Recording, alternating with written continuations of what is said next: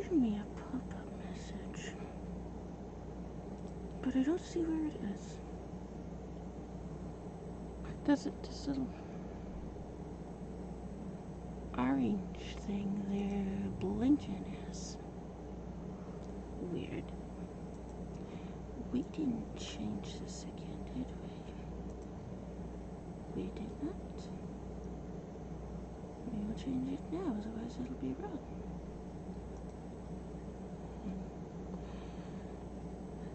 Obviously I'm not asleep, I'm awake, so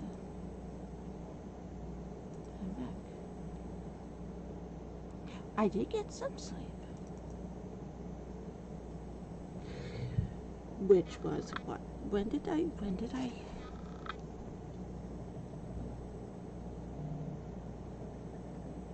Was it 10?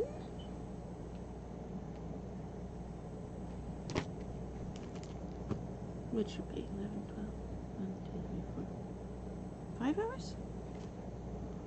So I wasn't asleep that whole time.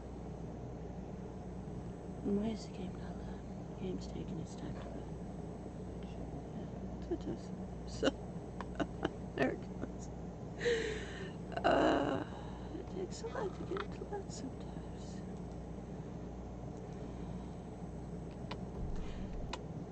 New issues since the last stream of however many streams it's been. Tonight, today. We're probably just going to be on an all-week-long stream because I doubt the police and FBI are done coming over every 5 minutes. I'm just going to continue to stream constantly in between. Oh, look, here they are again. But finding me proved no simple. Guess what playthrough this one is. Yeah. We got the second playthrough here. Yes, funny, it wasn't doing this with the third playthrough. Look at this knob. How did this get? What? So many knots in this.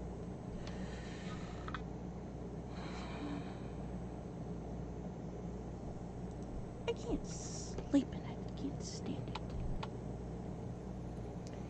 I don't know what woke me up. I finally got to sleep and something woke me up.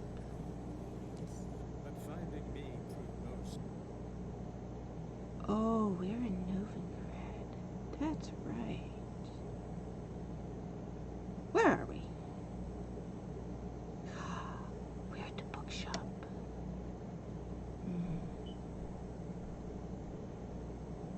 We may have to load back a ways. Pretty sure it's the HD graphic mod causing the crash. I just realized where we were when I saw that thumbnail. How do I forget that? It's only been what? We just figured it out. 5 hours, right? Since the last stream? It's been 5 hours. I just have to keep track of the time. Alright. We may have to go outside of Novigrad. Because that mod does this. Which is fun. This one? Is it 3-minute saves? Okay, it's doing 3-minute saves. So it's not, what would we lose? The Witcher's contact in Avallac'h was to be Hendrik, the Emperor's spy. Hendrik was operating... Yeah, I think it's the HD graphics mod. His mission, to gather intelligence about cities. It becomes almost impossible to load the game in Novigrad Witcher learned nothing from or the spies, Beauclair but the if you've ways got the HD graphics mod, just because that it puts so much stress Ciri with the castle of the Bloody Baron. on the textures because it's loading so many textures. That mod adds, what, 7,000 new texture files? It's a huge mod. It's the biggest mod we're using size-wise.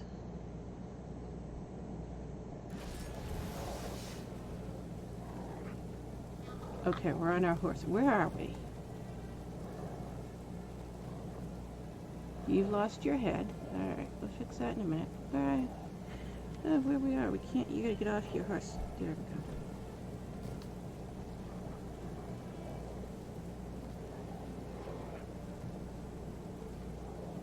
funny thing is, it's easier to fix it this way than it is to fix it via the mod that's causing that. So I haven't fixed it yet. No. What? I'm telling you to go in a straight line. Why you zigzag it? What's this one to go through the trees? Alright. Where did we leave him? Right there.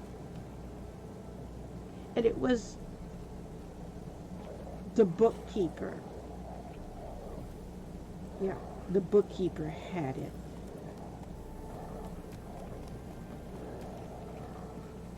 So we just go to him. That's the only thing we lost that we bought back is the book we bought from him. So we don't have to redo everything else. We just go back to him.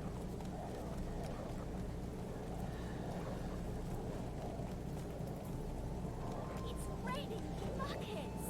Yeah, look who I see. There's Lyra, actually, she lives here. But there she is. You can encounter her several times in the game, and a lot of people don't realize that. There she is. The one that is also traveling with us over here. That's the girl you meet in Avallac'h's house with the pink dress when she's there.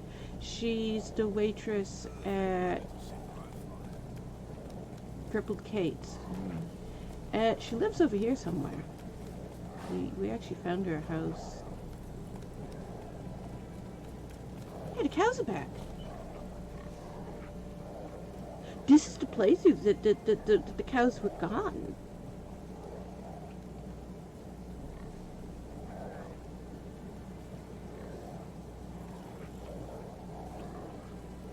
Why are the cows back?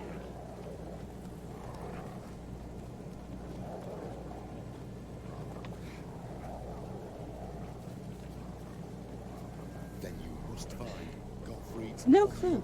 grimoire. But cows are back.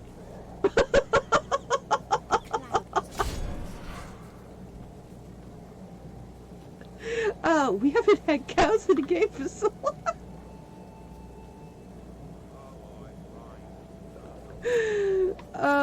There's us. What is it? What do they call it? The cows have a cooldown. You can't, because it was an exploit that people were doing early on when the game first came out.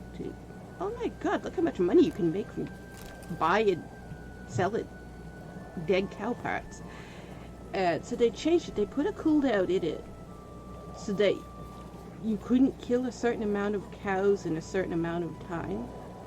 And then when you hit that limit, if you actually hit that limit, all of a sudden cows would stop spawning in it. You couldn't kill cows at all anymore because there just were no cows in the game.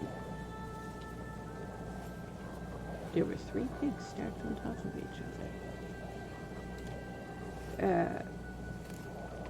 So we've not had cows in the game for a long time. The cow fields have all been empty because we hit that limit and it stopped spawning cows in. And this is where we first noticed it, here. We were walking by that guy and he starts talking about he's selling his cow to that girl that's talking to him. And it triggers this whole dialogue. You can stop and stand there and listen to them while they argue over the price of this cow. It's just background banter, it ain't anything, but we walked by one day and they're doing that and the cow wasn't there, and I was like, why isn't the cows here?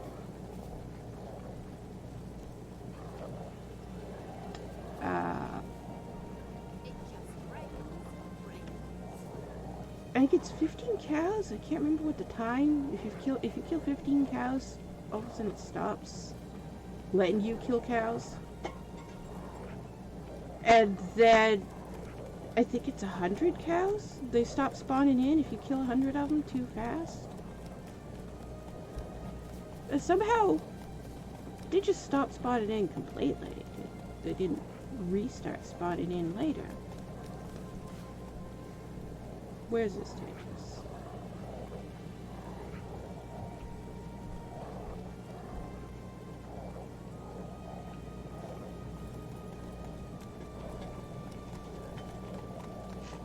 This is not the side of Novigrad we want to be on, right?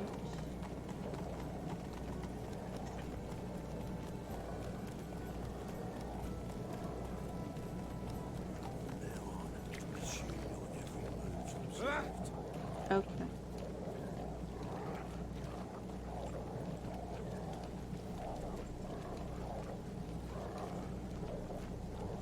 Dandelion is that way, right? And Hattori is that way. So we want to go this way, yes?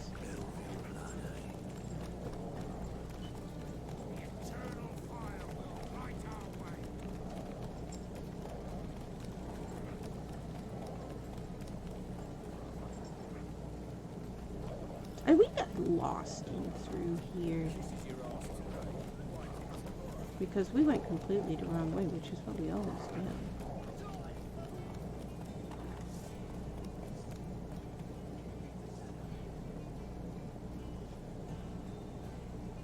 Who you fighting?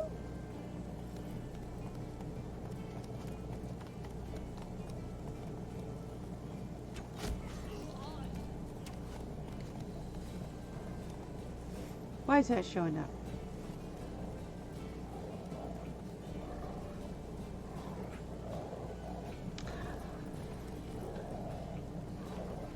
Is that Bloodbath? Bloodbath is the one that puts up a thing over their head, right? If we have Bloodbath turned on, we must, or it wouldn't be doing that. Yeah, we got kills with us. Probably got kills back. For I think we can agree this matter is between us. That's all.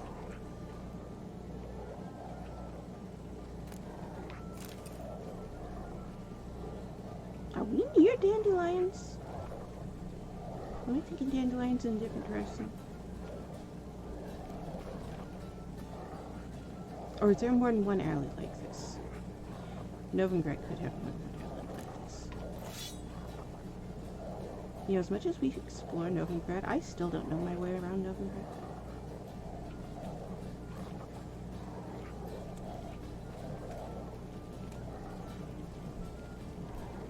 But our horse go.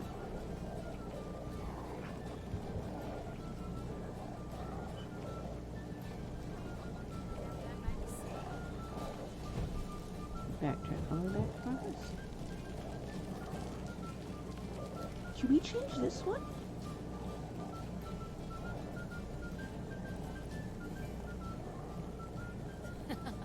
Wimp.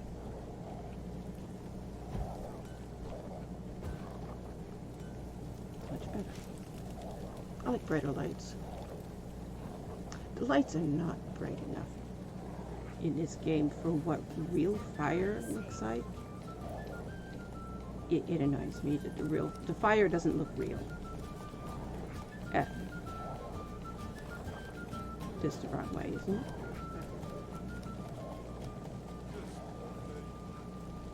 Is that Hotori's house? That's Hotori's house. That's Selmar's house.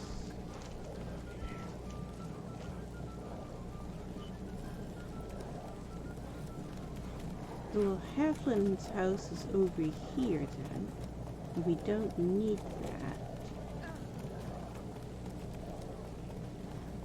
We want to find...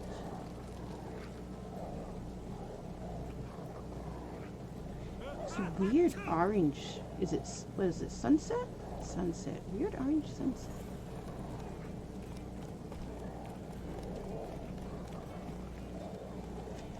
Ah, are we going the wrong way? Wait, we want to go this way? I think we just went the wrong way.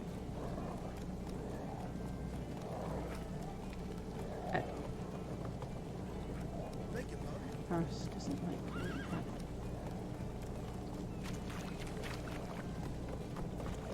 Yeah, we went the wrong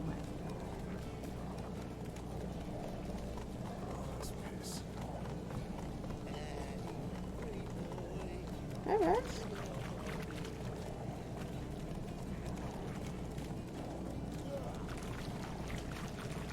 Oh, that means we need to go to Vimy again, right? Yes, we backtracked and lost stuff we did with it. Okay.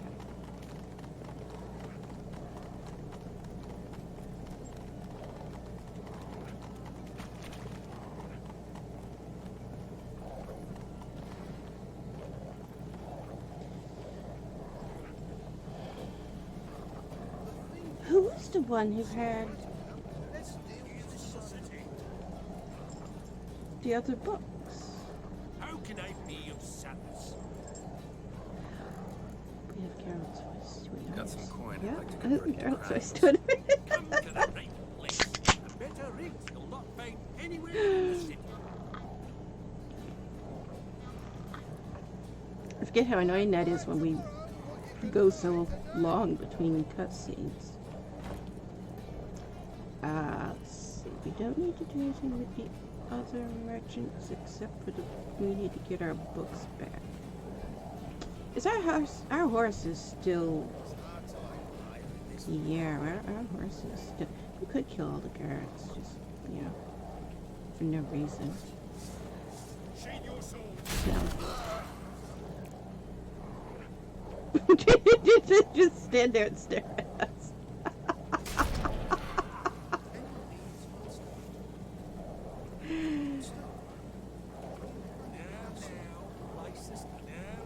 Mikey, you attack this one. Ow.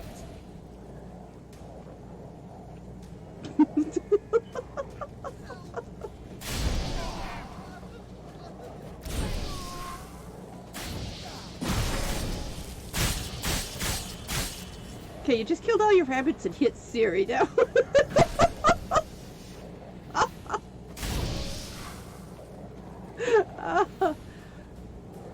That wasn't intended.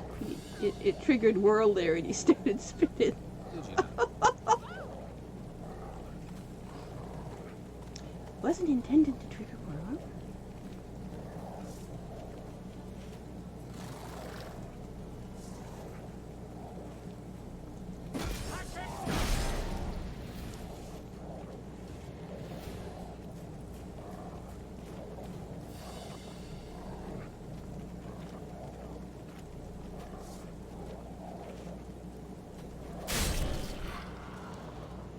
The range on some of these guards. It's like, you just killed my partner over there. Well, I'm gonna just go back to what I was doing. And then others, they just all attack you for no reason. There's no rhyme, no reason to it.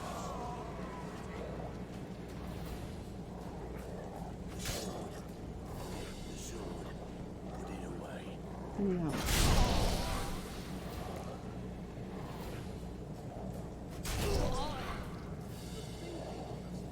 We don't very often get guests. Kill the guards while we're here. What is it? CD Projekt Red doesn't make games with bugs.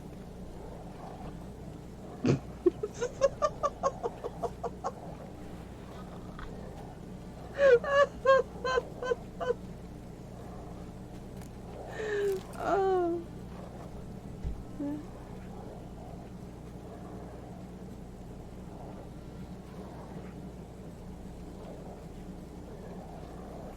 It wouldn't be so funny that people were saying that if it wasn't the fact that so many people were saying it. And it wasn't just random people on social media. It was actual game reviewers were saying it. Look at Witcher 3, this wonderful game that has no bugs. And Cyberpunk, all these bugs. Guarantee Cyberpunk doesn't have half as many bugs as Witcher 3 does. It's not possible. It's long been a running gag joke with gamers. Who has the most bugs? Fallout 76, Skyrim, or Witcher 3? The three buggiest games in history. And then, what's the other one that got added recently? it was Assassin's Creed, right? Where every single character loaded and they had no head. It was just a grinning teeth and eyeballs floating there. There was no head. You know, that was also a bug with this game when it was released. And it still shows up every once in a while. Every once in a while you encounter a character, it's just eyeballs and grinning teeth. That's it. There's no face. If you don't, you need to have Nitpicker's mod and what's the other one? Wizzer? Why can I never remember how to pronounce that? I think I can't because I can't see how it's spelled in my mind. I can pronounce it when I'm looking at it, and then I can't remember what it is after because I can't remember how it's spelled. Also, it has the title. If you go under the title, the mod creator put, here's how you pronounce it. So you can see the pronunciation there, but then I can never remember if I'm not looking at it how to pronounce it. I think because I never heard anybody say it. I've noticed I seem to need to hear somebody else say something before I understand how a word is pronounced. I've noticed that in this game. There's a lot of characters where and places also, I don't know how to pronounce them.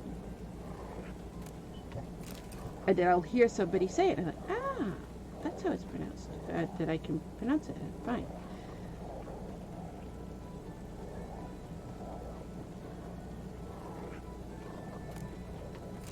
Oh, it has something to do with having gone so long without talking.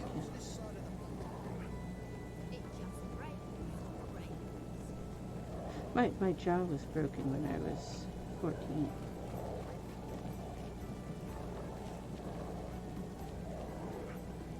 And I couldn't talk for a long time, which long enough that you saw it on Twitch in my earlier VODs because... Tyrell recognized the strength of my argument. Was it 2016 I had surgery to get that fixed? Or 2017? It was very recent. Show me what you have in stock. Could all of a sudden talk after that.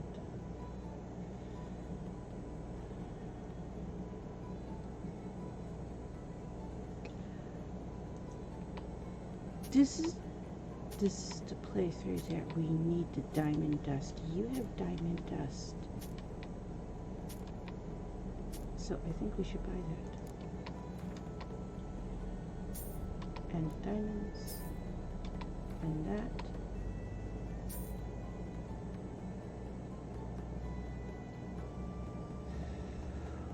It's been so long since we've done this playthrough that I've forgotten what else we need.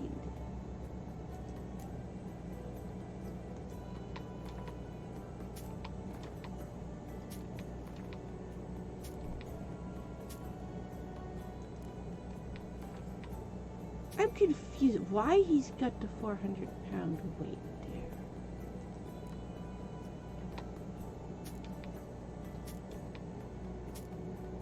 Something's changed in the settings. They shouldn't be doing that. I don't know what caused it doesn't start doing it. Start doing it earlier today. It was...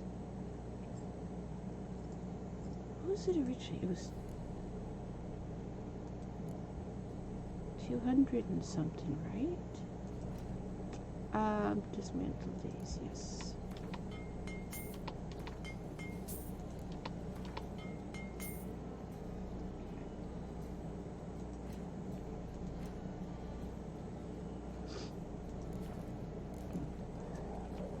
So long.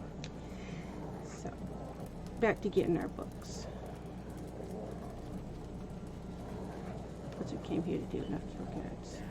Ages. Did we pick up all the guard loot over there?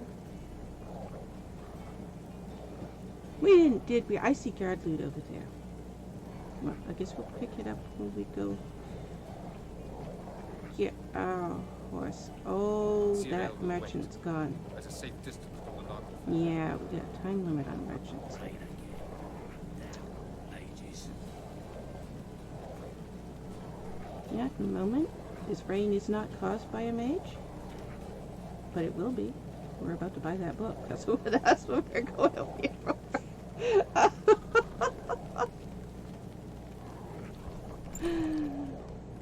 Oh yeah, this guy who's glitching out. His ears are gone.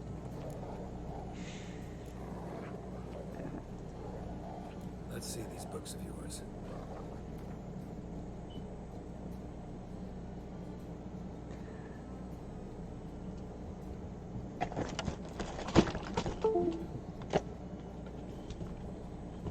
What did you just unplug? Rascal just unplugged something. The computer's telling on him.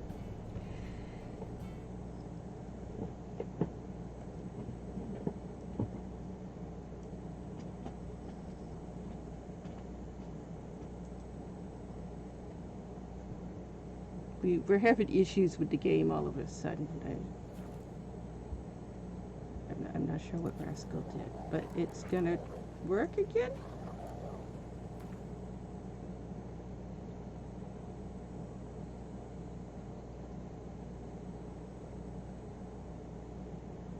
Ah, Rascal just did something to the computer. What did you did? It's messed up the game somehow, but I don't know. We're gonna have to restart the game. We're having an issue.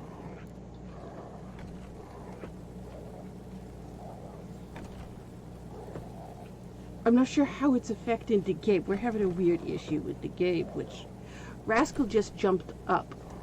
And what he did, he took a thing from the computer with him.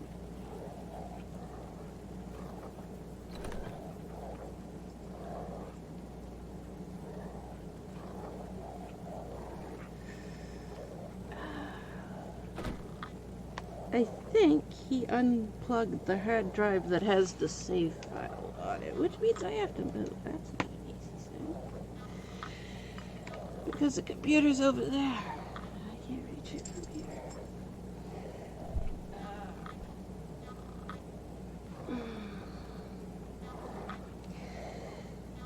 Oh, which hard drive is controlling the save file?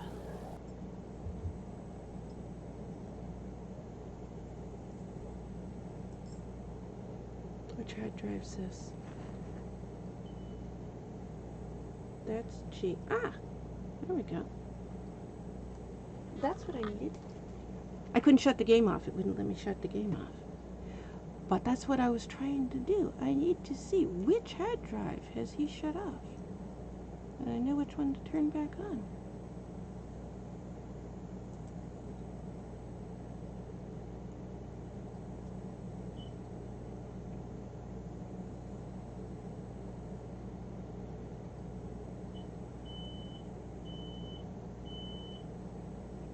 My father's cooking.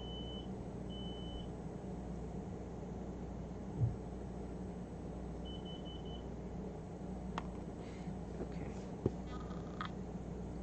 You know what? I think it's not fully unplugged, but it's loose. Try loading the game again, see if it loads. That would be easier than trying to get up.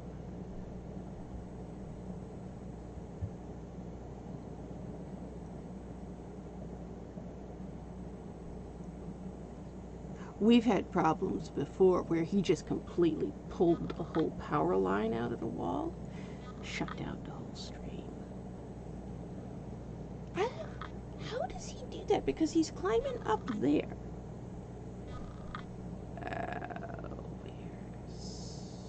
We don't have... Oh, the task manager went down. Interesting.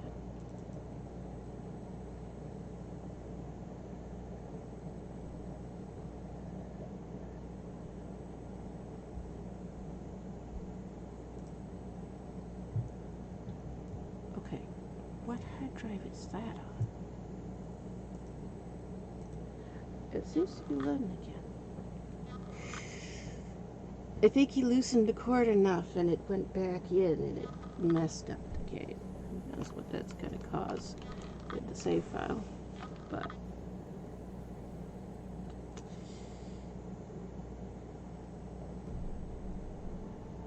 everything's okay on OBS, By right? order of the Emperor of Nilfgaard, for the murder of the wounded, looting, cannibalism, you are...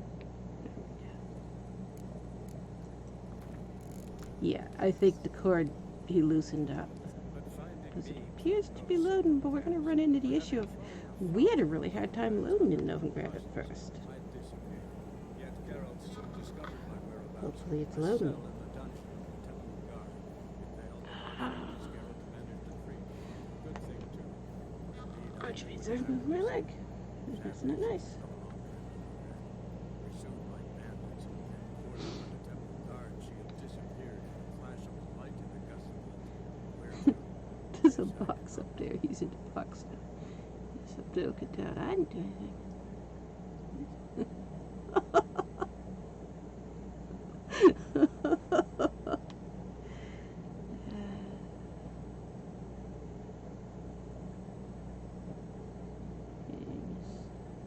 Going to hang and loading. There it goes. And Avallac'h will have lost his head again. Yes, lost your head again.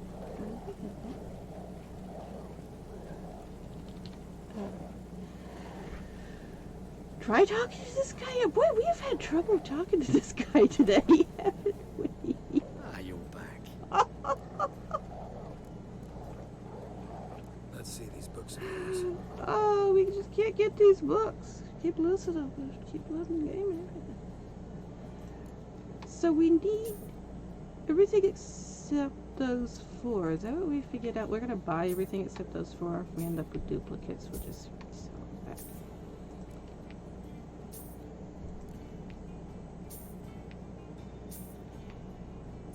Okay. And the other guy has already left for the night because of the time. Easy. I believe you. That means...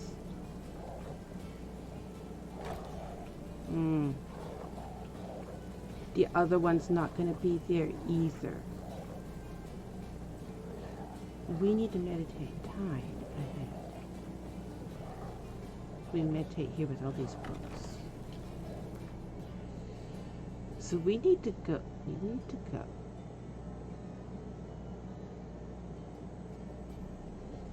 It's 9 here, right? 9 a.m.? Or is it 10 a.m.? Try 9 a.m.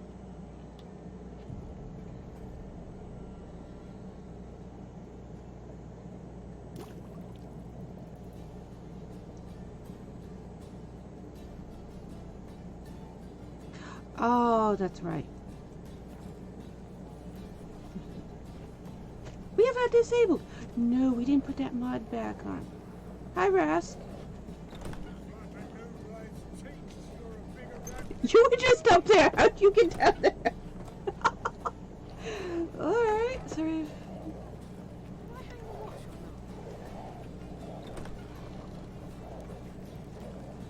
So now we need to go back and talk to this guy.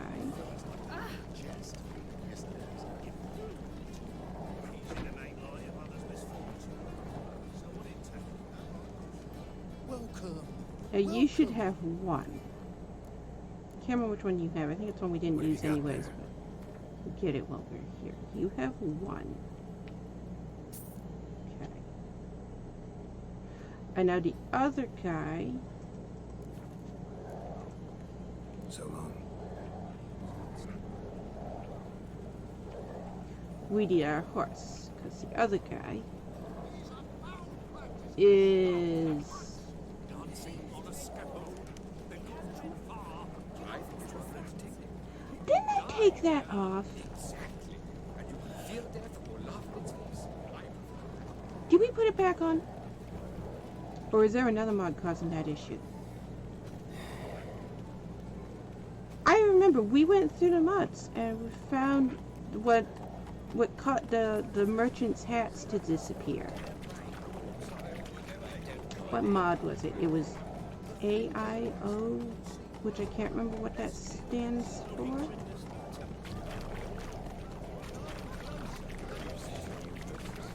I thought I took that mod off and then we fixed it. Did I put it back on?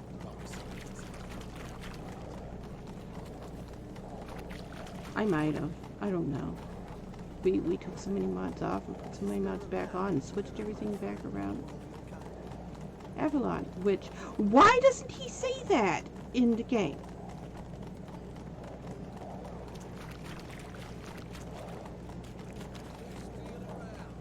That's it, where we're going to Gills, and Geralt's, where's that? He's landed the Andel. He would not have said that.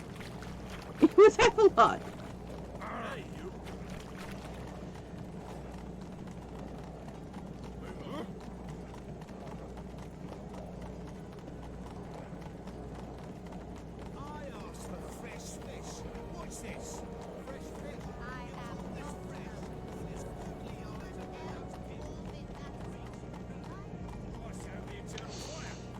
My experience with people, when they start out a sentence with something like, I'm not a racist, they're probably the most racist person you're going to encounter.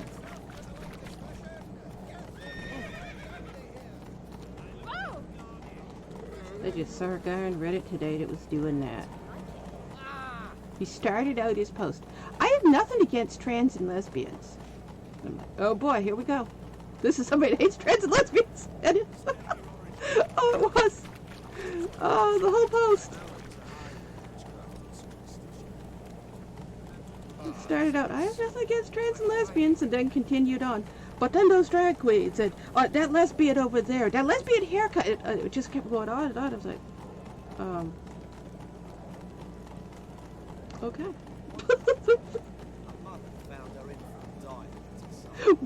Why did he start out with he has nothing against trans and lesbians, and then have a rant about everything he had against trans and lesbians?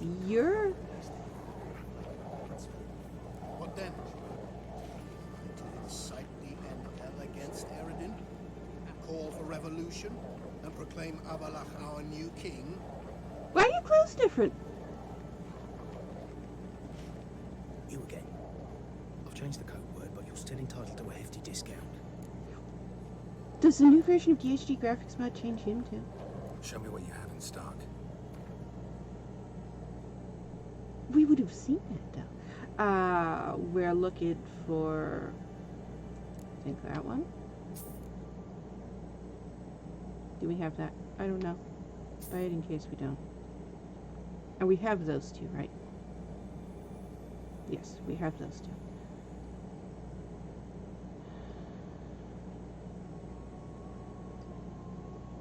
Okay. How many are we missing? Take care. Is that what happened back at White Orchard? We were in the middle of a cutscene, and all of a sudden it started. It went funny, like it just did at the bookstore.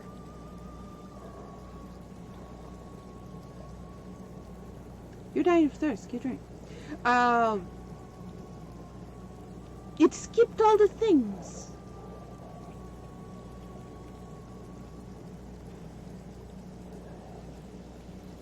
I wonder, would we have a loose cord on the hard drive to the computer? We can't. We've got so many mods on the game right now that we can't put the game on a single hard drive and load it up. Also, this computer has 98 terabytes of hard drive on it, which is an insane amount of hard drive, but that's what it takes to run the game with the graphics like this. I've had so many people that contact me and they're like, I want to play the game with these graphics. These graphics are insane. How are you doing this? Oh, crazy computer is how I'm doing this. You have to put stuff over here on this hard drive and more stuff over there on that hard drive, and you have to stream from a different hard drive. it's not easy. That's why it takes the game so long to boot up too, because it has to boot up multiple hard drives. It's not just booting up the game. What do you see, pain, Not something the average person can do. Somebody pestered me about that for a while. Oh, and it just absolutely... I think they must have been really young. They completely could not wrap their minds around it. Because I asked them what type of a computer they had, and I was telling them, this is what my computer stats are. You need this in order to do that.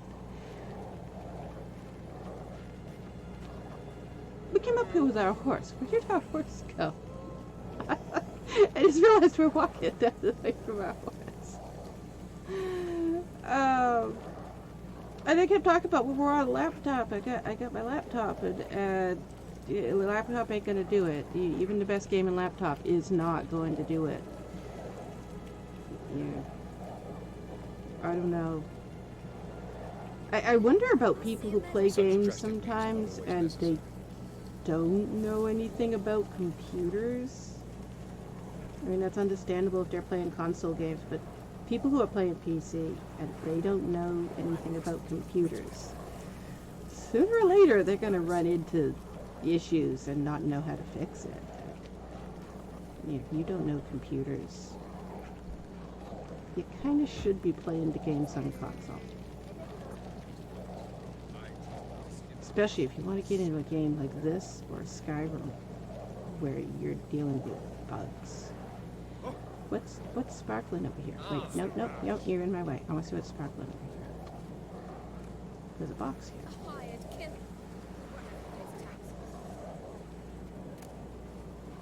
That's a good question. Does Carol play taxes? You do in the game if you get taxed in the game. Have we done the tax deck? Where? I saw that sparkly thing and I'm off my road that I was on now. Where was I going? We go this way, right? Yes, we go this way. Okay. Boy, it doesn't take much to sidetrack me. And he'll kill any who stand in his way. Beware, freak. Yeah. He's kind of proud of being a freak, so he probably doesn't care about that, does he? Can we slide down here and not have to walk all the way? No? What? You're just gonna fall? You're not gonna slide? There you go.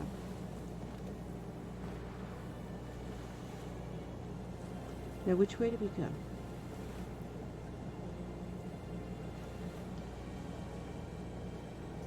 I forgot. They were all wary, repulsed. None dared see what That the way, Golgotha okay. kept in his coloured jars. If it was their contents that stripped him of his sense of smell and taken his left eye.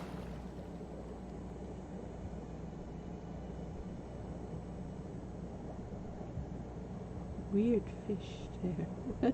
What is the fish doing? It's like stuck. Wait, is this still being picked? It is something.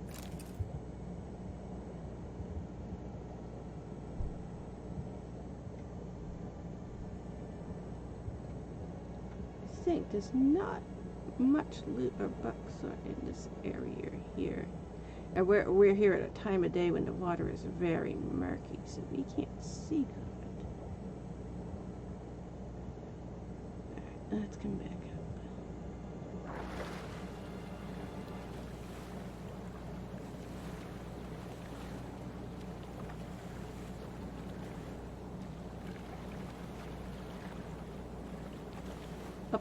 Pitchfork would not float like that.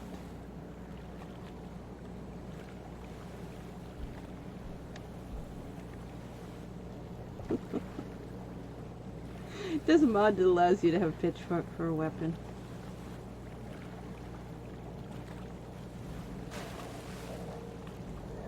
Which means nothing to anybody who haven't read the novels.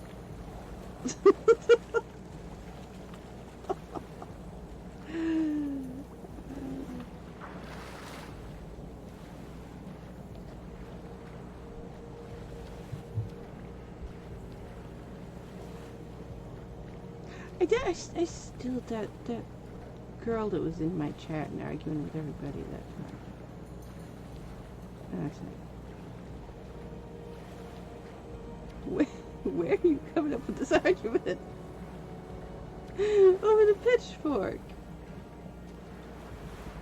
Swear up and down, there's no pitchfork in the novels. Nowhere.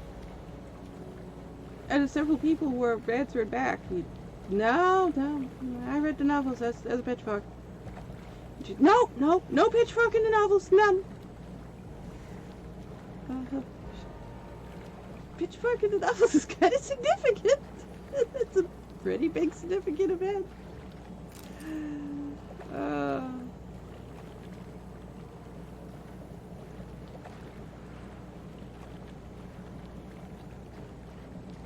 What we're doing here is we're completely bypassing Novigrad.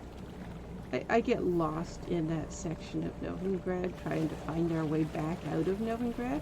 And it's just so much easier to just, hey look, jump into water and swim around Novigrad, and here we are. Now we're outside Novigrad.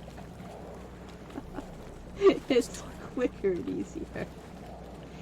Also, my loot obsession, we have trouble getting past the house. It takes us forever to get out of Novigrad. There's so much loot.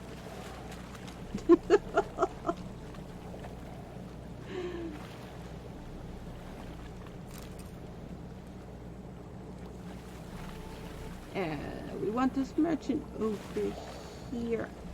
I was trying to remember, is his inventory the same as the temple guard, not temple guard, the guy we just were at with, temple priest.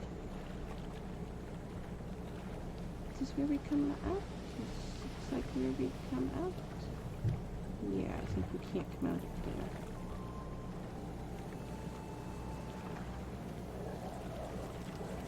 And we left our horse a long ways back. We're gonna have to call our horse now.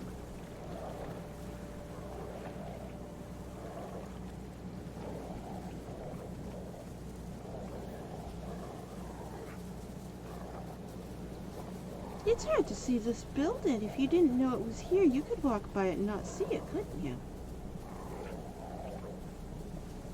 You see it as you get closer to it, but from the road, you can't see it.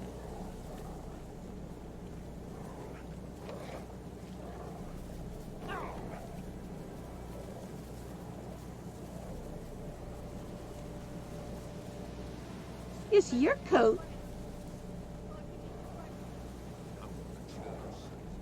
Your coat's normal. Why was that other guy's his coat was glitched out somehow? Don't stare. Help me. Like saying, instead of buying gifts, you should give off what you know. Yes, and instead of helping people, let's go give money to the church. It sounds like a real church.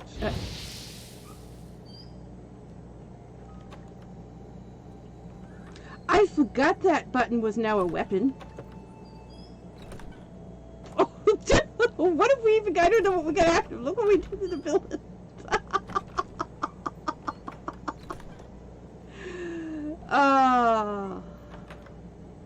What'd we do? I should see what we have active before we kill everybody. Whatever that is, that's what we have. Okay.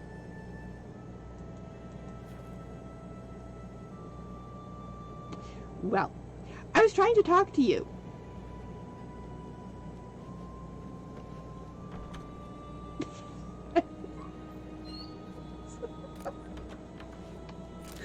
Oh, so many things are controlled by the exact same button. Okay. Stop, Loon. We're done, Loon. Talk to this guy. Siri. Siri. Siri wasn't even there. Why are you liking Siri? Where are my clothes? Oh, alright. Hug Siri. Come. Don't just stand there. I want a hug. I think this merchant is doing his glitched out thing. He does that. You end up, you have to reload the game and then talk to him again, and then you talk to him. But Come. We must go. All right. We'll talk later. are your mimics off? Looks like your mimics are off.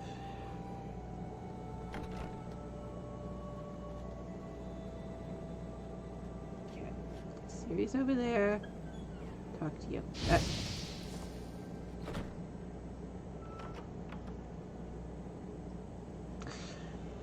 Where to? We're gonna assume you're glitched out.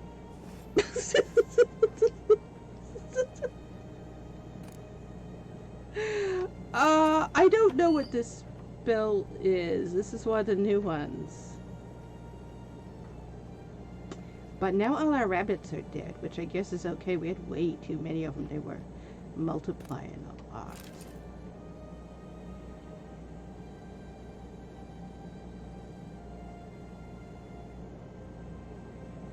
He watches us every. He's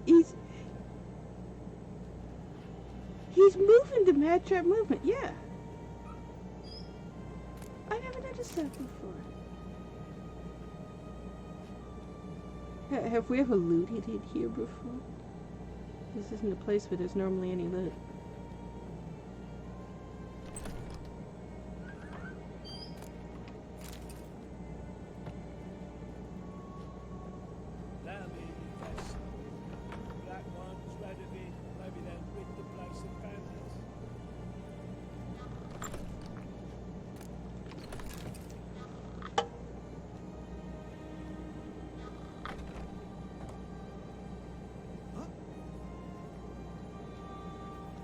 Which would be better?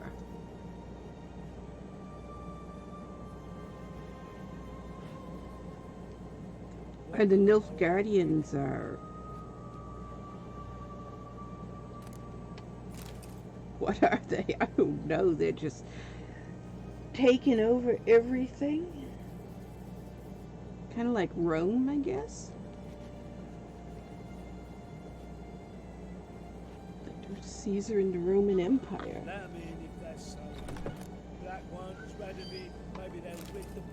And then Radovid is like Hitler. He's just going through killing everybody he doesn't like because, you know, you're the wrong race.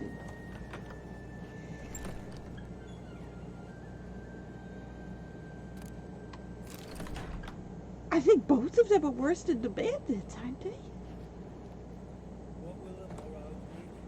Speaking of which, as the future Empress, I could secure you a comfortable position as court witcher. I would think they would be worse.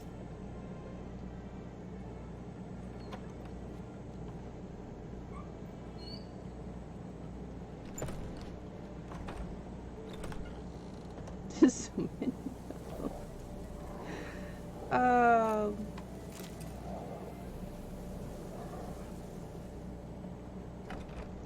You know what? We haven't had the new tomes on the second playthrough, second Avallac'h playthrough. I just realized we've never used them on this before. That's why it triggered there without me realizing it. That's the... What is the name of it? It's not called tomes anymore. The two mod makers had a... I don't know what.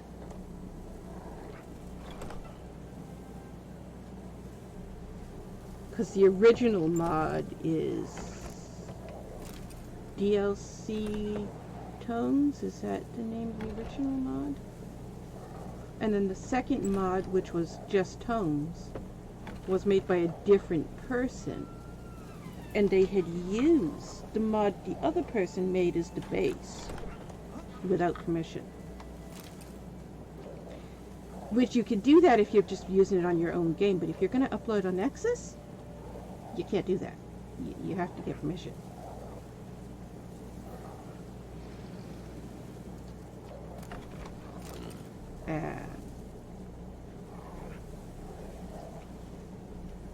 Tomes was being updated and updated and updated. It started out, I think it only had like 5 spells on it, and then it reached a point where it had 72 spells on it. I don't know how many spells are on the new one. There are less spells on the new one because they took off a lot. But then there's also spells on the new one that they weren't on the other one. But then they just completely discontinued the second one. And it's got a note on it that says What does it say? This mod's no longer supported or something like that. Please see this new one. And so the new one has a different name, and they changed the name on the old one as well. And they completely went, anything that had any connection to the word tomes was just all, they stripped it from it.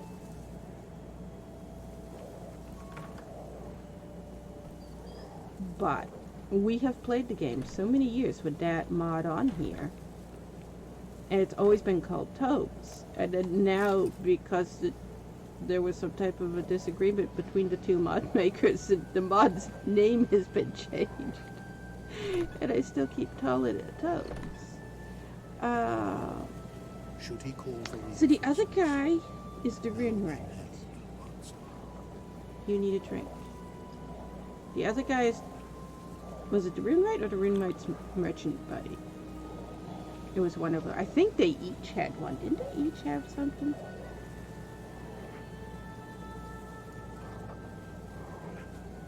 Which, that's a long ways to go. We got a long ways to go. Also, call a horse.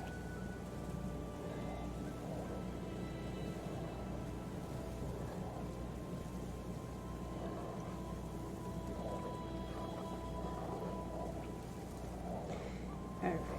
Avallac'h sick. What did we give you?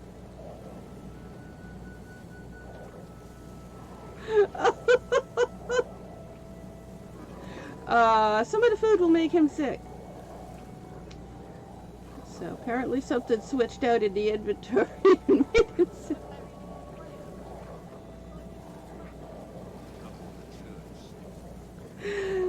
Oh, he's gonna be sick for so long now. Alright.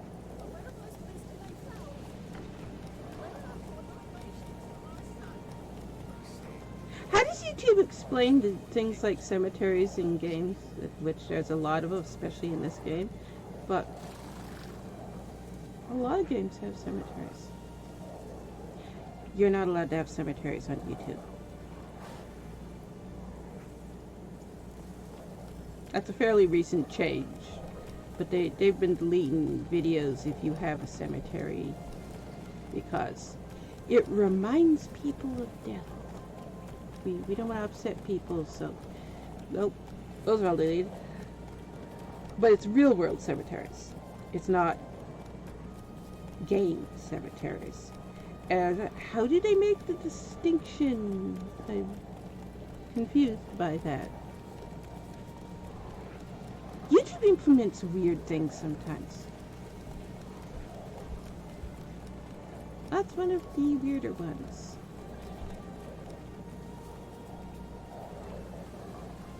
Did we lose our Illuminati sheep?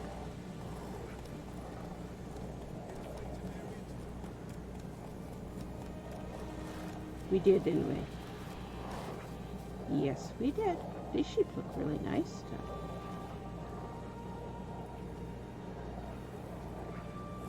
Okay. Do we still have our tinfoil hat chickens? we found all the conspiracy theory mods and put them on here. But then I've got a mod that changed the sheep. I forgot. I found another mod that changed the sheep, and I put that on the other day. That was 4 or 5 streams ago, I think? I don't know. Alright, wait. Are we going the right way? Norbrad's behind us.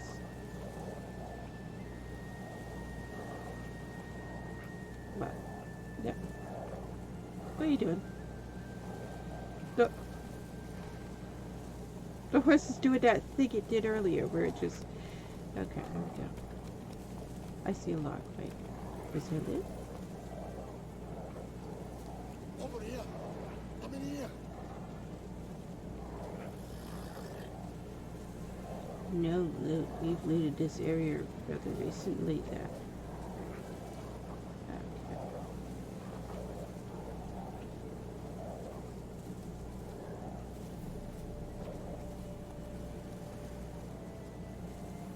Are we missing cows?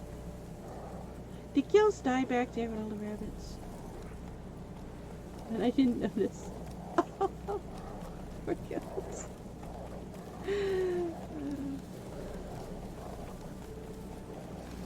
And we can gallop again. That's weird. All we did was load a different save file, and now we can gallop again.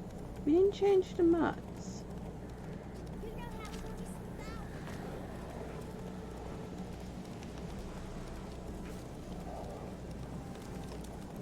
I don't know why that happened.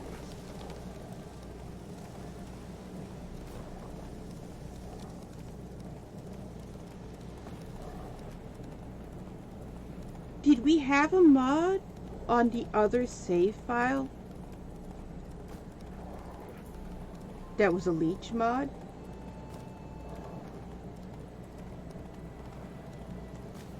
That could have been it. What would it have been? I don't like you.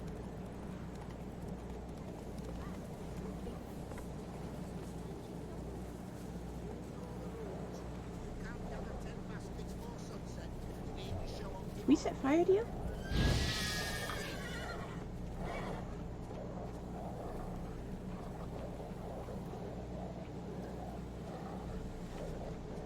What is this spell?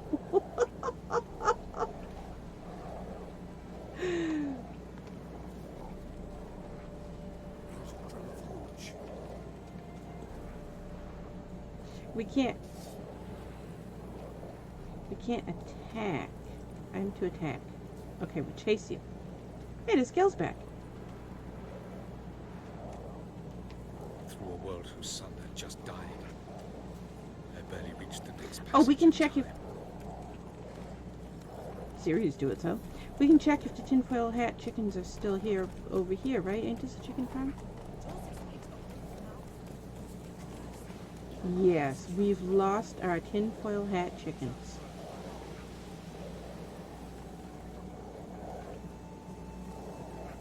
So I'll have to reorder the tinfoil hat chickens to the top because we want to keep them. What's the other one that would be affected? Put that away. There you go. It floated away like this. The only other one it might affect would be our Christmas geese, right? Who has geese that we can check? Oh, the Runewright has geese. Doesn't he raise geese? I think he does.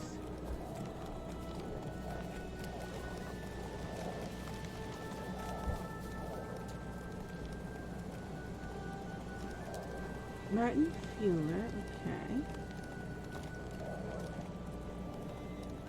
A merchant. We should probably stop and talk to you, but we're in the middle of a gallop. Also, we may have gone the wrong way. We haven't used the flying mod again. It's still on here. We only used it that one day. Friend, where? Wait, over here. Oh.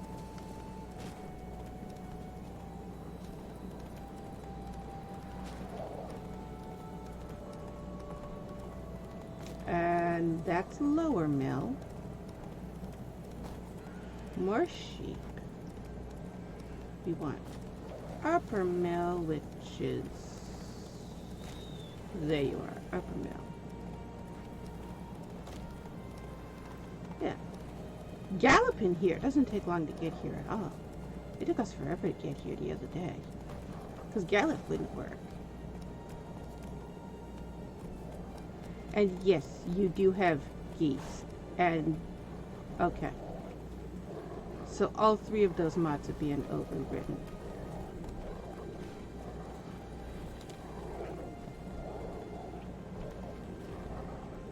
It is to see you again. Quite a pleasure. We haven't done the horse race with you yet? Yeah, we haven't done any of the races yet in this. Right? What did you bring from Ophir? Mind if I have think we have.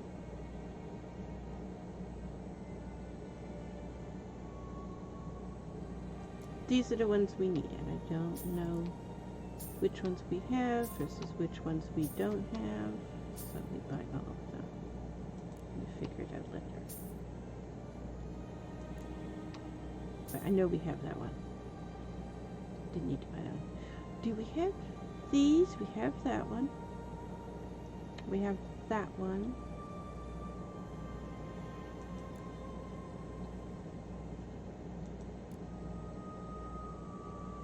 We have that one.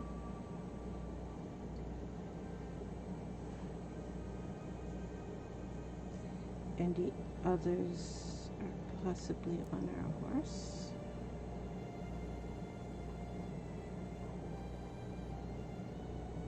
We have that one.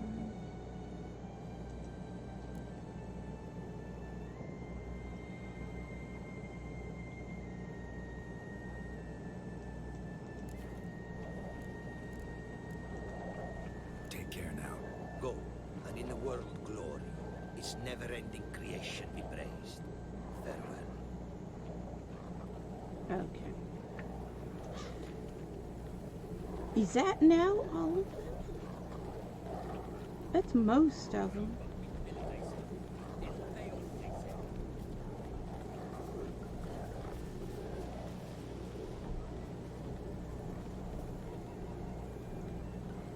The hardest part is yet to come.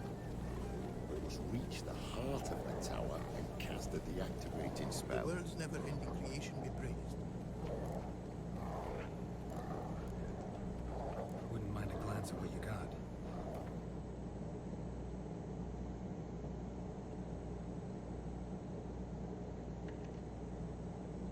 I think that one's one of the ones we're missing, right? Is it? We'll buy it. I think we're missing it. What are these?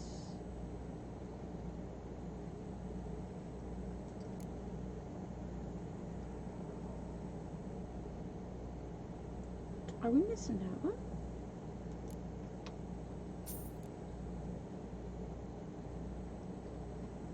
No, we weren't. We did have it. I see it. Okay.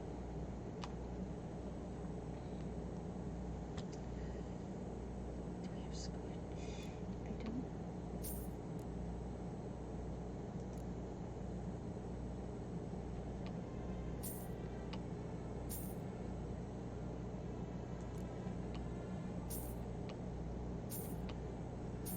By all of these ones I don't know because they all have the same covers.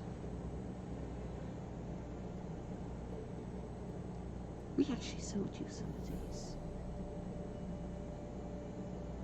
Huh. Okay.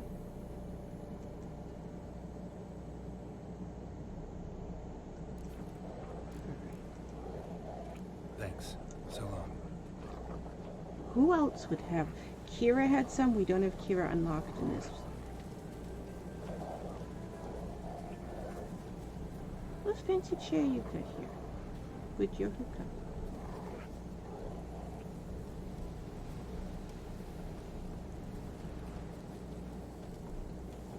Is that the Quran? It looks like it.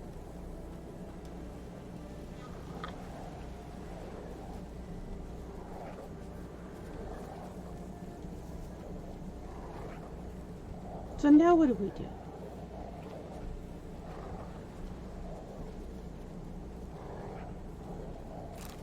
Because I think we got all the books we can get. Is we don't? Unless you wish to come with me now. Do we have Grimace in this playthrough? In the safe house? We don't, right? We can't look at our Gwent cards to find out because this is the playthrough we had the crazy Gwent deck on.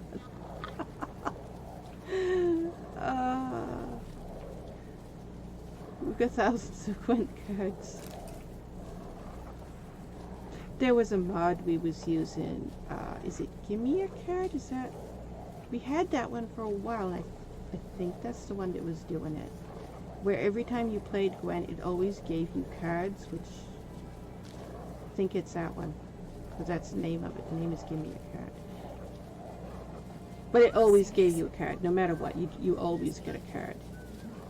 And we were playing Gwen so much, constantly. And the way it was coded, it would give you cards even if you hadn't unlocked, like from a quest. Like the Avallac'h card, you can only get through a quest. That's not a card you can just get randomly playing Gwen. And we have the Avallac'h card like, what, 27 times or something like that? Because we played a lot of Gwen. Oh, yes. But we have all the cards so many times. We have so many cards in our Gwen deck. It's, yeah, there's 30 gun to redeem. 6 of those, 13 Avallac'h. Do we have more on this side? Yeah, more, because there's 5 more over there. We have 18 Avallac'h cards.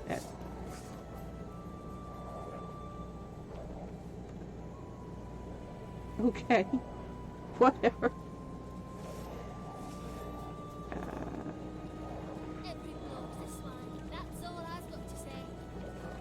Okay. Yeah, some of the characters in this say strange things.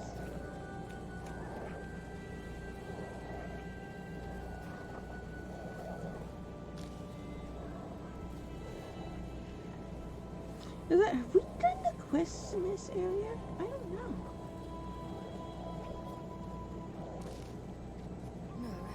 I have gotten myself so confused now by going back and forth between this is the second Avallac'h playthrough and then the third Avallac'h playthrough, and then in the middle of both of them we just decided, let's go to Camorn.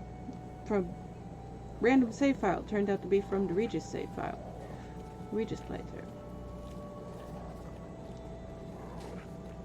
And by going back and forth like that, I have now forgotten which stuff we did in which one.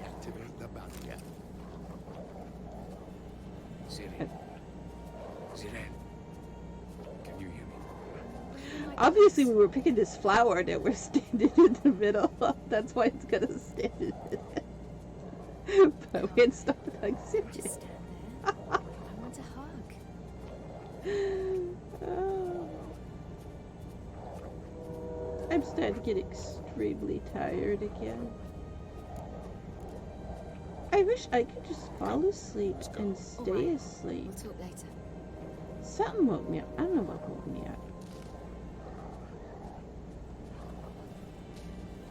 Loud sounds will wake me up, but then I'm like, what woke me up? I have no clue.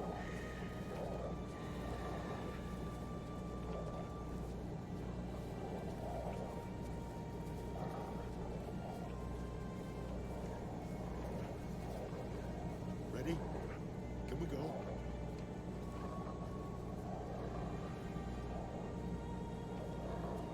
This is the river that if we follow it up, it leads to a dead end, right?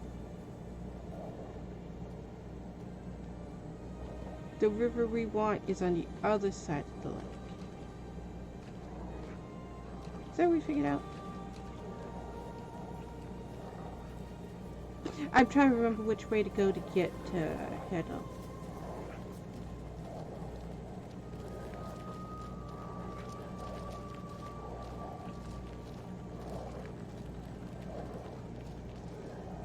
And those are people there repairing the chapel. So we already did that quest, right? I think so. Speak for yourself.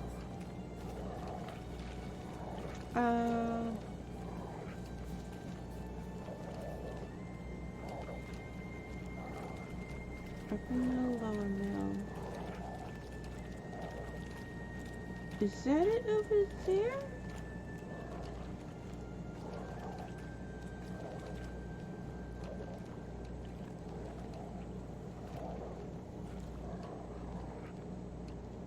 Let's swim over there, please. We're in the water, so it'll swim.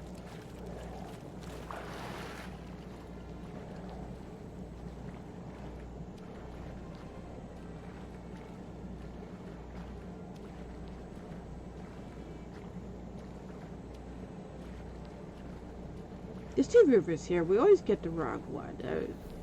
I keep trying to remember which one is the right one. And we end up getting mixed up anyways.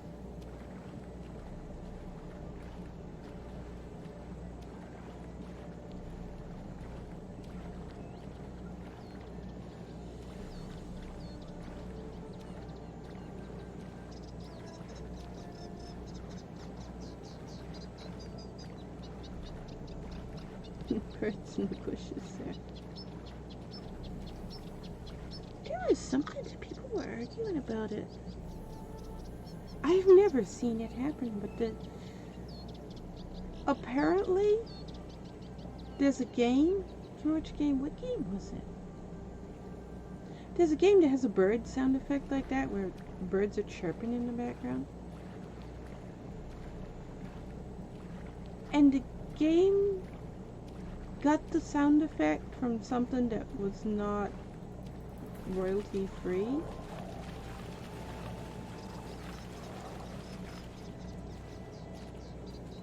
This is not the right bridge, right?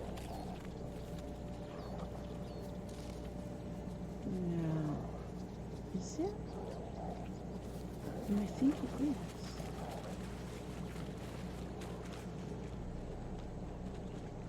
Because it had a road alongside it. Alright, we're gonna go on this one because I think it's this one. I thought it might aid your passage. But people are getting After all, DMCA that is what strikes lighthouses there, which that's the wrong term. That's what they're calling it. People are saying that they are getting DMCA strikes, and that terminology is not correct for the situation. DMCA anyways. They're getting DMCA notices. And it's because of this section of the game where there's birds singing. So it's caused people, it just reminded me with these, those birds were just singing there. And I was like, how does it tell? How can you tell? A bird singing is a bird singing. How can you tell? Apparently it's not actually birds singing. The one that's getting the DMCAs. It's not actually birds singing, but what do they call it? Foley music? Foley effects?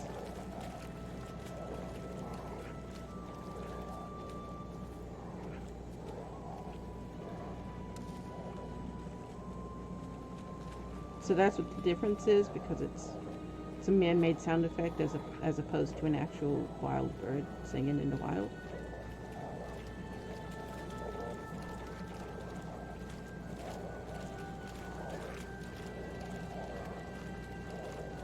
I don't know, I can't remember what game it was. I remember it wasn't a game that I played, so I can't. I remember I couldn't go check in my own game because I didn't have the game. And I forgot to know what game it was.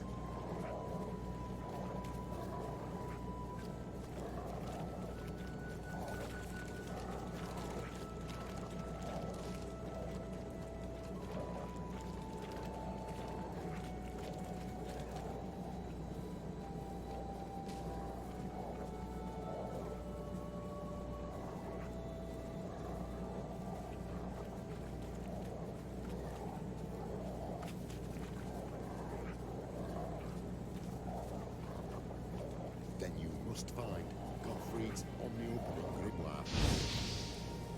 No, you're supposed to be picking flowers, not attacking them. I should probably change that, right? So he doesn't keep doing that.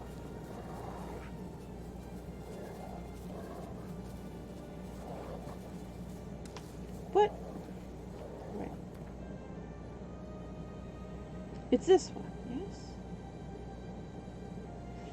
So if we change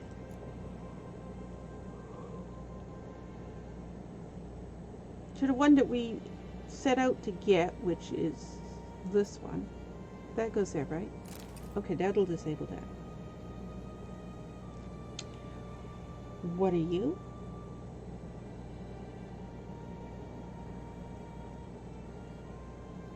I don't remember. Is that, oh, you are also one of those. That's the one I like. That's one we use all the time. Okay.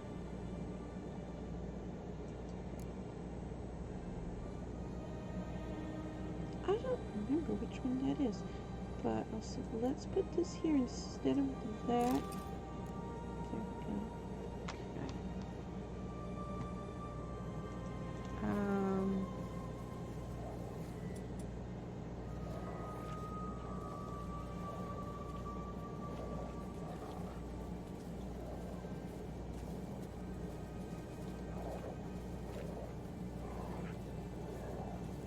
We must go to the central chamber.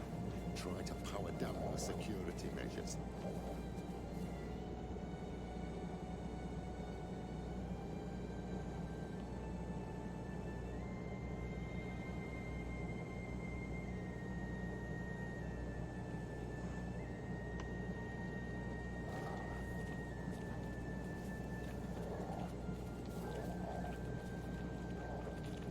That one was the ones that we needed a special step to trigger because it's not triggering now.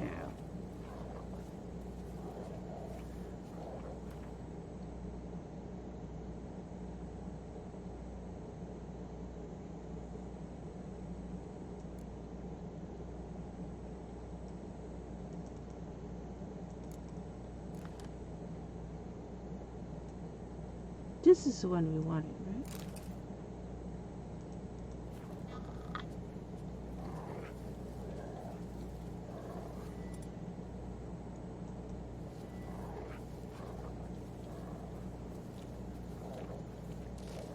Yeah. Okay. Oh, I wasn't paying attention. I didn't realize there was a flower there for you to pick. I was looking at something else. Siri. Not Siri. Sirel. Can you hear me? Where are my clothes? I was doing something. You're interrupting me. Don't just stand there. I want to hug. I like her.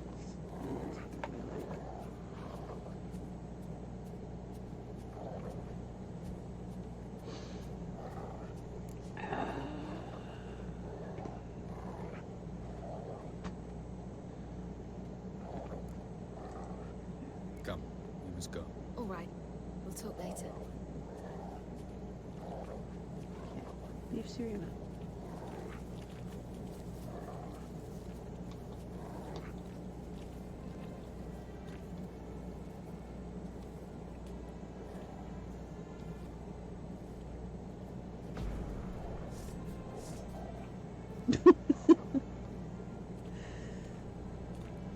Have we forgotten how to use this already? Oh. That's not what I was doing.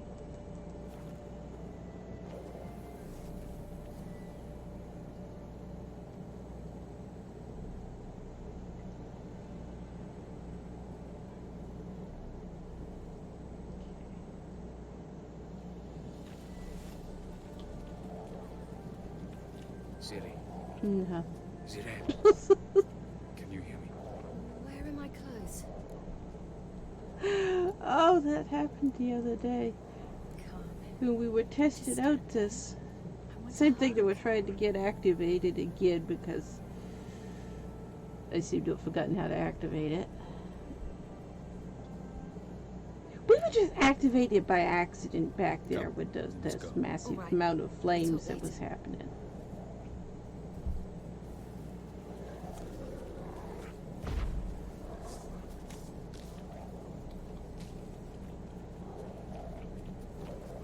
Okay, so that one worked. I can see that one did work, even though it doesn't look like it did anything yet. It's starting to.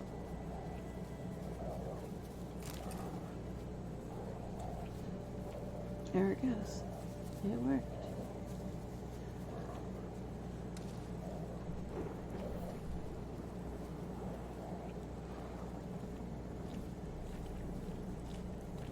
Do we oxy you? I think we oxy the travel companion that's unoxied. Are you unoxied? How do we reoxy you? How did you fare on Gold Mountain? Did we get you? We did, because you're walking with us now, right? Yes, okay. In order to get the travel companions to come with us, their oxy, it casts the, is it puppet spell on them?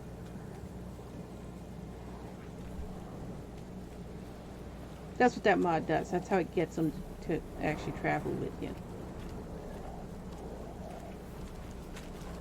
It casts an oxy spell on them, and then it doesn't expire until you turn it off manually, which we just accidentally did there.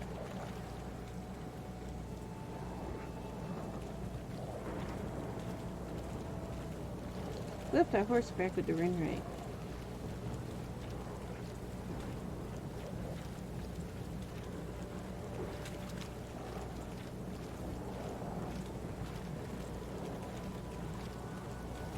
Yeah, we haven't been to Skellige in a while. We should go to Skellige. Naivety is a fool's blessing. Okay, so waterfall over there. That heads to Erde, right?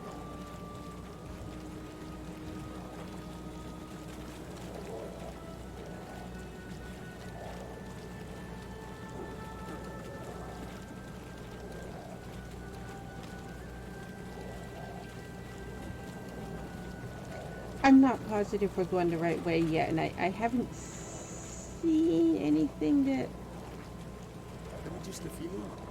I can recognize enough.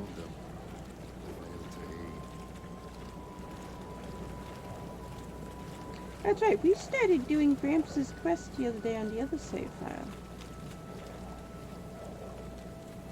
And then the game glitched out. And it glitched out a lot. We had that quest is always glitched out. Gramps is glitched out in every single game. But that quest is always glitched out. So we expected glitches, but we had glitches I'd never seen before. Don't you understand? On top of the regular Burn us for glitches. those gods.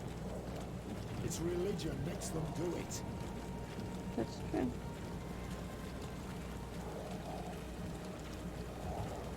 Everything that people fight about, it always ends up going back to religion. Well, I never understood that.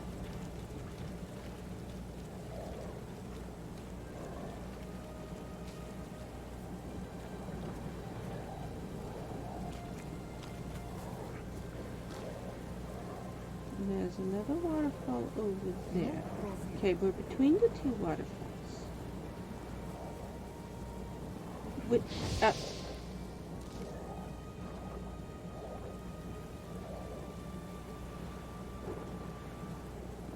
why would you do that a minute ago when I was trying to make you do it?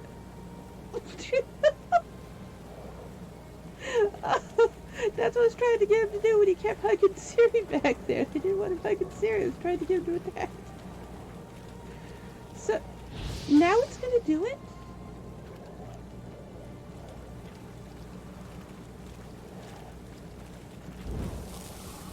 Oh, that's that one. Okay. Yeah, we did want...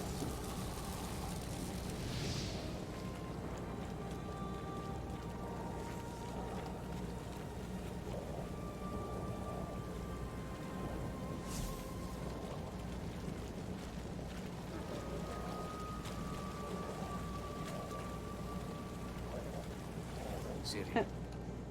Ziri. Can you hear me? Where are my clothes? What's it? The background is doing something.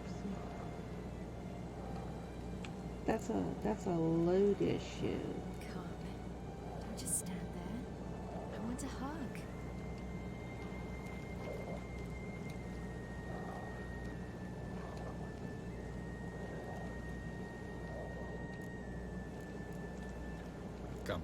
must go. All right. We'll talk later. I'm not sure. Why does You he... can come out now. Why is he triggering it when I don't want him to?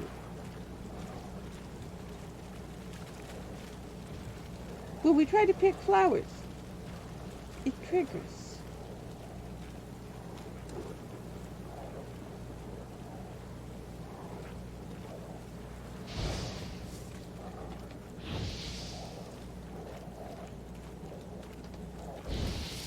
It's how you tap it, right? Ciri. Zirel. Can you hear me? Where are my clothes? I think it's how you tap it. Just stand there. I want a hug. That makes some of the controls in this game so weird. Because some of them you hold down, some of them you tap, and some of them you double tap. Calm. I hit the Just wrong stand button. there. I see you get that, I guess.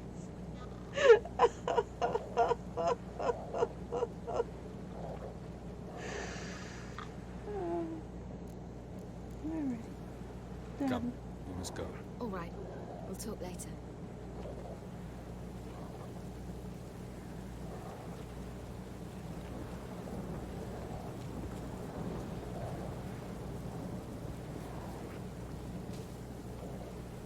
Thing is, every time we hug Ciri, it turns us around, and then that's how we keep getting turned around so often and end up going the wrong way. Because What of it? I'll start walking.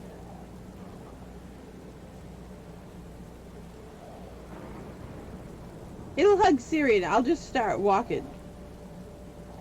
And then we'll be so far away before I realize, oh yeah, I turned us around. And now I can't tell. I can see a windmill back there, but there's so many windmills in this area. I see lights over there. What are these lights over here?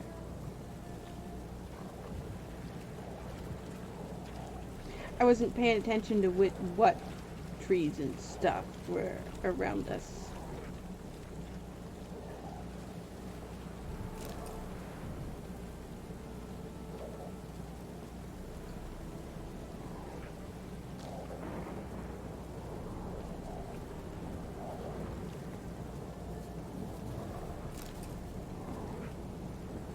I can't say just yet, but I'm not willing to rule it out.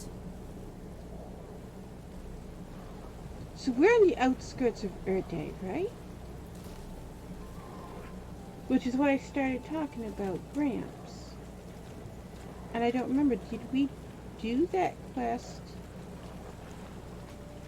in this playthrough yet or not? It's like up back there, right? There wasn't a quest with this house, was there?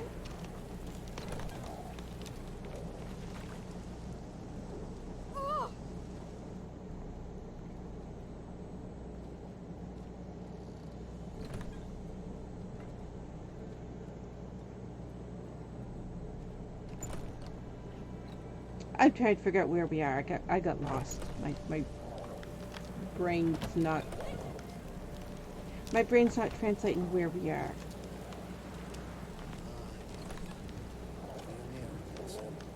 Visions that cannot be fabricated. Do you wish to show me how Eredin murdered our king?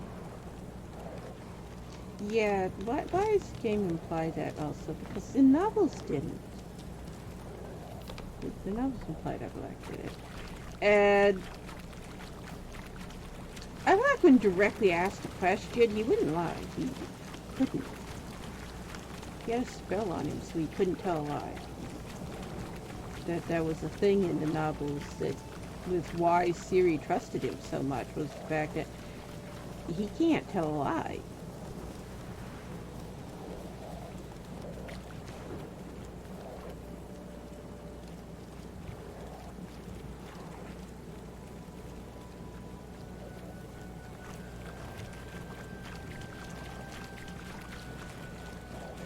He's the one that was really pushing the issue of Eridan. Erday. Okay, this is Erday. That's what I thought. I was waiting for that marker to come up. Let's go see what the city, town, village, whatever this is, looks like. And figure out where we are quest-wise with it.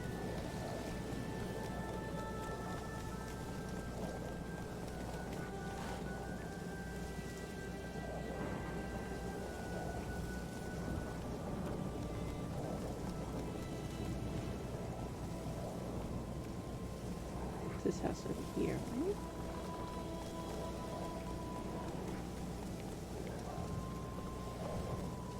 Are you guys gone? Did we already do the quest?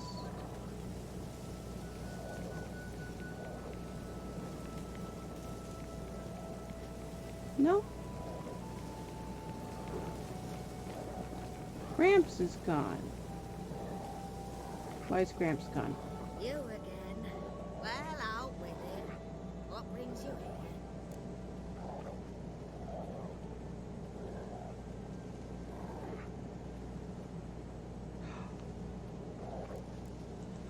Why is Gramps gone? It looks like we haven't done the quest yet. But Gramps isn't there. Is he here and he's just invisible?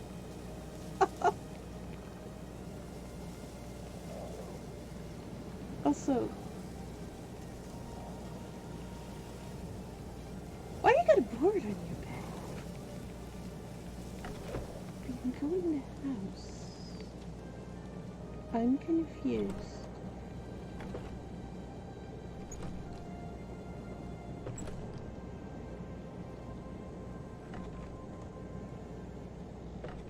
Oh, so your hair's glitching out. Why is your hair glitching out?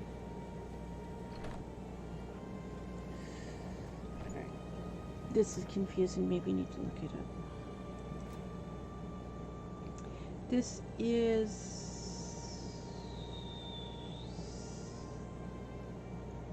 a Witcher contract, right?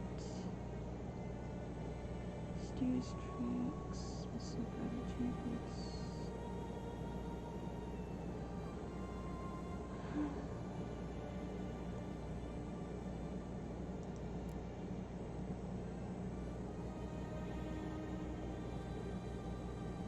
The fact that this door is unlocked looks like we've already done this quest.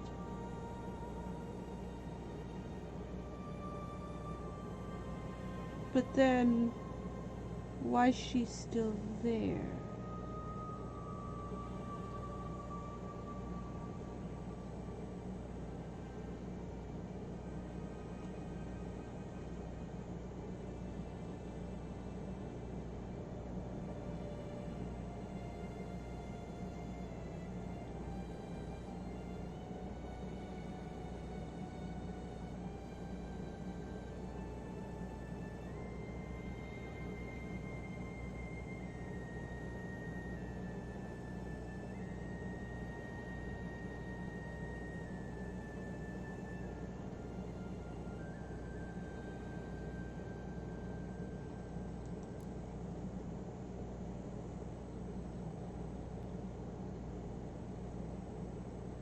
Okay, yeah, so. Is it not a Witcher contract? Without a trace. It's without a trace. Okay.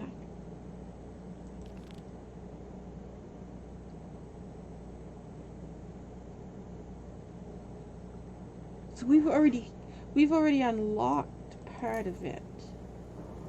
My intuition was correct. This will be interesting.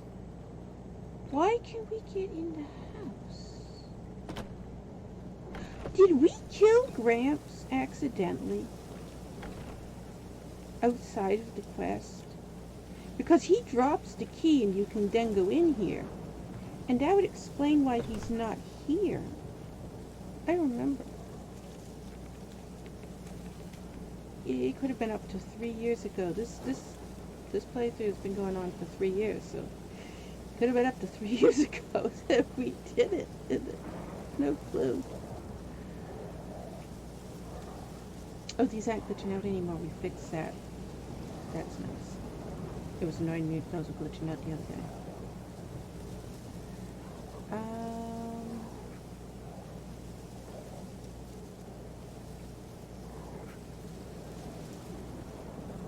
Okay, we've already opened this up. Did we run into the ladder bug and we weren't able to go any further?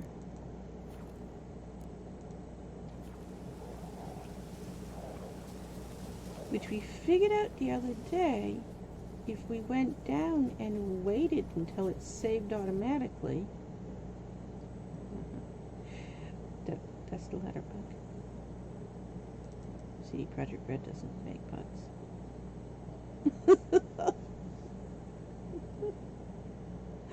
We figured out the other day if we went down and then just stayed like right at the ladder until it auto-saved, we were able to get off the ladder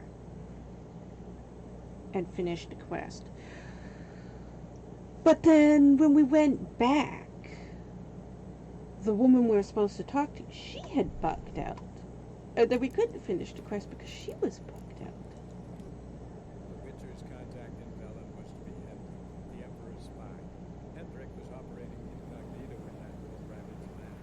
His mission, to gather intelligence about Syria. What is that sound in the background?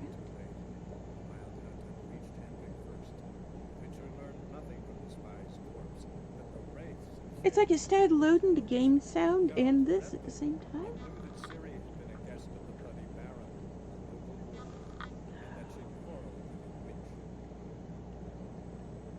I'm wondering, do we want to try to do this quest? Every time we get near this area, we try to do this quest.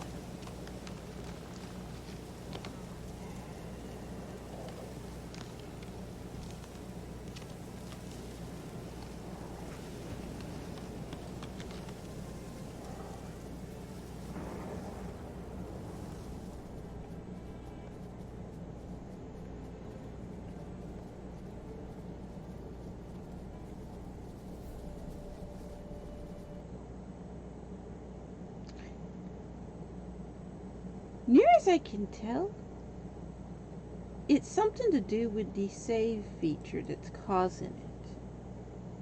But what, I don't know. And it's only certain ladders.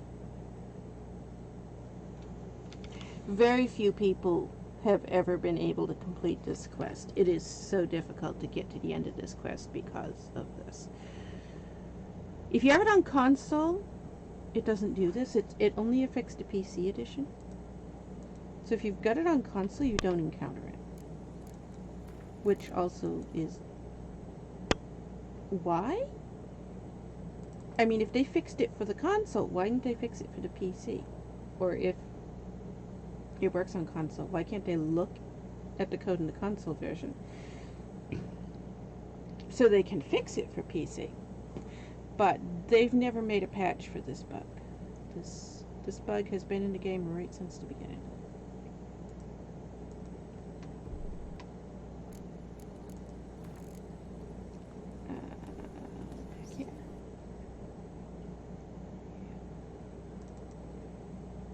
How long have we been gone? 44 minutes. I'm getting tired again. I'm wondering if we might want to just use this as an excuse to go back to bed.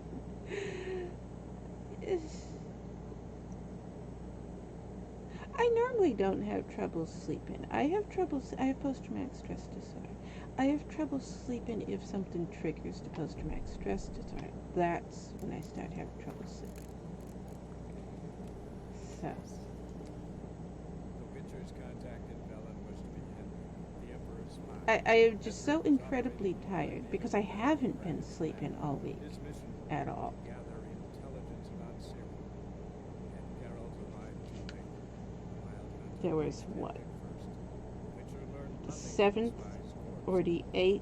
Can't remember which one it was. It was right after the 6th, obviously. I only got 1 hour of sleep that night.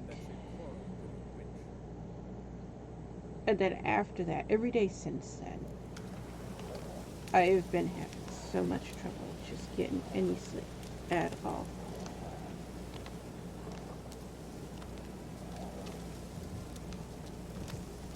I must admit, you appearing here, like the surprise, Witcher. She's doing that again. Only half of her is loading. This quest is so bugged out. So, we're just gonna go back to what we was doing because this quest is bugged out. Which side?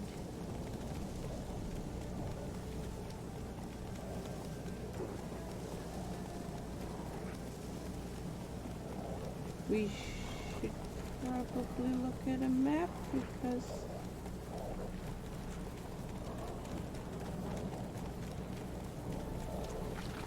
we want this way, right? Okay, let's get a map here. No. No. We want this way. It's a good thing we looked at the map. We would have gone completely the wrong direction.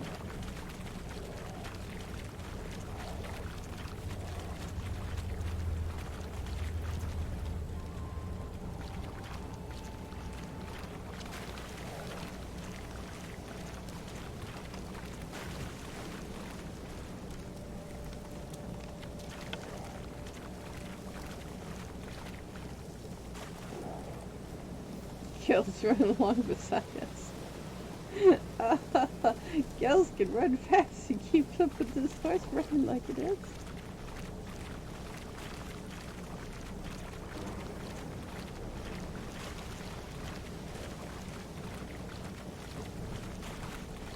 Hello, says we're here. There we are.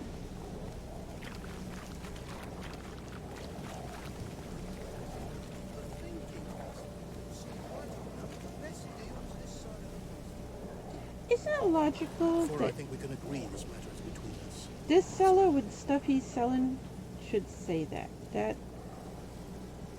Why can't I click on you? Welcome. Welcome. That sounds like something like the loan shark or somebody selling the loan shark types, the type of items the loan shark sells. Would say, not this herbalist in the middle of nowhere.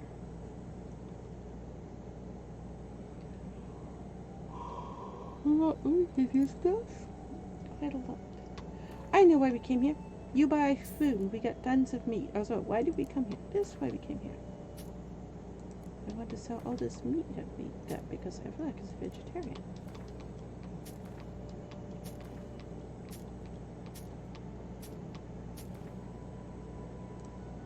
And I think he's actually vegan, isn't he? But then he wears a fur coat, which he's not wearing in the game. And he's a fisherman, which both those things don't match with being vegan. Not with the reason that he gives. Calls himself a fauna rights activist. He won't hurt anything innocent. Won't hurt anything innocent.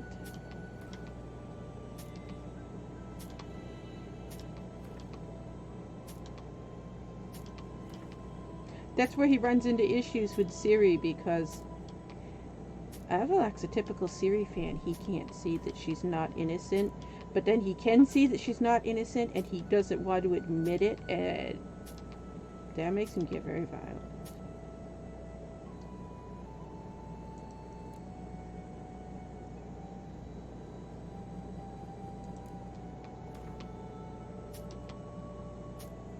It's his own inability to accept Ciri as she is that causes him to get violent with her. Which is just like Ciri fans. Ciri fans are so psycho crazy.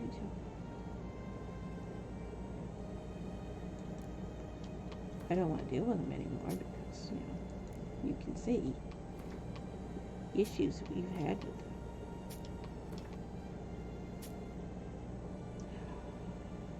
We need to sell stuff from here.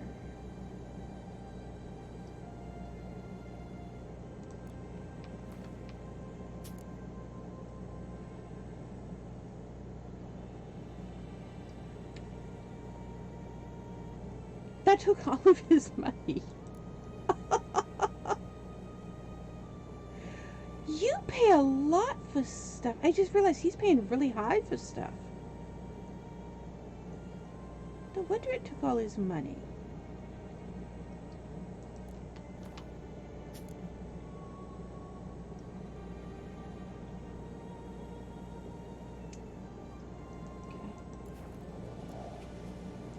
Why does he pay so much for stuff?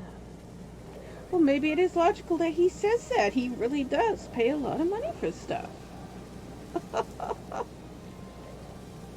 It just seems illogical that somebody out in the middle of nowhere like this would. And doesn't it seem illogical?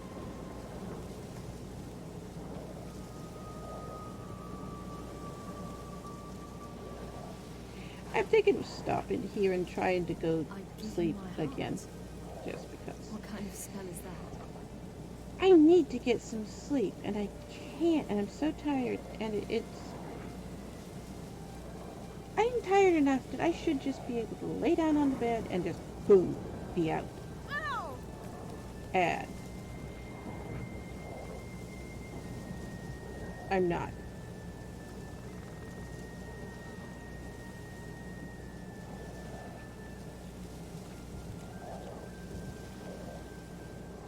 Would that classify as insomnia? You guys are all hiding in here to get away from the rain. I guess we'll come in here with you.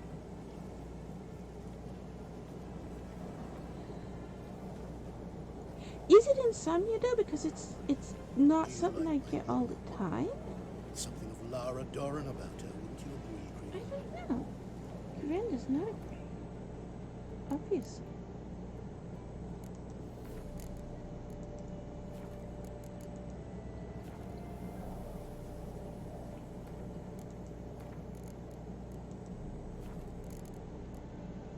That girl looks nothing like Siri. And Siri looks exactly identical to Laura Darren. The irony there is Laura Darren looks exactly identical to Avallac'h, and all three of them, Avallac'h, Laura Darren, and Siri, were so identical you couldn't tell them apart, except for this fact that Siri weighed somewhere around 800 pounds and couldn't move. Why is she so skinny in the novels? Somebody who loses 800 pounds in the space of 3 years? That's not good. So, why is Siri so skinny in the game?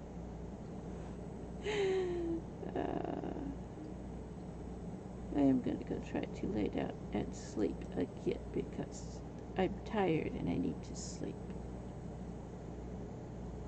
Sooner or later, I will lay down and get some sleep. I think the problem is, sooner or later, I will lay down and the FBI or the police won't knock on the door and wake me up. That's a bigger issue.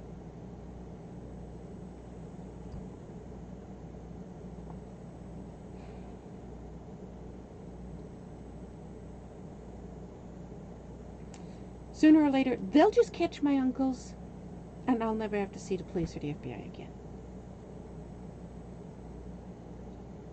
And if you didn't know, right now, half my relatives are in Washington, causing issues. So the police and FBI keep showing up because, do you know anything? No, I don't know anything. I didn't know anything yesterday. I'm not going to know anything tomorrow, unlikely. Other than all those texts that, where is my phone? Which is actually Ben's phone. Ah, it's over there. What's over there?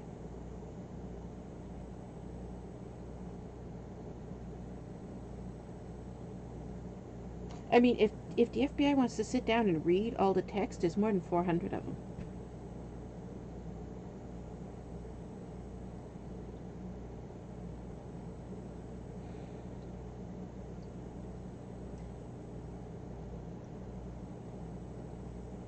Why are they sending me text?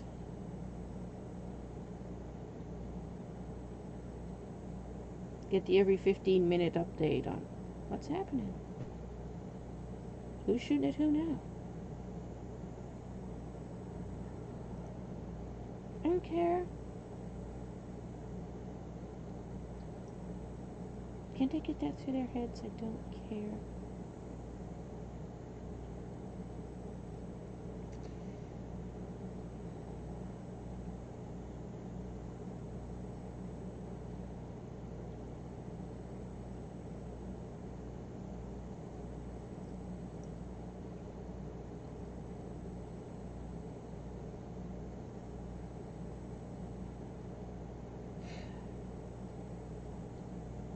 They seem to have a problem with not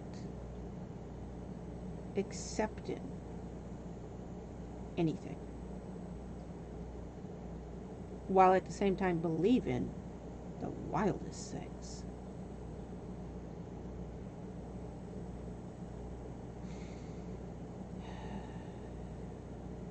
You know, someday I should go up to Dave and Lucy's compound and videotape it so you can see what they live in. It's a bunch of trailers from trailer parks that have been sliced in half and set side by side, so there's no wall, but they're not attached and you can walk right down through them. David lives on one side, Lucy lives on the other side. Outside of that, big oil barrels, rusted, the ends cut off. The kids live in that. Every kid has their own oil barrel with a sleeping bag in it.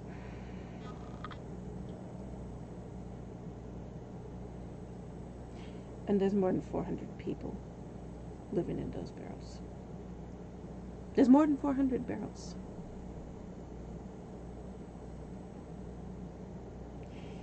Every barrel at the top of it has 2 black chickens nailed in an X. The so-called house that Dave and Lucy live in has hundreds of cats strung up like Christmas lights on a string all the way around the building. And in order to get up in there, you drive several miles on a dirt road up into the forest, and the road just gets smaller and smaller, and it reaches a point where there is no more road. You get out of your car and you hike for another 2 miles. They are so deep in the forest. That is Heaven's Gate compound.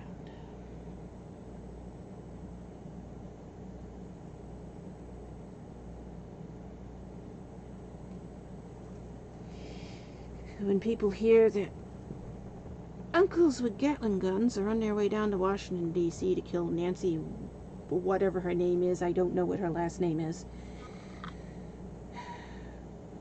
Or they're like, what kind of people are they would do that? Oh, they're the type of people who live in oil barrels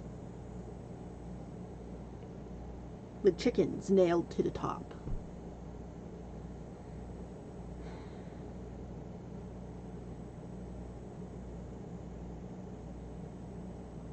It's not like they're poor. I mean, that's not an issue.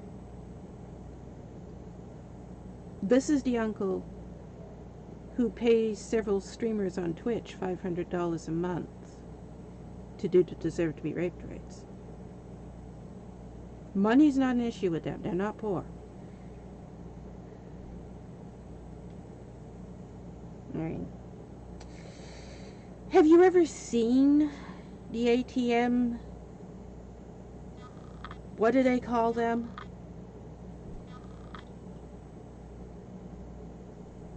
They go from Nova Scotia all the way down to Florida. Every single summer, they hit every single damn ATM at every single bank, all the way down the coast.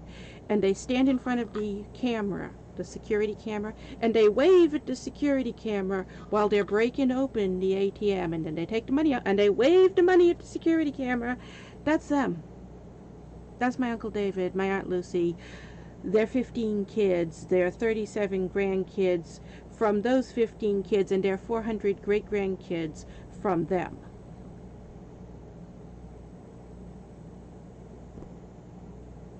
The police have thousands, every single state down the East Coast. The police have thousands of video footage of these people waving at security cameras while they rob banks. That's why they have no lack of money. And they can't catch them because why? America and its lovely red tape. They don't have social security numbers. They don't have driver's license. They don't have birth certificates. They don't exist. Yet there they are. And the police like, well, there's no paperwork. We can't do anything. There's no paperwork. We can't arrest them. There's no paperwork. Hey, guess what? They're also illegal aliens. They don't even have American citizenship. Why would you think they had paperwork?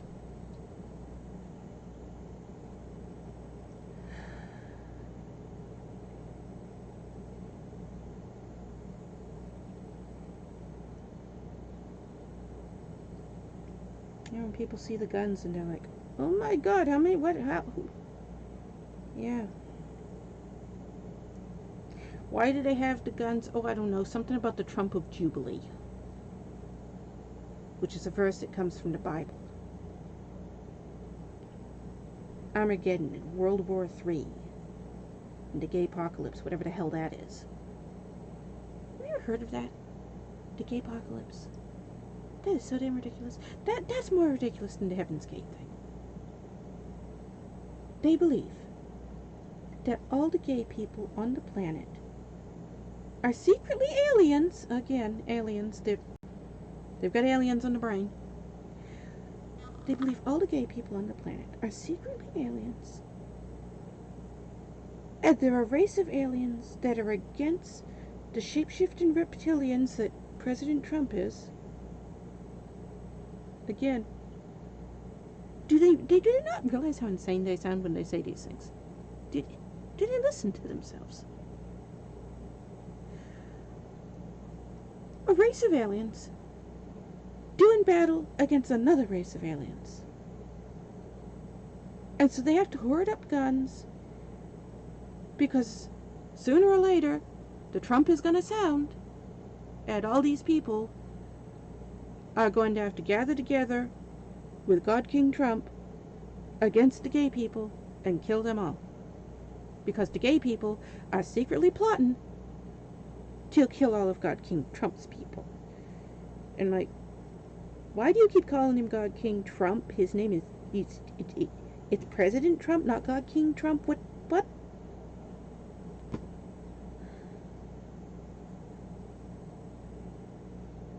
They're insane! Which is kind of obvious. They're living in oil barrels. Hundreds of oil barrels lined up, each one with a sleeping bag in it.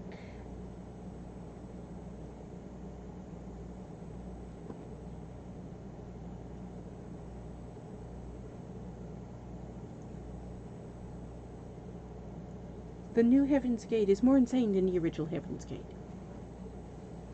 Applewhite's Heaven's Gate and Hellbop and all that. They revived it. Why didn't they just let it die? Most insane religion out there. And they all killed themselves. So now it doesn't exist. But then these people come along that, hey, that sounds like a good religion. Let's revive it. And make it even crazier.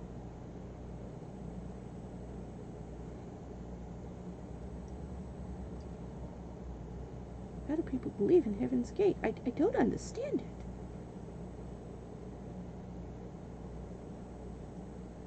Star Wars and Star Trek are more believable as real than Heaven's Gate aliens are.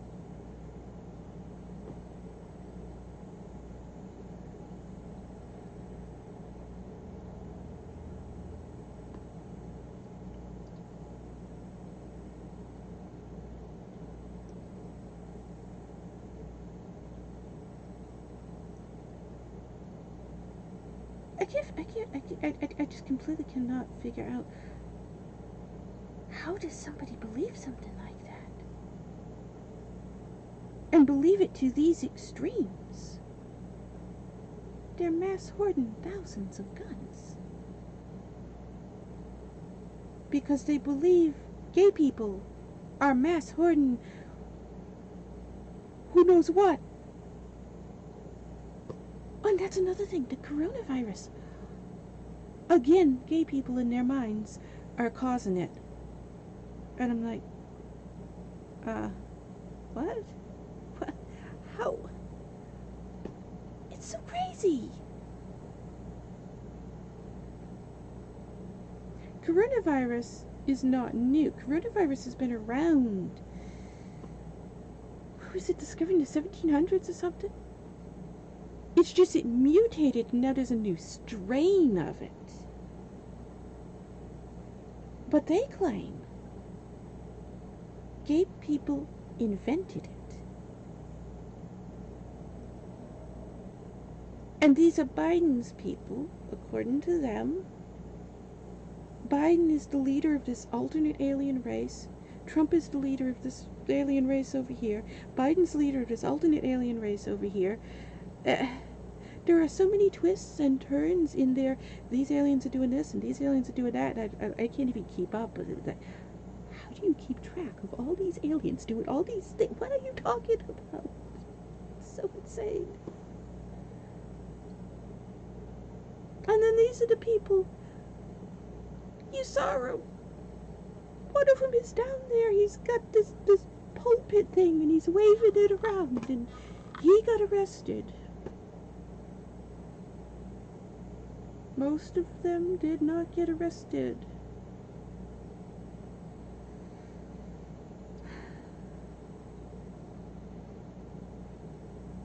So now they're back down there.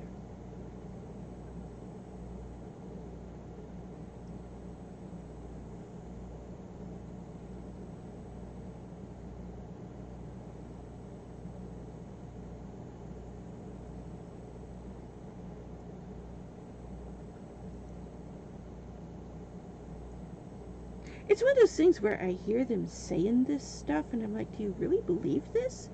And it's, how do you believe this? And you want to think it's got to be a joke. They can't really believe it. But they do. They really believe it.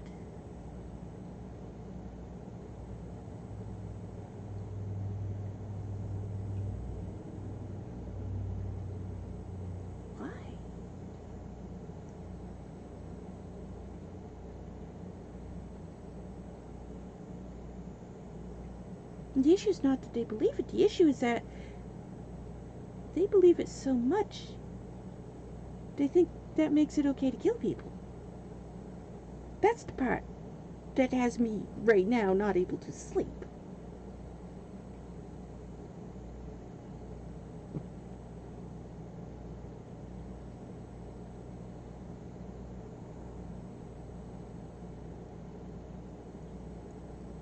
I don't understand conspiracy theorists. I've met so many conspiracy theorists in my time, and I'm like, every time I meet one, has this, how do these people believe these things? There was this woman, you've seen her in some of my vlogs. She was my next door neighbor for 8 or 9 months. She moved, and I don't know where she went.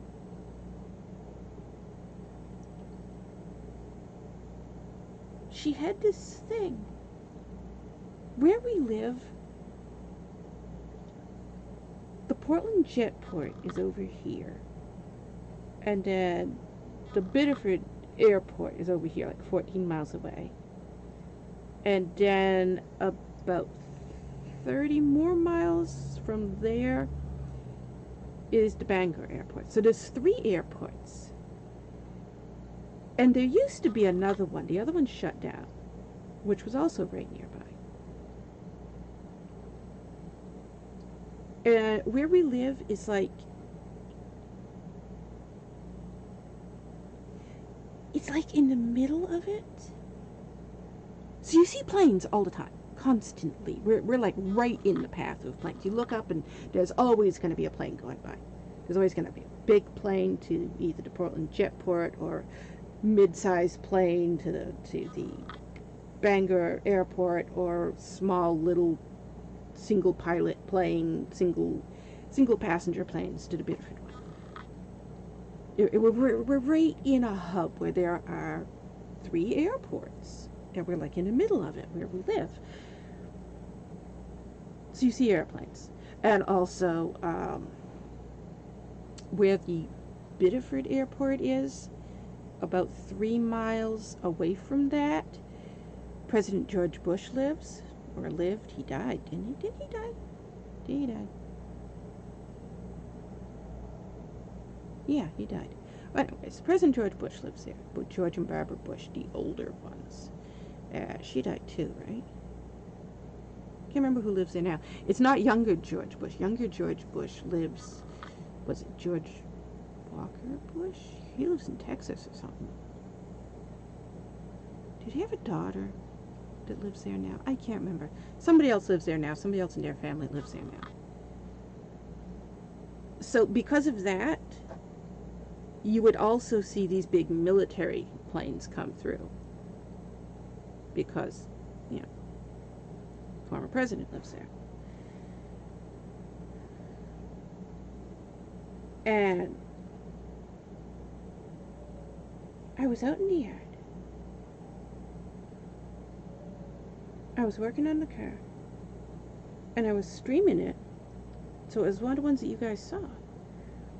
I had the camera set up on the roof of the car, and it was like aimed down, because I was sitting on the ground beside the car, and I was working on the fender, so the camera was like angled down.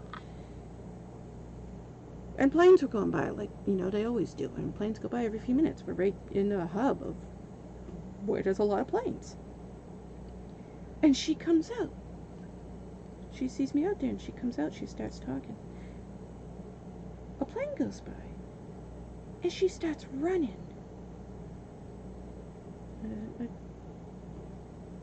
She runs off. And my immediate response is, you know, got something on the stove or something, had to run back in the house. You know, that was just where my mind went. And then she comes back like, she goes back in, and then she comes back out. She's right next door, and she comes back out, and she starts asking, "Are they gone?" Who's gone? There's nobody here. She says, "President Obama, is he gone?" I was like, what?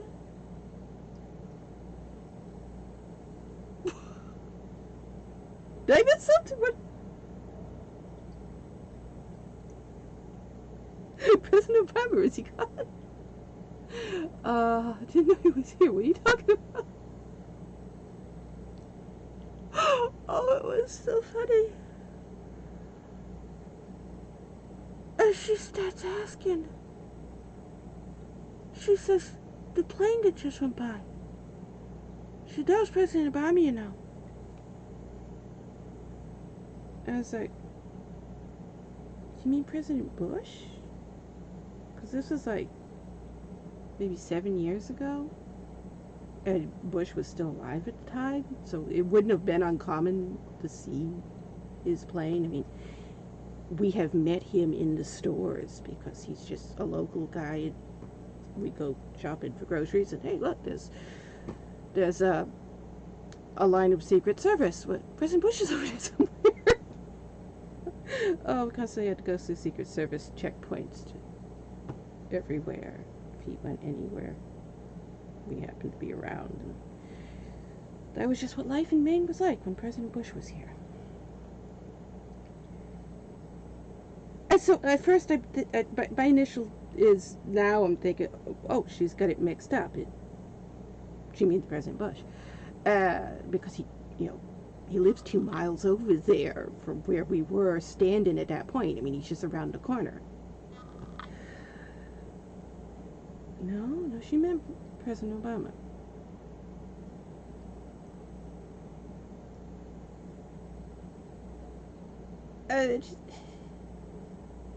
A few minutes later, another plane goes by. Because again, 3 airports very close together, and we're in between them, so there's always planes going by. This is just a daily thing. Planes constantly. We're right in the track of these planes that are going by. And she runs off again. Goes back in the house. I didn't know her well. This is when I first met her. I didn't know her that long. Because she moved right after that. She moved in as she was old. I don't think she was even there a full year, and then she moved somewhere else.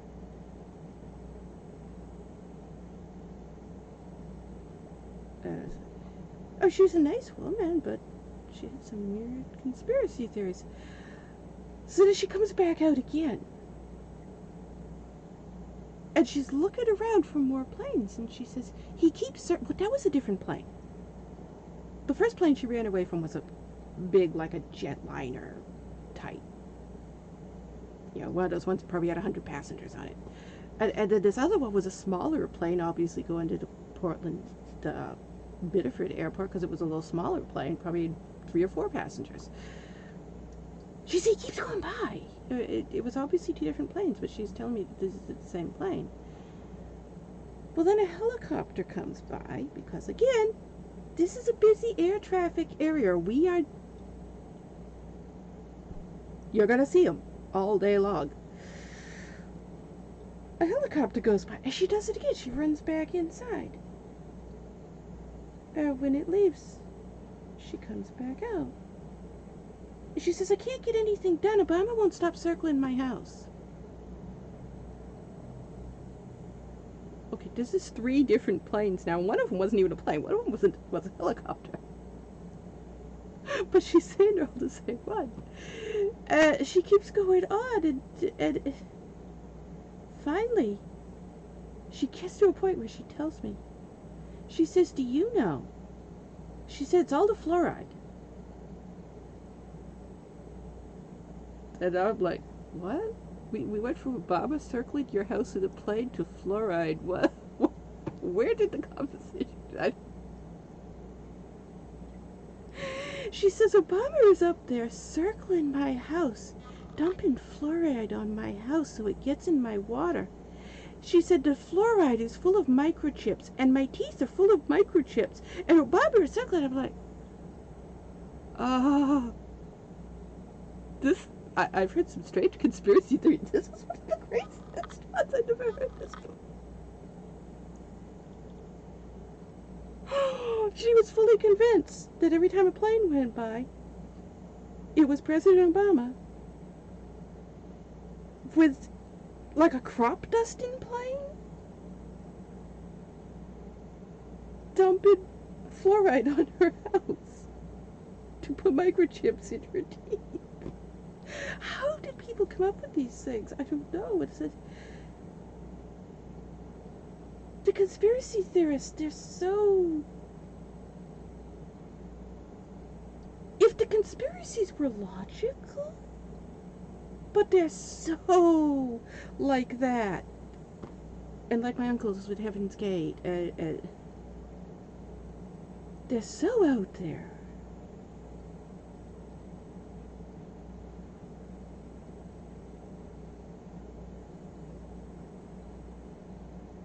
But she did this every day. She tried to go walk her dog. She couldn't walk her dog. Every time a plane went by, she'd run back in the house. And I said, she is really terrified that President Obama is circling her house and crop dusting her house with fluoride to put microchips in her teeth. And I said, how did she come up with that?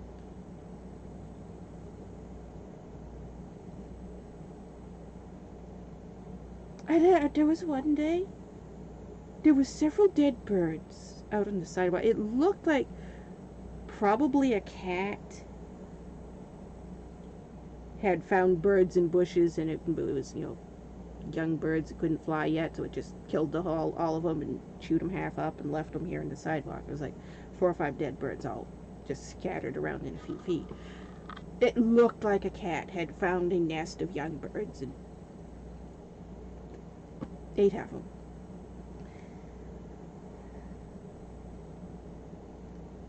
And she comes out that day, and she sees that, and she went nuts. She just had a total, complete meltdown. And that day she called the police about it. And the police came over. And she's telling them the same thing she had talked about before, where President Obama is circling her house with these crop dusting planes and putting fluoride on her house to put microchips in her teeth. And, well, now she's added to it. These birds were sitting here on the wire coming to the house, and this fluoride came down and killed the birds, and they exploded, and now they're down here dead.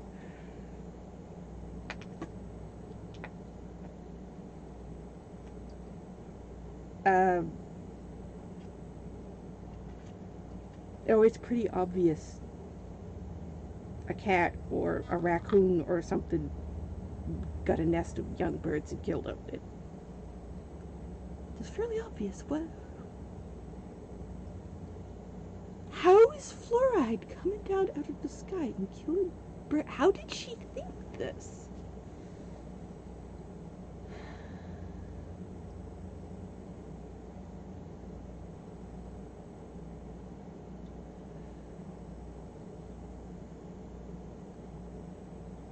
I used to think my uncles were just weird. I mean, they are weird, but I used to think they were just weird.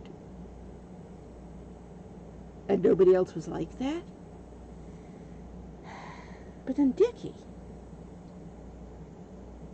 Major Richard Merlin Atwater.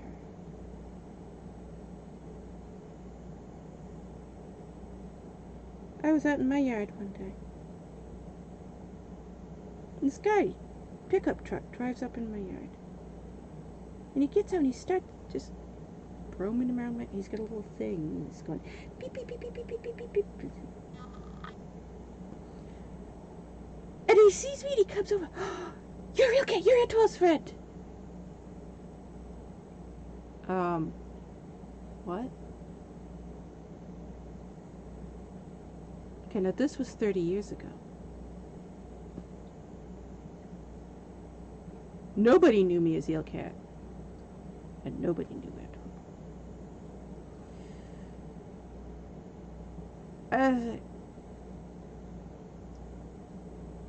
The only person who's ever called me Eelcat was my grandmother, and she's been dead for years. Nobody calls me that. I mean, I wasn't on the internet yet. This is back in the 90s. I joined the internet in late 1996. It was just before 1997. It was like December 1996 when I joined the internet. This is before then.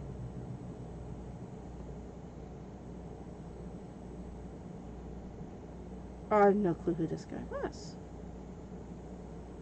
And he's all excited. I was like, how do you know anything? How do you know me as Eelcat? What do you know about Atwell? He brings out books. He's got his truck is packed full of books. Brings out a book. Brings out another book. Brings out another book. Brings out a book by Buddy Hopkins. Brings out a book by David Mack. He's bringing out all these books. And I was like, oh my god, what the hell is this? He's got magazine articles. He's got all this stuff in his truck. He's got like a filing cabinet full of stuff. Magazines. Newspapers. Hundreds of them. And this is the first time I found out about this. I had no clue that this had happened.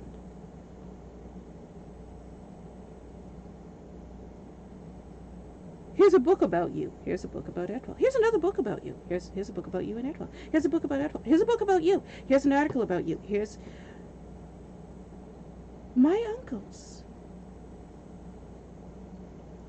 had contacted MUFON and all these other groups and done these weird interviews of, hey, So, did you know I've got this niece who is an alien abductee? I didn't even know what alien abductee was. I'd never heard of it before. I've got this niece who's an alien abductee. Blah, blah, blah, blah, blah, blah, blah. Well, anybody who actually knows anything about Ed, well, he's a homeless man who I give food to because we're in the middle of nowhere and he's literally out there picking things off of trees to eat. It's a concentration camp survivor. Nazi concentration camp in France. In 1953, a whole bunch of refugees who survived concentration camps were brought over here, and they came to Old Orchard Beach, and they set up a Jewish community. There's a temple, and there's a synagogue, and there's all kinds of stuff. There's this whole little Jewish community inside of Old Orchard Beach. It's like its own separate town within the town. He's from that. He's scarred up so bad, you can barely recognize him as being a person. So people think he's an alien, and he wasn't able to go back to living in human society. He just could not, because people didn't accept him as human. He ran out in the woods, Kim Harmon. He was also starving to death out there, so I started leaving him food. And my uncles, these same uncles who believe in Heaven's Gate, and all they can think about is aliens, they went around, and I didn't know they had done it, and they had been doing it for a full decade before I even found out about it. They were going to all these news stations and news reporters, and they contacted Buddy Hopkins. Buddy Hopkins wrote a book about me. They contacted all these people and did all these interviews with these people about, yeah, I've got this niece she's an alien abductee, and she's got this alien Etoile, and he's an amphibious alien, and that's where the whole amphibious alien thing got started. And this guy is showing me this stuff, and I'm looking at it, and I'm like, Etoile's not an alien. He's a homeless guy he's disfigured really bad. But he's not an alien. And he showed me these articles. He said, well, your uncle says you said this, and I never said that. But this uncle said, and he had all these articles which were written by Richard Merlin Atwater, David Atwater, Lucille Atwater. You recognizing these names? Mervyn Bruce Atwater wrote a lot of them.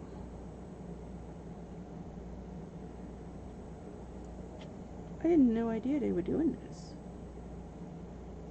And I went through hell for years, contacting all of these people, the magazines, the newspapers, the news reporters, the authors. I contacted all of these people. I traced down all of these people that had written these things and contacted them and told them, my uncles are lying to you. This is not real. This is a hoax. Etoile is not an alien. He's a little homeless guy he's a Nazi concentration camp survivor. He's disfigured really bad because of how badly he was tortured. He's not an alien.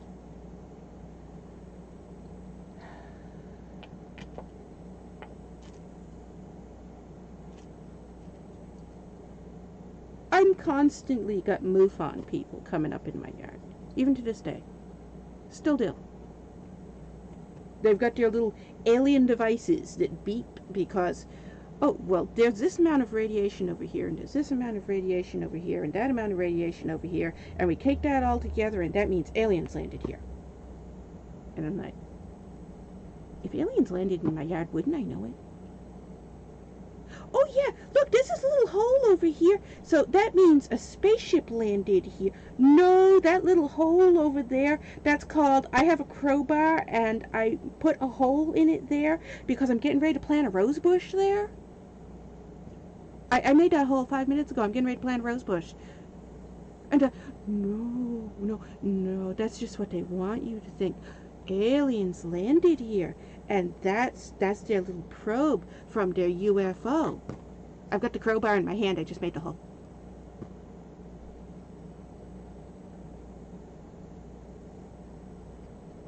That's how I ended up meeting all these weird conspiracy theorists, because my uncles wrote all those articles about me and Etoile. I went through hell getting all that stuff unpublished.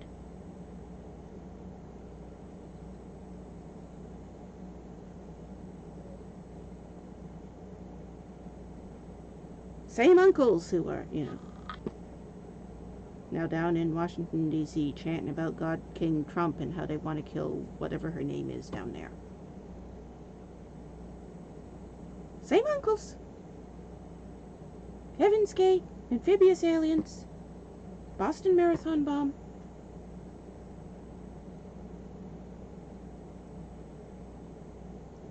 Has anybody noticed yet that they're insane?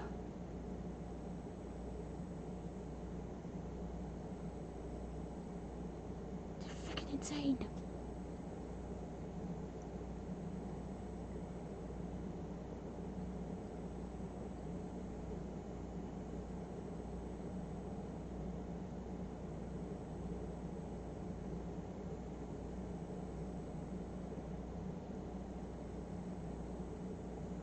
Well, it's like I said, I used to think it was just them. And then these MUFON people started showing up.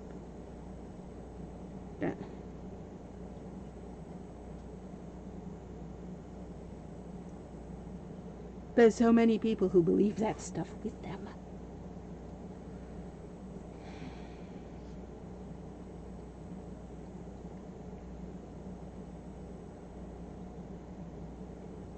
And then there was this whole weird cultish thing that showed up on the internet about amphibious aliens. And they started following me on the internet everywhere I went. That's why if you mention UFOs or aliens on my Twitch, I ban you immediately. Nightbot bans you. UFOs, aliens, those words are banned.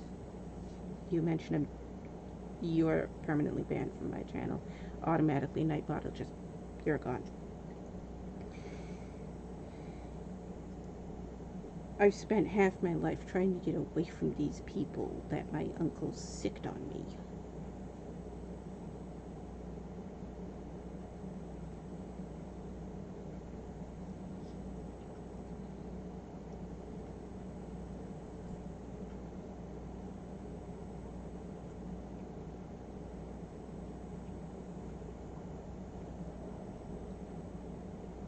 I'm not even the one that did this stuff to the worst.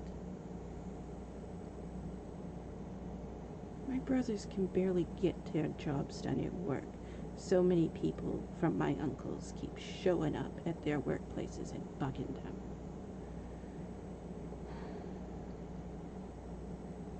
It's insane.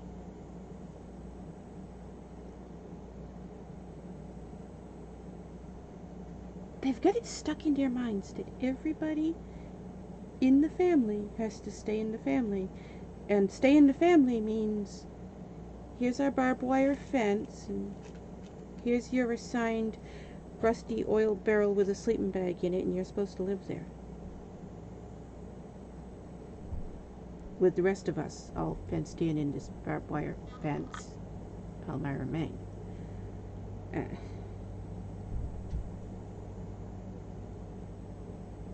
That's hostages, that's not family.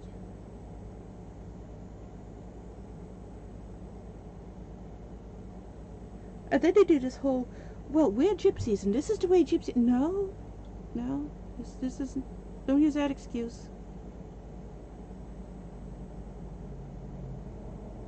Anybody that pulls a race card and says, oh, boo-hoo-hoo, I'm this race or that race, and I'm stuck in it, I can't change my ways.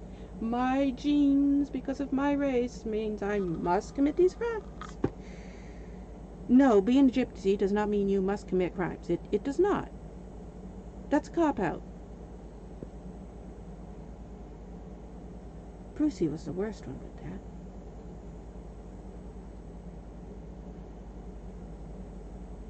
They used to get together, break into people's houses. He'd have the little kids, the really little ones, the toddlers. He'd find some random lost cat sign or lost dog sign somewhere on some telephone pole. Just take it down, hand it to the kid. They dressed these little girls, 4 and 5 years old, like they were prostitutes. Plaster them with makeup, put fishnets on them, booty shorts, push-up bras. They're 4 years old and they're putting push-up bras on them. It's ridiculous.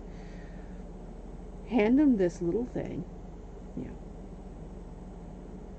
This is our lost pet. Then they'd make the kid go up to some house. Kid would knock on the door, and as soon as somebody opened the door, starts bawling her eyes out. Oh, boo! My cat is lost, boo! Hey, look at my boob! Shake my boob! Shake my boob! Shake my boob! Boo! My cat is lost! Boom! Boom! Boom! Cat is lost! And people be like, oh, what is this? Well, while the people are trying to calm this kid down that is trying as hard as she can to be a prostitute while crying about a cat that's not even hers, the rest of the group is going in the back window.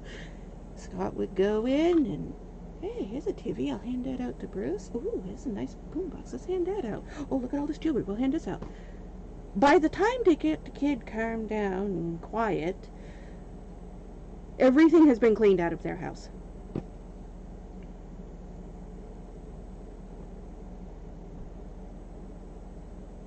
Kid finally leaves because now she's gotten the signal that, hey, we're done, we're gone, we're leaving.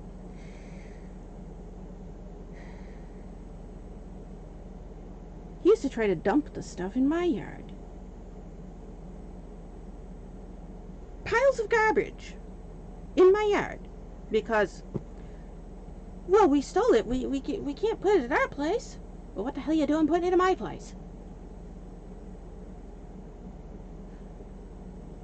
You realize how many hundreds of times I've had to call the police because somebody's dumped a bunch of stolen stuff in my yard. I think it's stolen. There's a bunch of stuff in my yard again. Damn, take it away.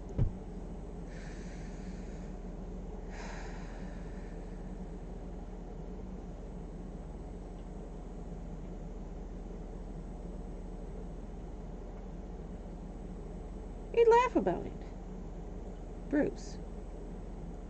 Reverend Bruce. Who is the cause of all of this problem that's going down in Washington, D.C. right now because he died. He died from COVID-19, and the whole clan has gone insane. They don't know what to do. Our king is dead. The king of the gypsies is dead. Oh, we must go kill somebody to make up for it.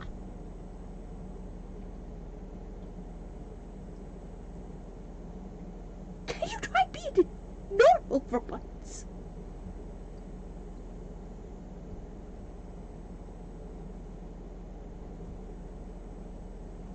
I mean, there's a reason we stay away from David and Lucy's clan and Brucey's clan because they're crazy. And they blame everything. No matter what they do, they always blame it on being gypsies. Everything. I asked Brucey once, why are you stealing all this stuff? It's wrong. You know it's wrong. You're a Mormon. You go to church all the time. You know this is wrong. Why are you doing it? His answer was, well, I'm a gypsy. People think we're gypsies are going to do this, so we might as well keep them satisfied. The Americans think gypsies are thieves, so we're going to be thieves. What?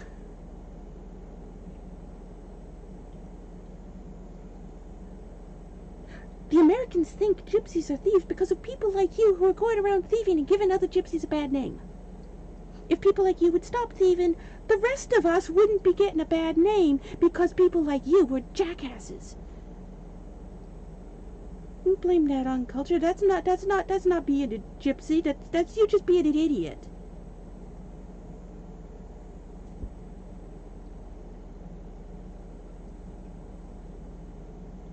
Cop out of, I can't help it, I'm a gypsy. Yes, you can help it. Willpower, it's what you need.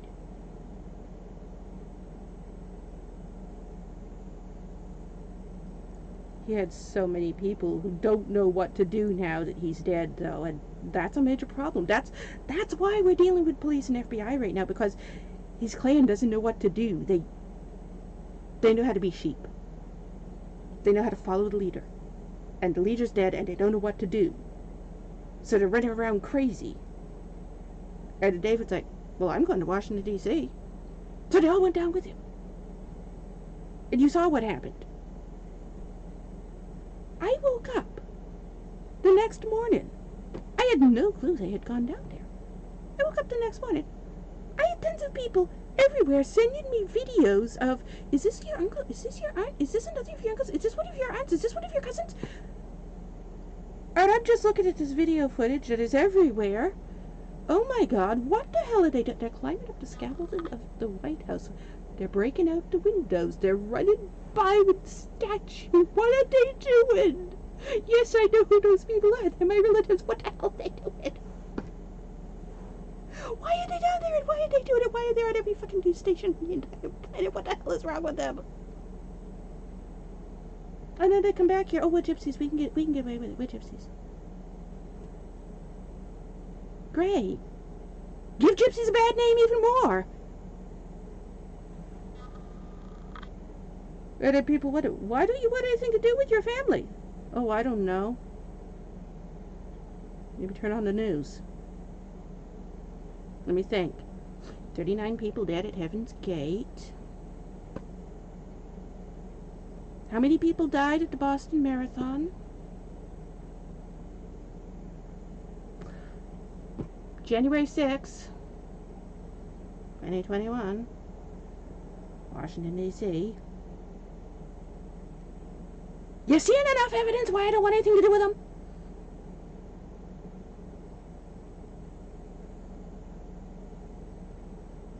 Why do I have psychopaths like that in my family? But the worst part of it is, I haven't had contact with these people for 30 years. And the police and FBI don't know where else to go. They don't know what else to do. Because their hands are tied because, red tape and we need paperwork and they don't have birth certificates. They don't exist on paper. Well, while you're telling me that they don't exist on paper and your hands are tied and you don't know what to do, they're down there setting fire to these buildings. So why don't you just arrest them? But we can't arrest them. Paperwork. Oh, paperwork. So you're just going to let them continue to throw Molotov cocktails in the Capitol because they're illegal aliens and they don't have paperwork. Is that what you're telling me? You can't arrest them because they don't have social security numbers?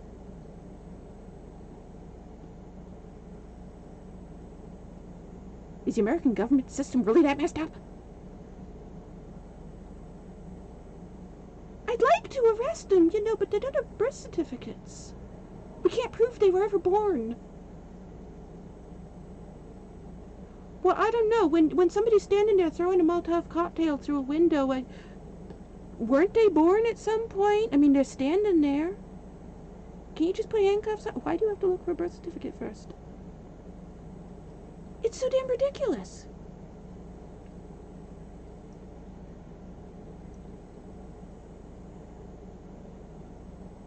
And that's the reason Paul Martel was arrested for building the bomb for the Boston Marathon. He had a social security number. He had birth certificates. He went and got all that stuff done. So they could arrest him. Oh boy, there's a gypsy that actually has paperwork. We can arrest that one. What about the rest of them? Well, oh, they don't have paperwork. We can't arrest them.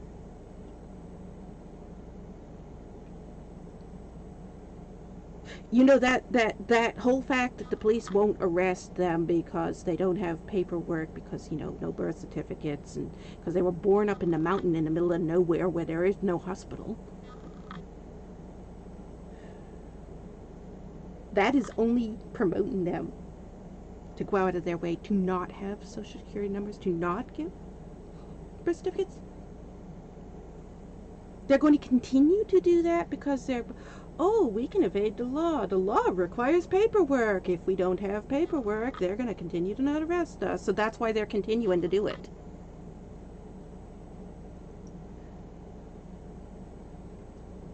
Don't the police know that? Is it that hard to figure out that the whole reason they don't have paperwork is because the law says they can't be arrested if they don't have paperwork?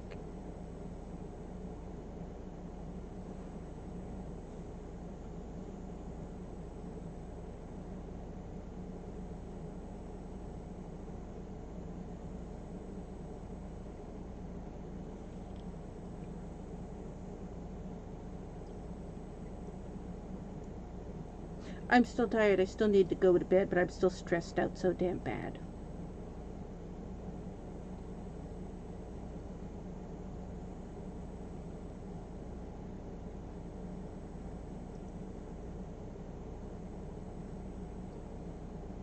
And it's nice that the police and the FBI are finally trying to stop them. But what good's coming up here and talking to me gonna do? They live up in fucking Palmyra. Do you know how far away that is? It's a 5-hour drive. I mean, Maine's a pretty big state. Land-wise, Maine is one of the biggest states. Population-wise, it's one of the smallest states. There's hardly any people up here.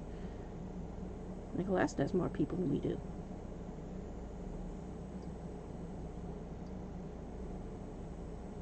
You can drive 100 miles between sea and a house.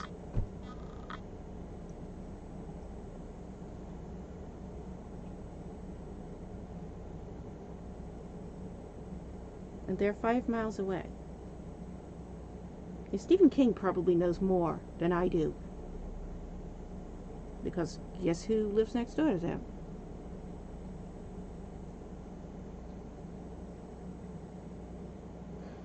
Do you know why they live next door to Stephen King? That is the most ridiculous damn thing I've ever heard.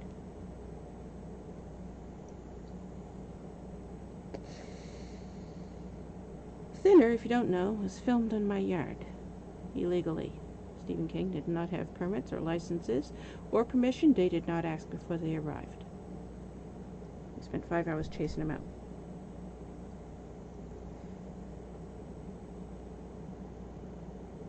At the time, David and Lucy were in Wyoming.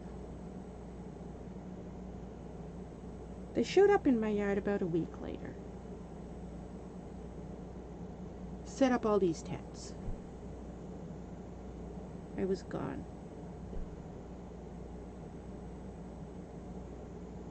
I think I was out getting groceries. I come back home. I'm only gone a few hours. Come back home. If I was even gone that long. Tents all over my yard. Not the same time when I had tents all over my yard and they were there for 9 months and the fire department came and took them out. Different time. They've done this more than once. All these tents are sent up in my yard. And there's all these people in my yard. I have no clue who they are. Just this massive horde of squatters. I try to tell them to leave. And then David comes strolling out. Oh, it's David. Great. David comes strolling out of one of the tents. We're up here for the movie shoot. What movie shoot? Oh yeah, Stephen King's supposed to be coming. Well, now we know why Stephen King showed up in my yard. David told him it was okay. Except David didn't live here. He lived in Wyoming. They were in a rage when they found out they missed Stephen King's film crew. And the other thing is, I had never heard of Stephen King. I had no clue who this guy was. And everybody's like, oh, Stephen King is so famous. Oh my God, Stephen King. He's a trespasser to be chased out with a shotgun. That's what he was in my mind. I had no clue who he was. Never heard of him. At the time, I didn't even have electricity. Didn't have a phone. Didn't have TV. Still don't have a TV. Had never heard of this guy. And then people come up after. Now, I'm still getting it all the time. Thinner, what do you think of it? I don't know, I've never seen it. But you're in it! Am I? You didn't have permission to put me in it. But your house and your car, and they filmed it in your yard. Yeah, you know what the hell I had to go through to get them out of my yard? No, I've never seen the Stephen King Thinner movie or Christine or any of them. People are constantly asking about that. Oh my God, there's your car, there's the real car, there's the real Christine. What do you think of the movie? Oh no, I've never seen it. I don't know what it's about.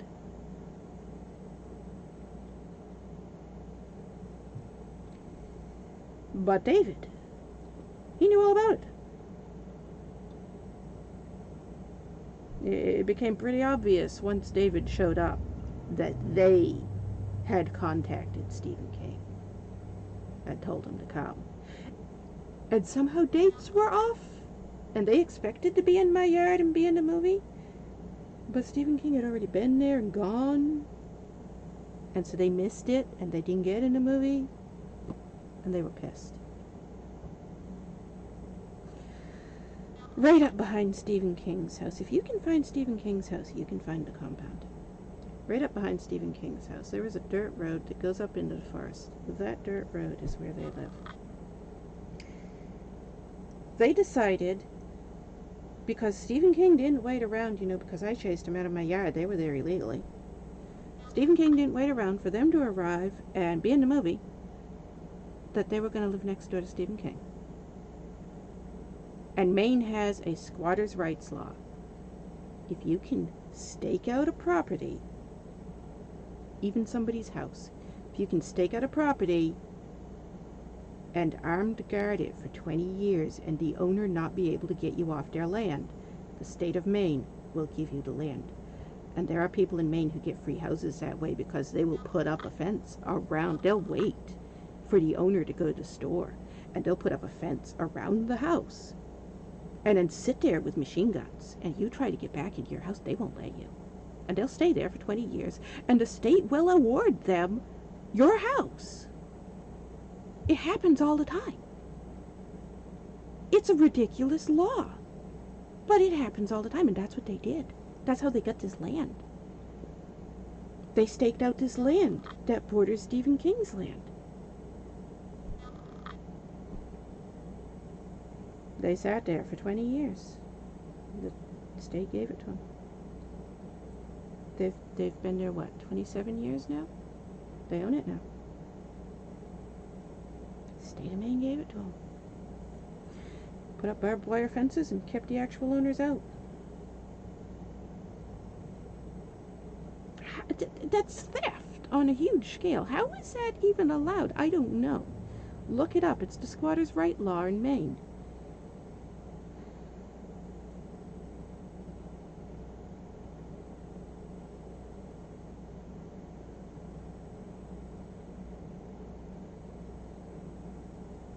But that's why they live there, up there with Stephen King. They're mad that they missed out being in a movie that was being filmed in my yard. That somehow they knew the movie was being filmed in my yard when I didn't know it.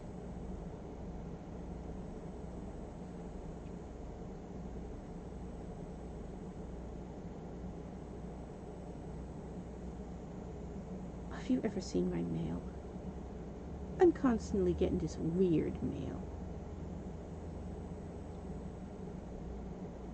They make up these fake names, and then they'll send it to my address,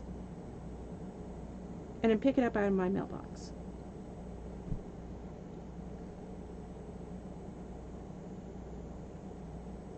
I've had to go to the post office so many times because it's mail fraud and you're not allowed to do that. Oh, I've had to go to the post office so many times and tell them, this isn't me. I didn't order this stuff. It looks like they're trying to ship drugs to my mailbox so that they can take them out of my mailbox. Here, this was in my mailbox. Take it. I don't want it.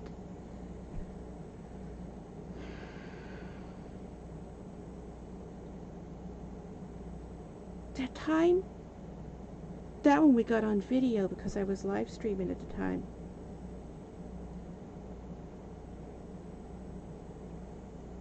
And I'm getting ready. I go out, and there's this woman there. I've never seen her before. I've no clue who she is. Red-haired woman. She has the mailbox open and her hand in the mailbox.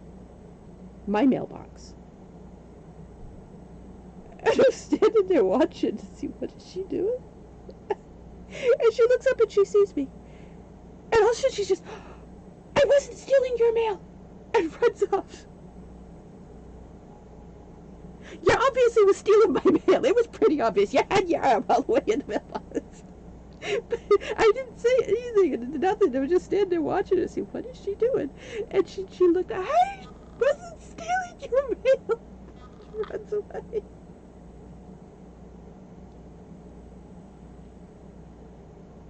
It's like that sign in my yard. There's a sign in my yard. I knew who did it. I was fully aware who did it, but I just put this sign in my yard, and it said, trespassers and a curse on all trespassers and vandals. That's all it says. It's the sign in my yard. It says a curse on all trespassers and vandals.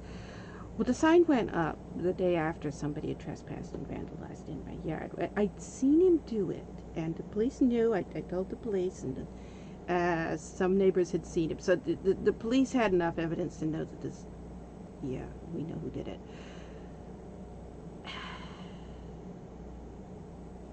I'm going to work one day. This was when I was still working at RGIS, Regis, and Hallmark, both at the same time. And I had a shift one after the other, shift at one place and then shift at the other. And you had this little, there's like a scanner thing, because you're taking inventory, so you have this little machine, and you have to scan everything. It's an inventory taking job, so you scan everything in the store. Well, the machine is coded to your account and everything, and you type everything in, you know. You log in, and then it's got a barcode. You scan the barcode when you... Every store has a barcode at the service desk. You go to service desk, you scan the barcode, and then you go in and scan the items and stuff, and that's how it's set up. So you have to have this machine. There's no way you can do your job without this machine.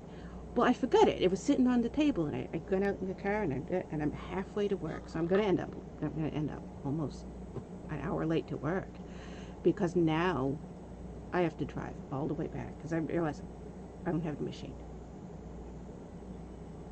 There's nothing I can do. I can't even log in. So I got to turn around and go back. Drive all the way back. So normally I wouldn't have been home at this time. Normally I would have been at work.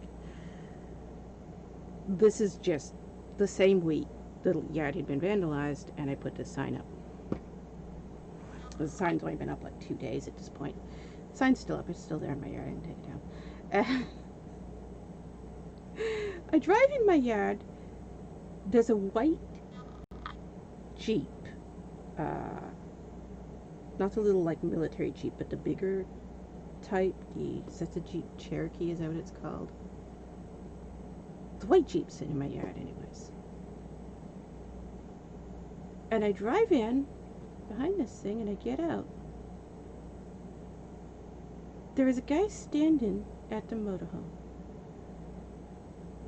Well, because of what had happened a few days before, the lock had been broken off the door of the motorhome, and I hadn't fixed it yet. So what I had put on to fix it was a padlock, until I could get a locksmith to fix the regular lock. So there's a padlock on the door. He's got both hands on the padlock, and he's pull it, and I'm standing here watching this guy.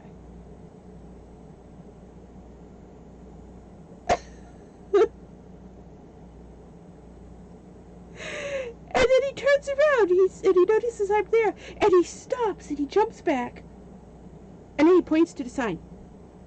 He said, I didn't trespass, and I didn't vandalize anything. And he jumps in his Jeep and rides back out.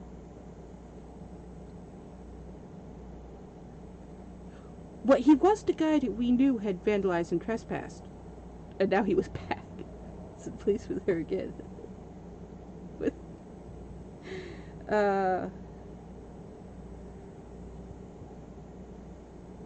The sign didn't say anything to indicate a name. It just said, a curse on all trespassers and vandals.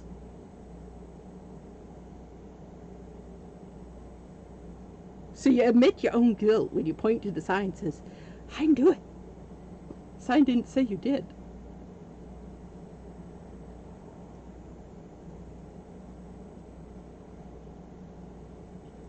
He's the one. Oh, everybody around town knows him, too. He kind of looks like the stereotypical Italian, you know, like Godfather-looking Italian, like you would see in the Godfather type movie.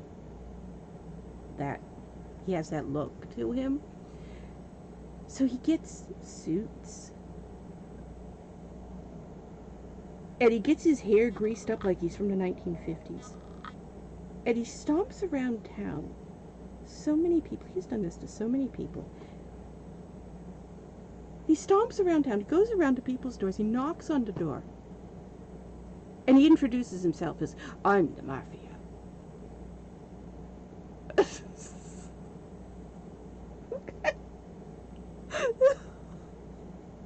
It's so ridiculous.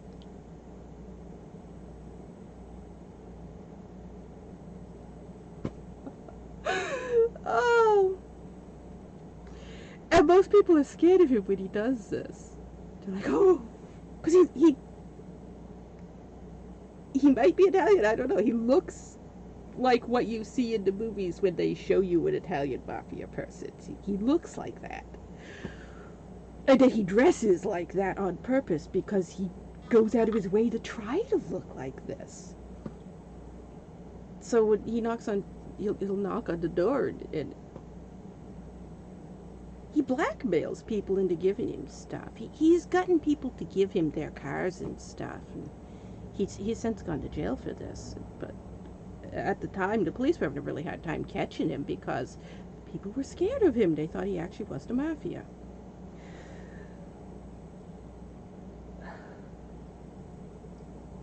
The real mafia isn't going to knock on your door looking like they just walked out of The Godfather, or knock on your door and say, I'm the mafia. They're not going to do that. It's so stupid. Oh. And then showed up at my house one day. So I'd heard of him doing this, and I'd never seen it before. And he did it to me, and I'm like, so? He didn't know what to do.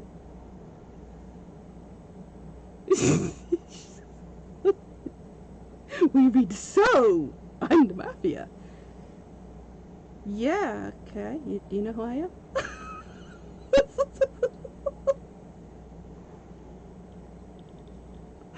And he's just, I'm the mafia, and he kept saying it. I'm like, okay, tell my uncle that. He says, what do you mean? And I pointed across the street, and I said, do you know who lives across the street from me? And he turned around, and he's looking at it, and he's like, oh, yeah. You know who I am now?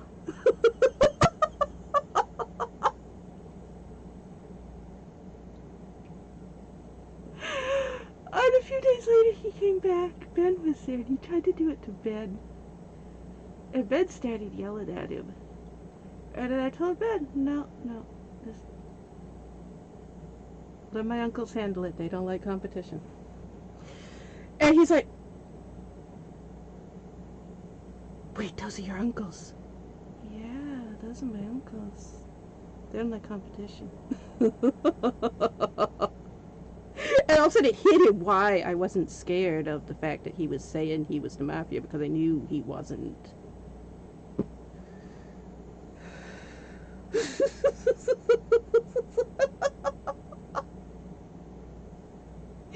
Go have fun telling my uncles you're the mafia. See how long it takes you to be in the ravine somewhere.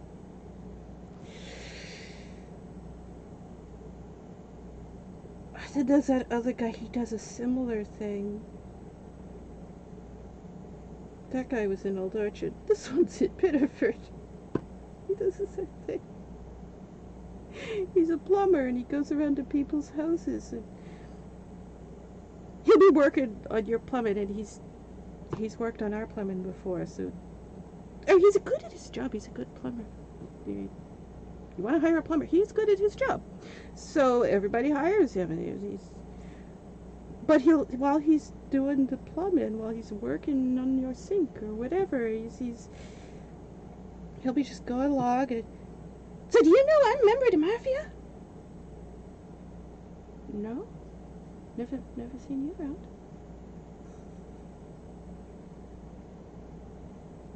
And he's, oh yeah, I married into the mafia. Do you know how hard it is to marry into the mafia? Guarantee you didn't. And he's on and on and on and on and on and on and on and on, and it's hysterical when people do this.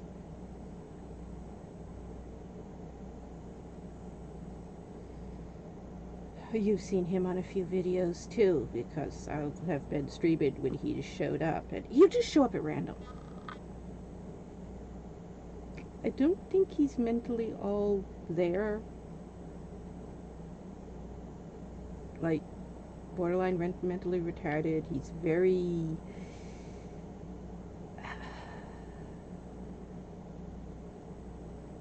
There's a severe mental handicap there. It's really bad. You can see that from how he acts.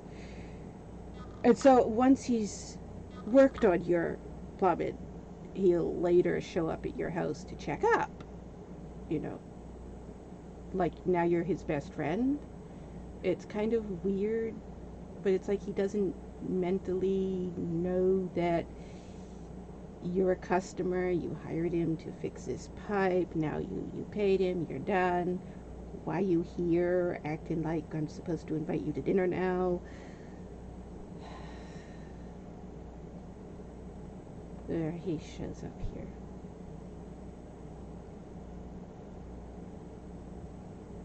And he just, that's how he starts talking again. Open the door. Oh, yeah. Did you know I'm a member of the mafia? It's like he's open in line for everything. Yeah, you told me before. I married a girl that's a member of the mafia. There's no such thing as member of the mafia. But whatever. Oh yeah, member of the mafia this and member of the mafia that. And if you know anything about the mafia, you know family over everything, family over all. Family over everything, family over all. You don't join the mafia. Family over everything, family over all. You don't become a member of the mafia. Family over everything, family over all. You don't leave family. You are born into that family, and the hell with you if you ever try to leave it. It'll make your life hell.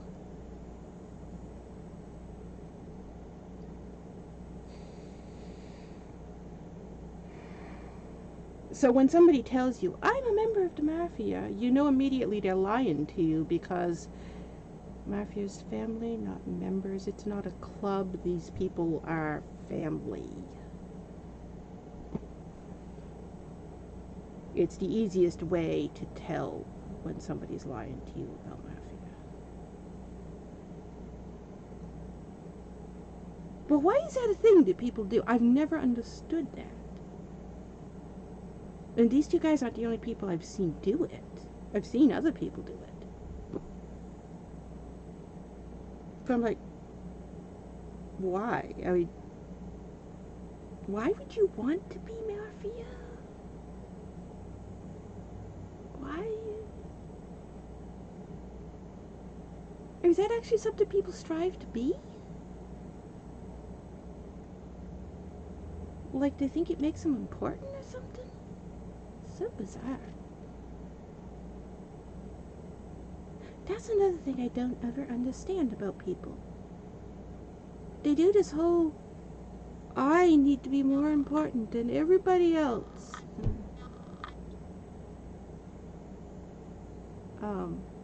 Why?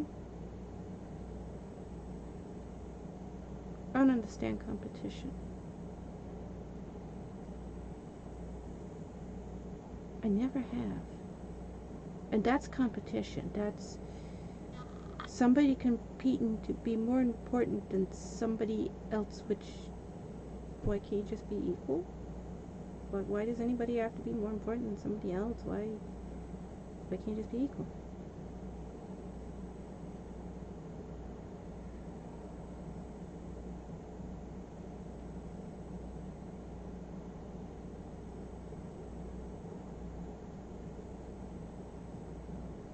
how I'm ever gonna get to sleep. I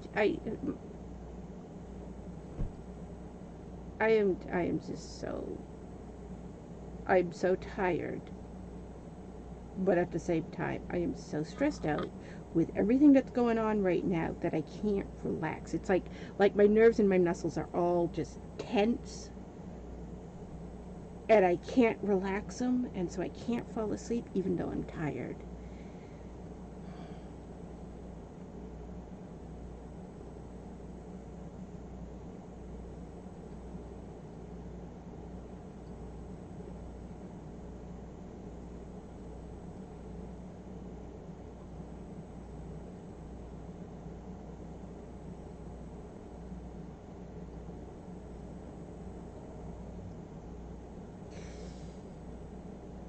I would hope that they would just go away.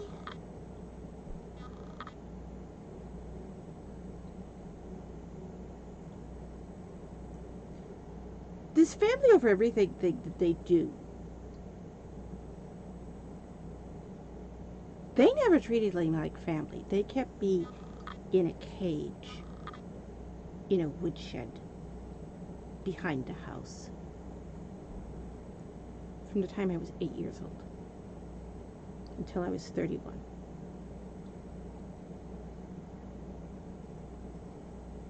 And they said they did that because I wasn't a human. I was a demon. A demon had come in, taken the real baby, and left me in its place, and I was a demon, and that's why they put me in that cage.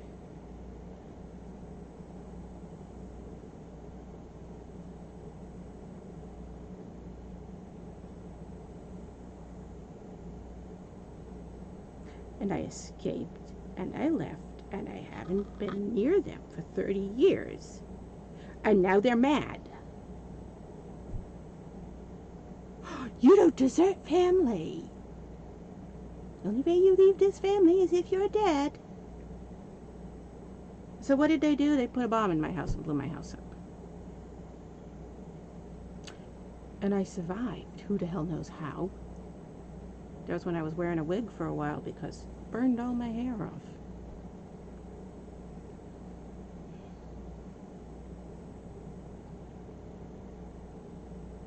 I was asleep. That's a large part of why I have issues with sleep now, where if I fall asleep, I don't sleep soundly and any sound wakes me up, because I used to sleep soundly, but 1 a.m. a bomb went off and took out half of my house and set fire to me and my clothes and burned off all my hair. Big boom! Hey, bomb went off in your house, woke you up, and now I have trouble sleeping because any single sound that I hear.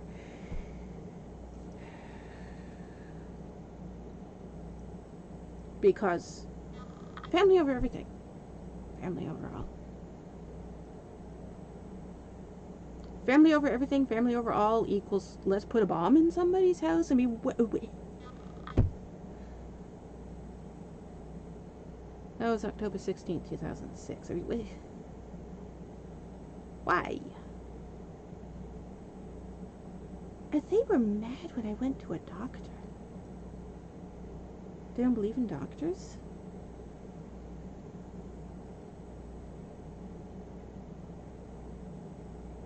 I went to a doctor. I had one appointment. And he's like, well, let's run some tests. Did some blood work. Come back and wait. So, blood work. I go back in a week. I'm stuck in traffic. Stuck in traffic, stuck in traffic, stuck in traffic. There's a mushroom cloud. Looks like Hiroshima just went up.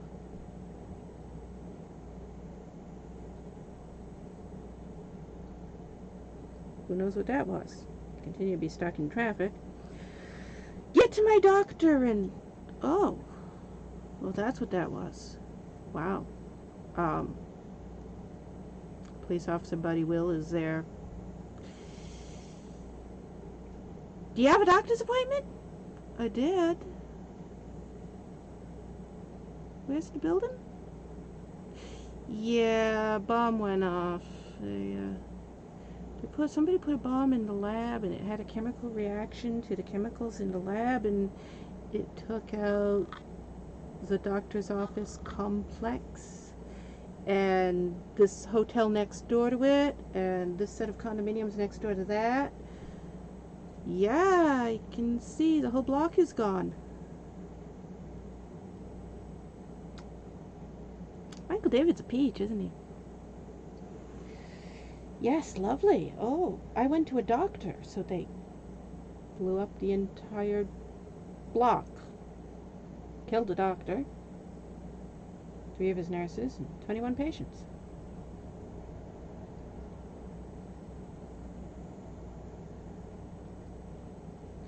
I was supposed to be there. I was stuck in traffic, or I would have been in that building. The only reason I'm alive right now is because I was stuck in traffic.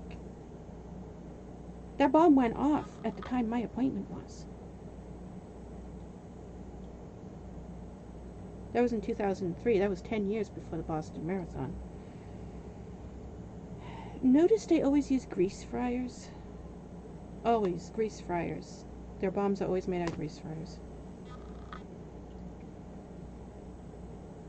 That's what they used to blow up my house with. Grease fryer bomb.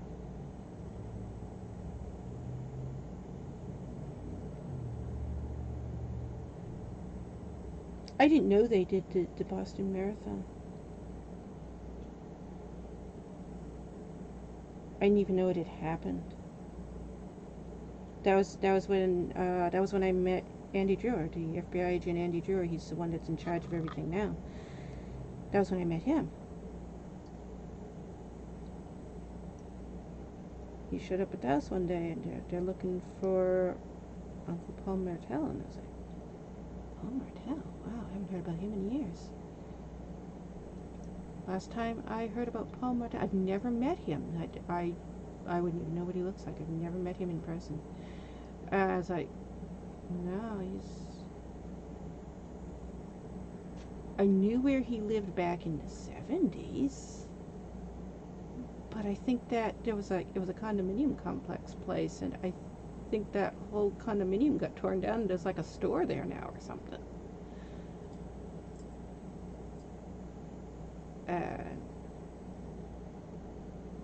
They didn't say why they were looking for him. I didn't know why they were looking for him. They were just wanting to know where's Paul Martell.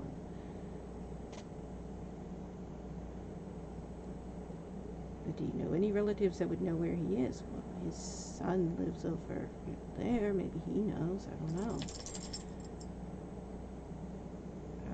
His wife lives over there, but they got separated, and technically they're still married, and he married somebody else, but I think he left her and married somebody else. I don't think he divorced any of them. Other than that, I don't know. I've never met the guy. The FBI said, okay. All right.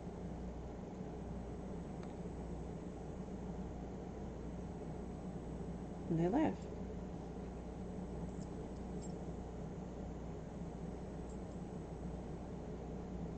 And then a few weeks later,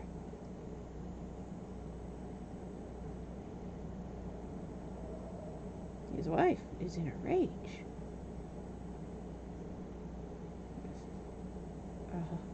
What? She just went nuts on everybody. My husband was arrested. It's all your fault. She said it to every single person in the family. I thought she was talking about Dan, because, I mean, that's the guy she was with at the time. No, I'm talking about Paul Martell. I could figure out what she was talking about. She showed up and yelled at me and said, what are you talking about? No clue. And she left, and I yelled at my mother, and she went and yelled at Brucey, and everybody was trying to figure out, what is she talking about? And then it was on the news. Ben watches the news constantly, and he tells me, did you see this big FBI raid that was on the news? Down in Boston. And he shows me the news. He's got the video footage. He shows me on YouTube. He shows me this video footage. And it's a news report announcing that they've finally caught the guy who built the bomb for the Boston Marathon. Not the two ISIS men who put the bomb there, but the guy who built the bomb and then sold it to them. So Ben didn't know, he doesn't know that side of the family. He doesn't know Barbara's people. Barbara's clan is a different clan. He didn't know them. So he's telling me about this. They caught this guy. He's all excited. They caught this guy. And I'm like, oh my God, that's Paul Martel. He's like, what? Do you know Paul Martel? That's my uncle. One of them.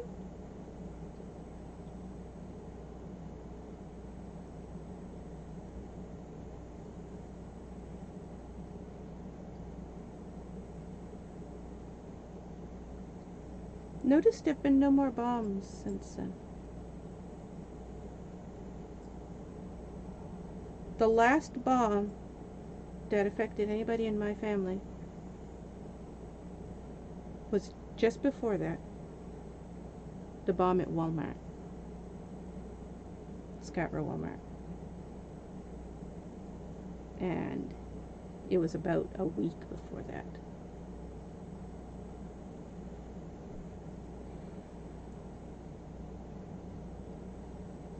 Since he was arrested, he's gone in prison. He's in prison now.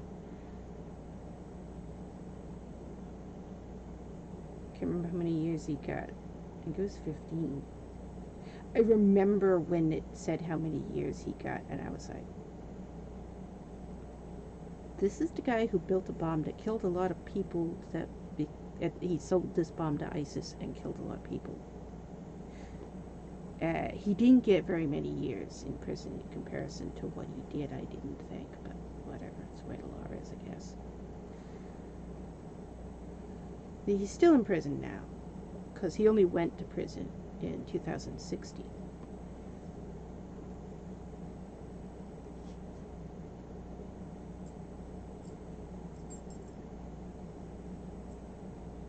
But since then, no bombs.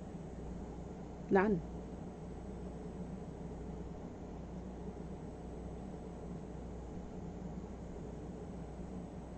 It became pretty clear. It's been, well, what, 16, 17, 18, 19, 20, 21. It's been 5 years without a single bomb. None of my families have had houses blown up. None of them have had workplaces blown up. None of them have had colleges blown up. None of them have had doctors blown up in 5 years. And it was happening at a rate of 3 a year for well over 10 years. I've survived 5 bombs myself. It became pretty obvious with the fact that all of a sudden he's in prison, and now everybody in my family, no more bomb threats, no more bombs happening, no more buildings blown up, no more houses blown up, no more doctors' offices blown up, no more colleges blown up, no more Walmarts blown up.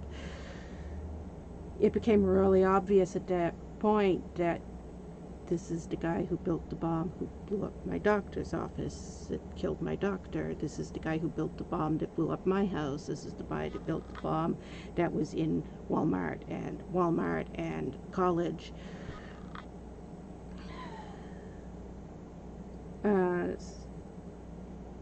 He's one of my uncles.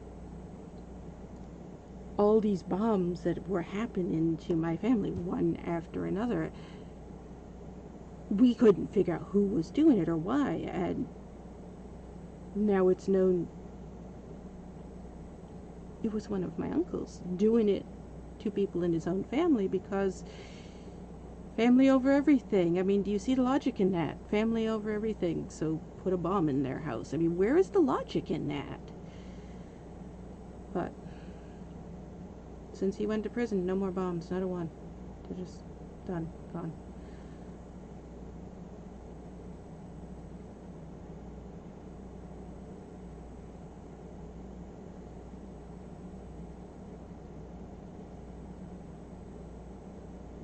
I don't understand why someone would do something like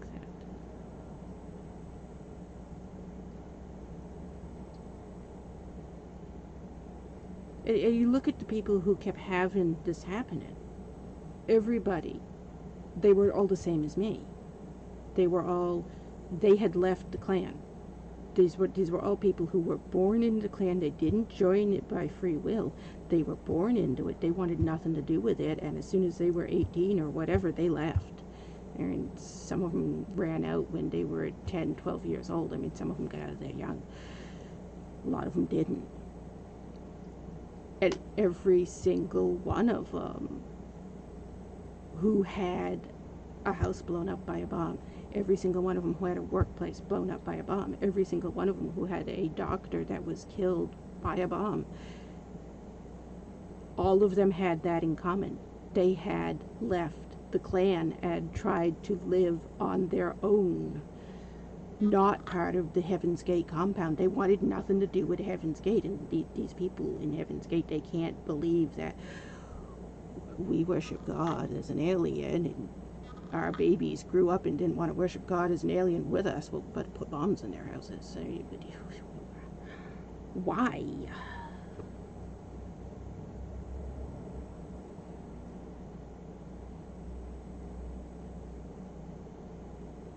I don't understand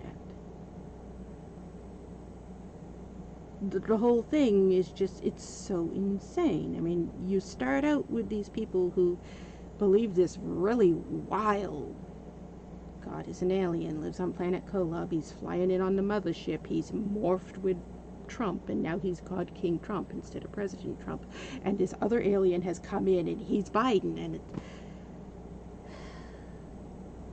I don't get it.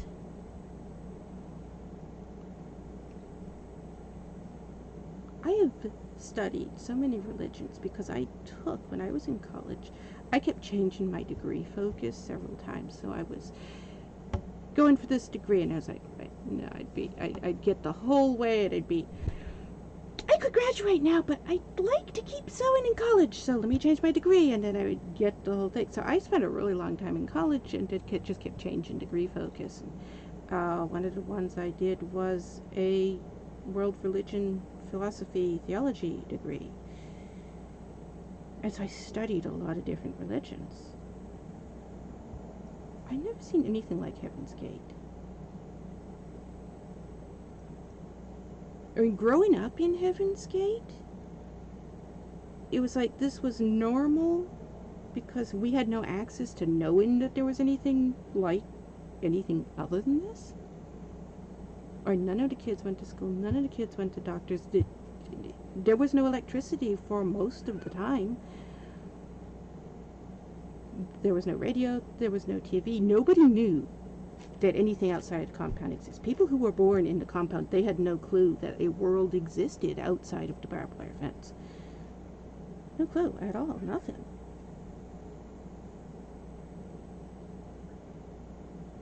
And then you get out of it, and you find out, oh my God, we're living in this place, it's called America.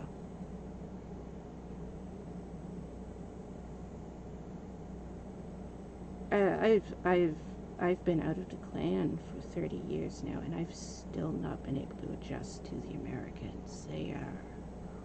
Wow, are they bizarre. They're normal in comparison to them, but wow, are they bizarre. And a lot of that is, I grew up in Heaven's Gate, where aliens are God, and the president is a shapeshifter.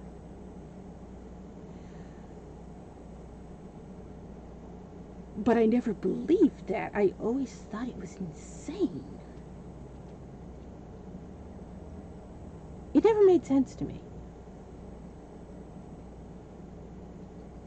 So I never paid attention to it. And my grandmother would give me books. She would give me, I had Treasure Island and Little House on the Prairie books. And I used to read those over and over again because that's what I had to read.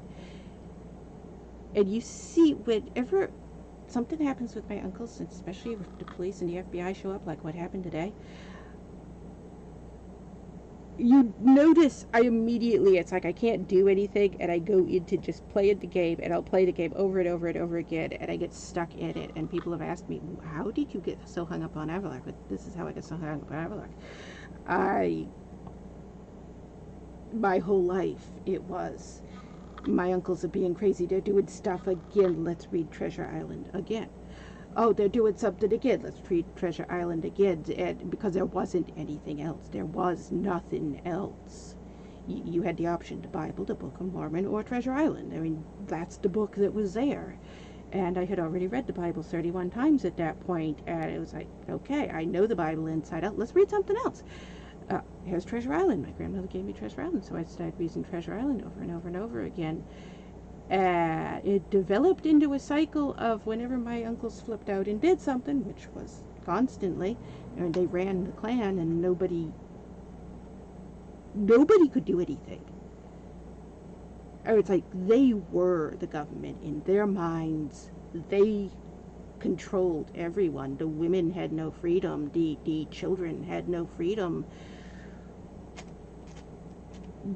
It was these men who crowned themselves God over this little group that they had hoarded up in their fence with the barbed wire, and nobody could get out, and most of them didn't want to get out.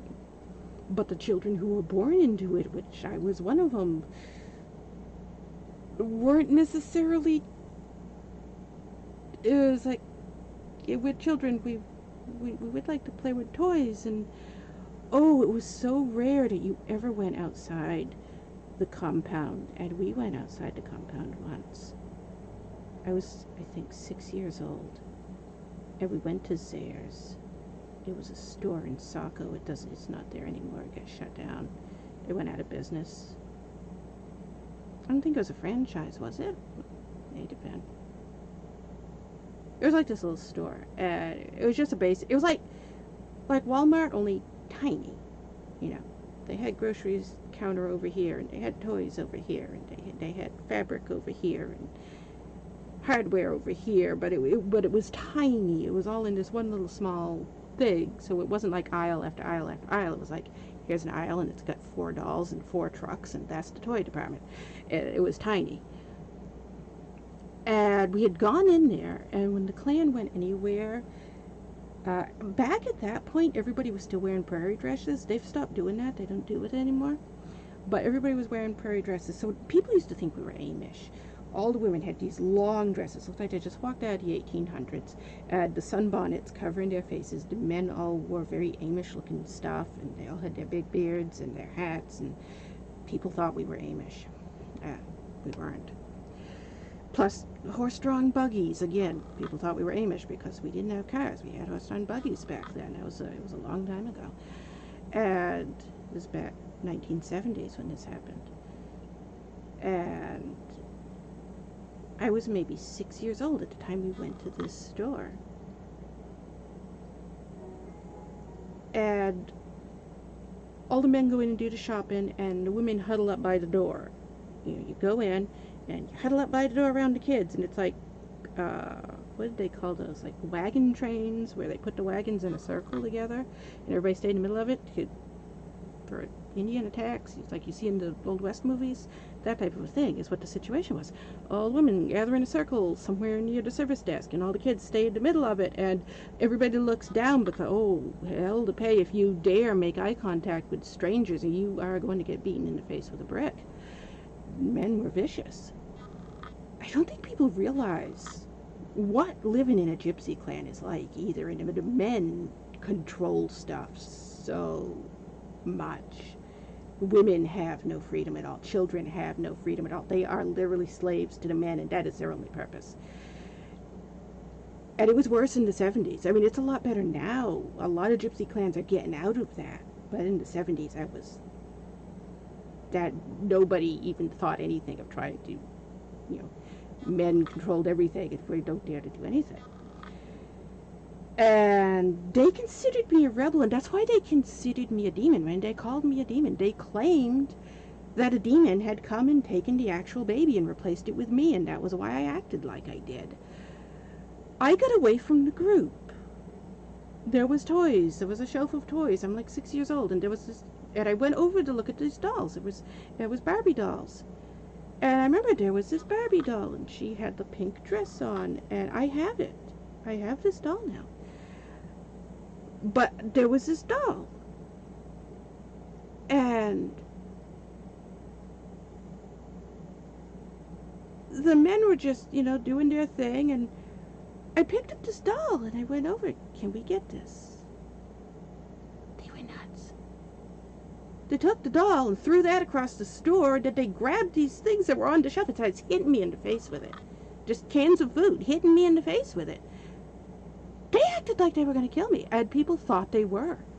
It caused a big scene in the store. This little old lady came over and started giving them hell.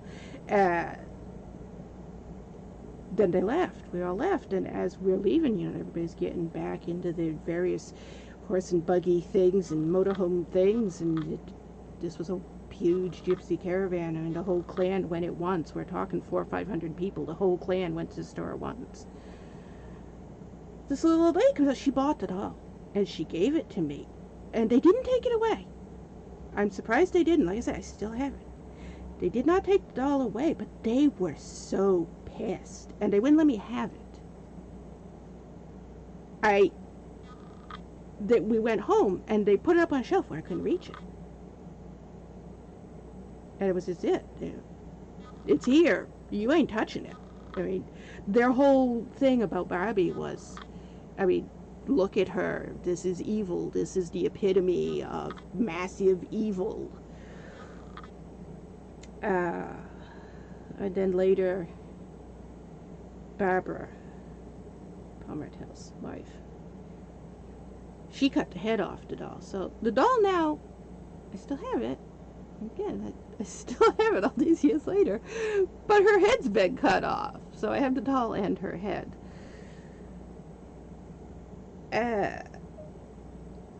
When people hear the stuff that my uncles are doing today, like what they're doing right now at Washington, D.C., and they're like, how are these people this crazy? And I'm like, you don't realize what life with these men are like.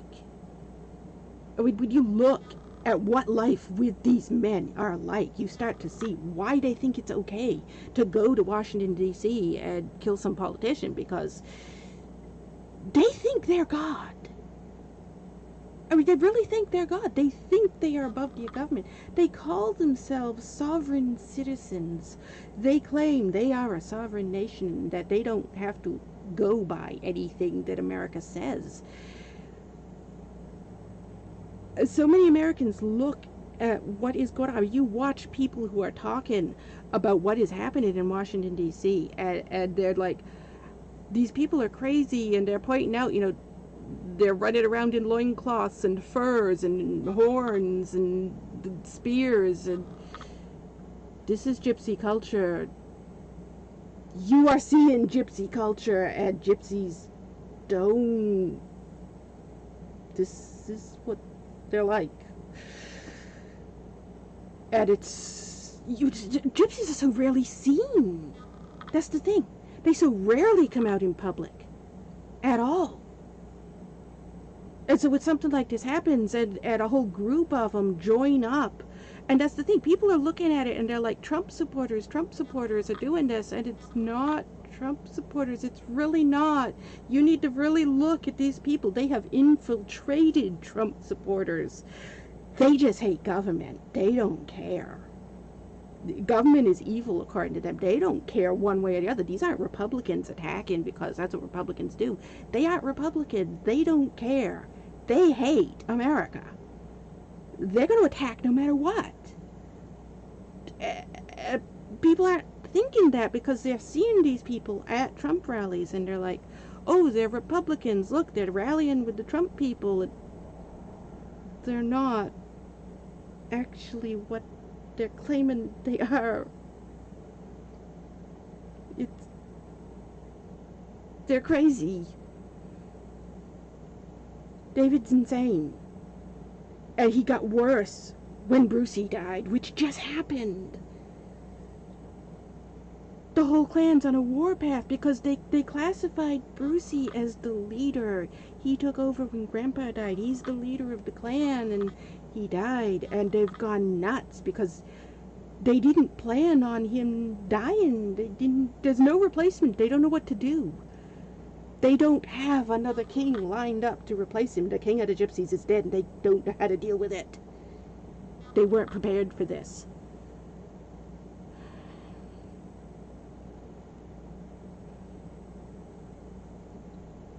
They don't know how to exist without this leader. And that's a major problem with gypsy culture. That is a huge problem with gypsy culture, because you will have one man who just takes over everything, and he lets nobody do anything. Nobody. The lesser men have to get permission to do anything. Nobody has any money because this one man takes all the finances.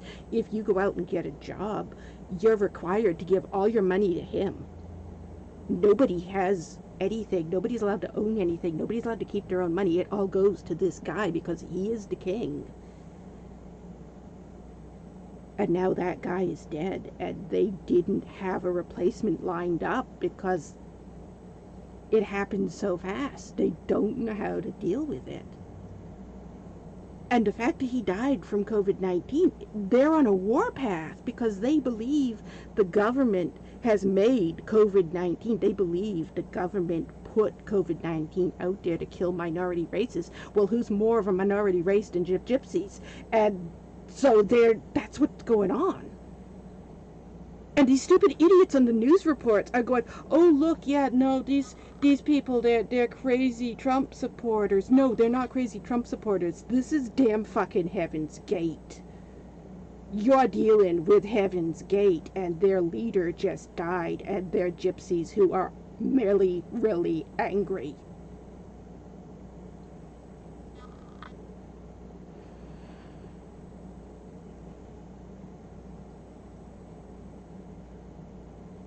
And because I have to be related to them, I have DNA all of a sudden. Well, the police and FBI are trying to catch them. How do we catch gypsies? We don't know how to catch gypsies. Gypsies are crazy. They run around and do all this crazy stuff like wild rampage, and we don't know what to do. Yeah. They do run around like wild, crazy, lawless cavemen. Yeah, you are going to have a hard time catching them. It's really hard to catch gypsies. It's really hard to stop them. That is a stereotype, but it's a stereotype because it's true.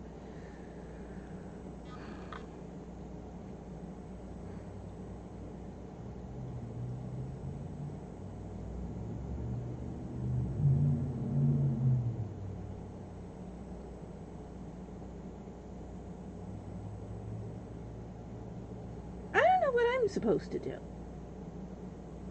I mean, the police show up and they're, well, you're the queen of the gypsies. Well, you don't know what the queen of the gypsies means. It's not a royalty thing. It means I'm a priestess. It means I bless babies and I do exorcisms on houses that are supposedly haunted, even though I don't believe in haunted houses. It's the equivalent of me being the same thing as a Catholic nun in the Catholic Church. And the police and FBI show up and they're trying, well, you're the queen of the gypsies, you should know. No, I don't know. They haven't listened to me in decades.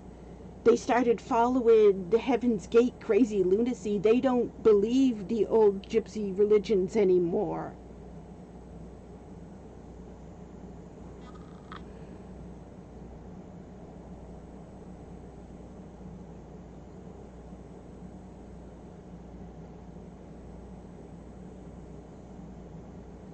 I left them for a reason. I don't want them in my life. So I don't like it when the police are showing up. I mean, I like it that they're trying to stop them, but I don't like it that they're showing up and asking me because I don't know.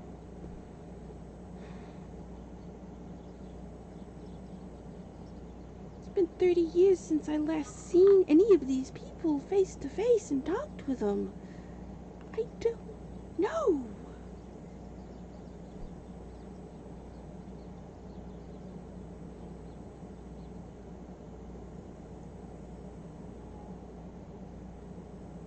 When they killed all those people in California, I haven't had contact with them since then. Not since the big Heaven's Gate thing with the Kool-Aid. I haven't had contact with them since then.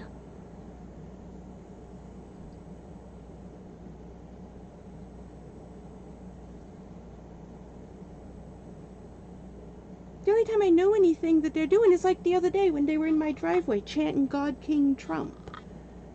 I was asleep. I woke up. I wake up and I'm like, what is that noise? And I look out the window and there's a bunch of David's crew out there chanting God King Trump, God King Trump, God King Trump. And I'm like, why are they in my driveway? What are they chanting God King Trump for? I never did find out. They finally left. I didn't go out there. And when you saw, I started streaming. I'm like, you know what? I'm going to stream. I'm going to ignore them. They finally left. So I don't know why they were here. I don't know why they were chanting God King Trump.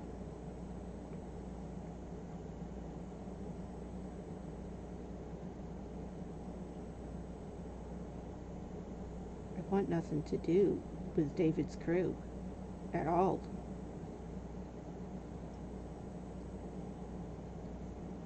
I have my own life.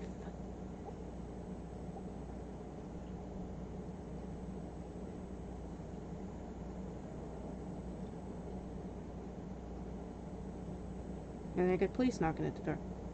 Well, one of your uncles is doing something again. Oh, whippy. What a surprise. It's actually been 24 hours since the last time a police was at the door telling me that.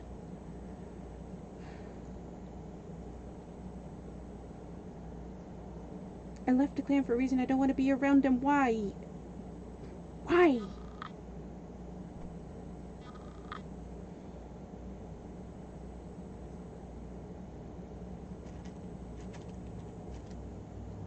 Okay. Is it time to eat? What time is it? 7:48 a.m. Wow. I haven't gone to bed yet. It's time to get up.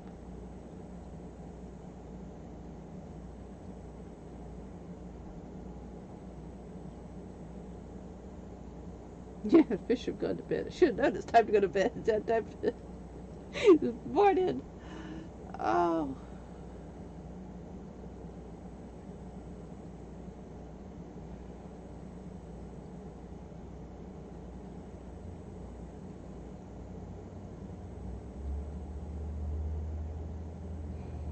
I need to try to go to bed. Even though it's now time to get up.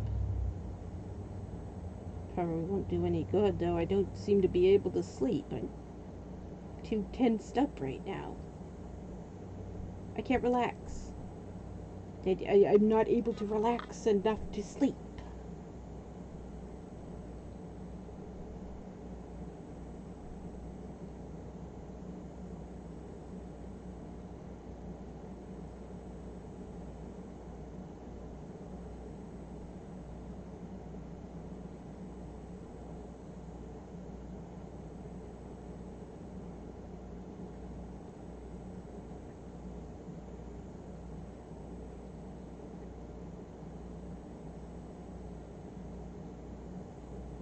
The fish are in opposite caves from each other. I can tell which one's which. I see the tip of their tail sticking out. I see just the very tip of their tail sticking out of the cave.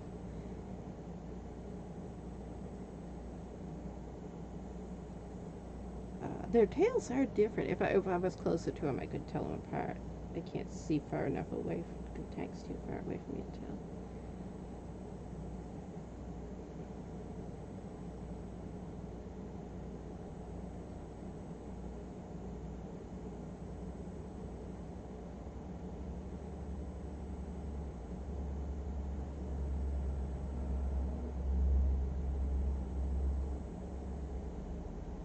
I could do that.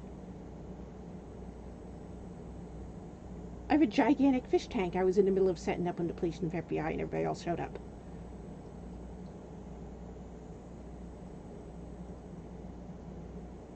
The fish tank's got a crack in it.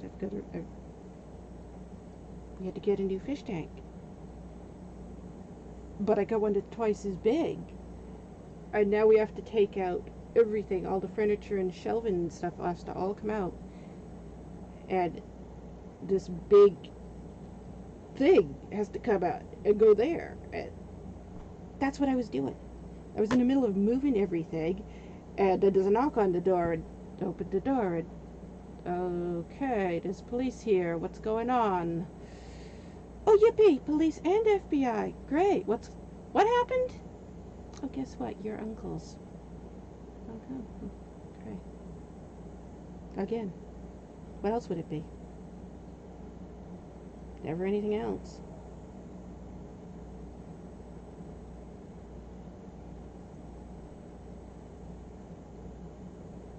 Do you realize I haven't had a visitor in years that wasn't either a police officer, an FBI agent, or one of the idiots that my uncles have for fans from MUFON or something. Stephen King fans and MUFON fans show up. How stressful that is. It's been decades since the last time I had a person who was an actual somebody like a friend or something stop by and talk to me. No, it's just steady line. Police officer, FBI agent, crazy MUFON people that my uncle sent over, more police officers, more FBI agents, more crazy MUFON people that my uncle sent over. And people wonder, why don't you want to be around people? Oh, I don't know. I'm getting sick of people. I want to be a hermit now. Just live in a cave somewhere where nobody can find me, so nobody can bother me, so I can finally have some peace and quiet for the first time in my life. That would be nice. Great! The text is starting again. Bastards. The text started in. That was the text coming in again.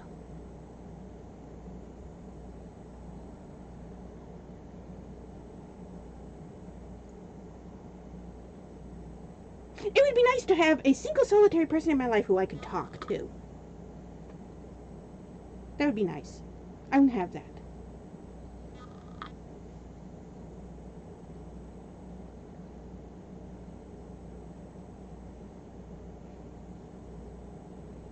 Crazy uncles causing trouble constantly, non-stop, all the time. Interrupted by police officers. Trying to find said crazy uncles and trying to stop said crazy idiotic stuff that they're doing because, oh, they're breaking federal laws again.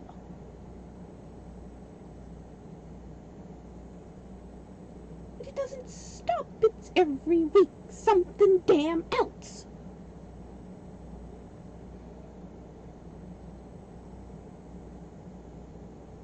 I need a vacation from my idiot uncles and the police trying to find them. That would be nice to have just 1 week in my life, at some point in my life, where my uncles and the police don't show up because my uncles are doing something and the police are trying to find them.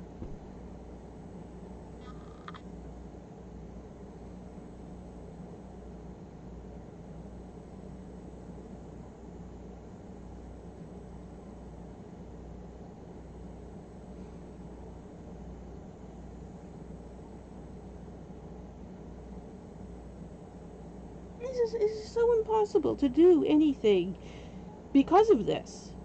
Everything I do gets constantly disrupted. Right? I can't even put a house on my land. I blew it up with a bomb. So I put another house to replace it. What did I do? I drove over it with a backhoe.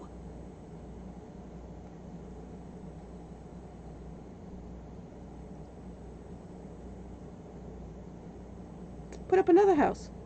Another backhoe. Same backhoe. Another house with a backhoe on it. That backhoe has driven over 3 houses on my land at that exact same spot now.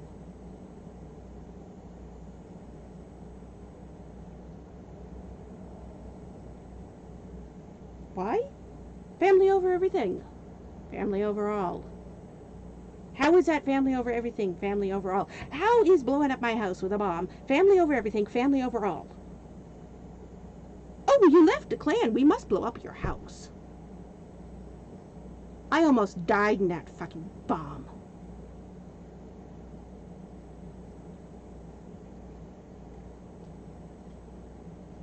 Great family. What the hell do they think family is? Fucking family over everything. Family over all. That's our answer for everything. I blew up Walmart over there. Family over everything. Family over all. What? Oh yeah, family member worked at that Walmart. So? Do they know what family over everything, family over all means? It doesn't mean run around killing everybody in your family. What the hell are you doing?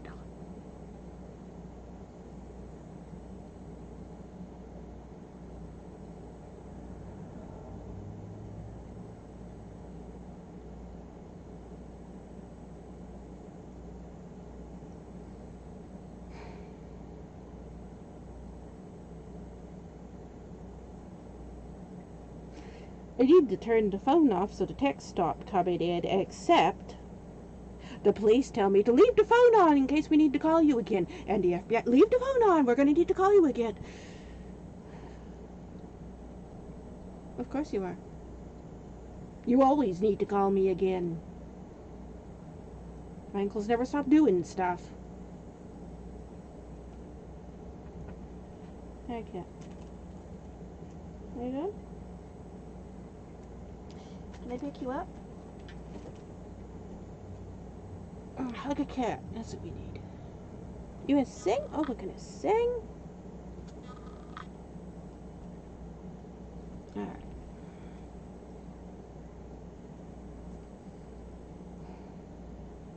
That rascal.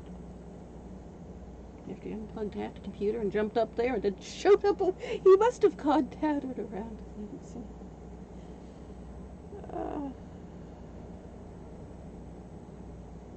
The blanket's coming down, isn't it? Yes, it is.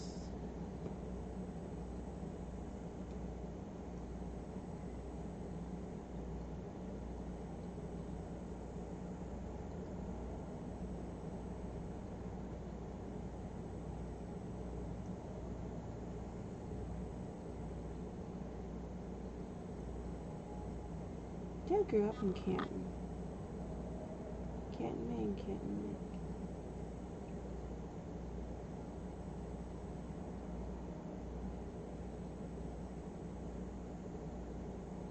Boy, is that isolated.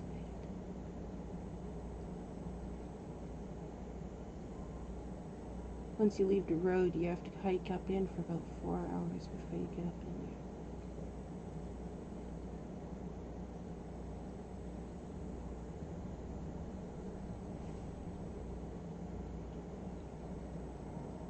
Who knows what that was? That was before Heaven's Gate.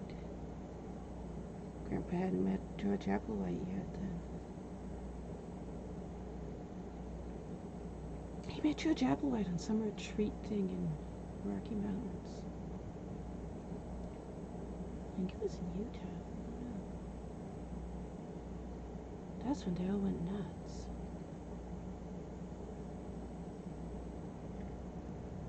That was like 1973-ish, around that time period.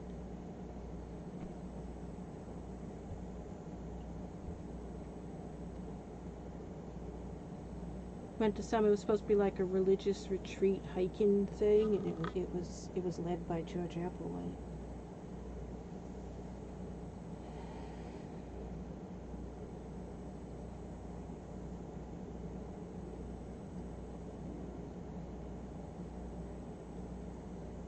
He thought it was the greatest thing he ever found. Started going back up there over and over again. That was the original Heaven's Gate. The ones that killed themselves in California. That was George Applewhite. Your grandpa practically worshipped him. He thought he was the greatest thing. He just kept going back. And I convinced Brucey to go up there with him. Brucey just fell in love with the whole Heaven's Gate, God is an alien thing. And Bobby started going up in there with him. He came back, he claimed he reached enlightenment. I don't know what that thing was. I never went up there. That was not something I'd ever seen. But everybody that went up there, it was like they came back different. It was almost like someone had drugged them, and while they were drugged, hypnotized them and convinced them to believe this really wild thing, and then they came back, and they were so strange. Everybody that went to see George Applewhite at that retreat, they were so strange when they came back. And then the new Heaven's Gate rose up after George Applewhite died. He died in the whole California stuff as well. And that was Uncle Bruce. He's the one that did that.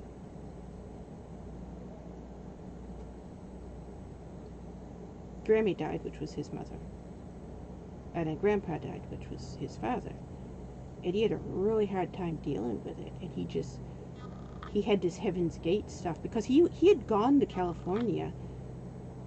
He was going to kill himself with everybody else. He was on his way to do that. Him and Bobby both. They were on their way to that.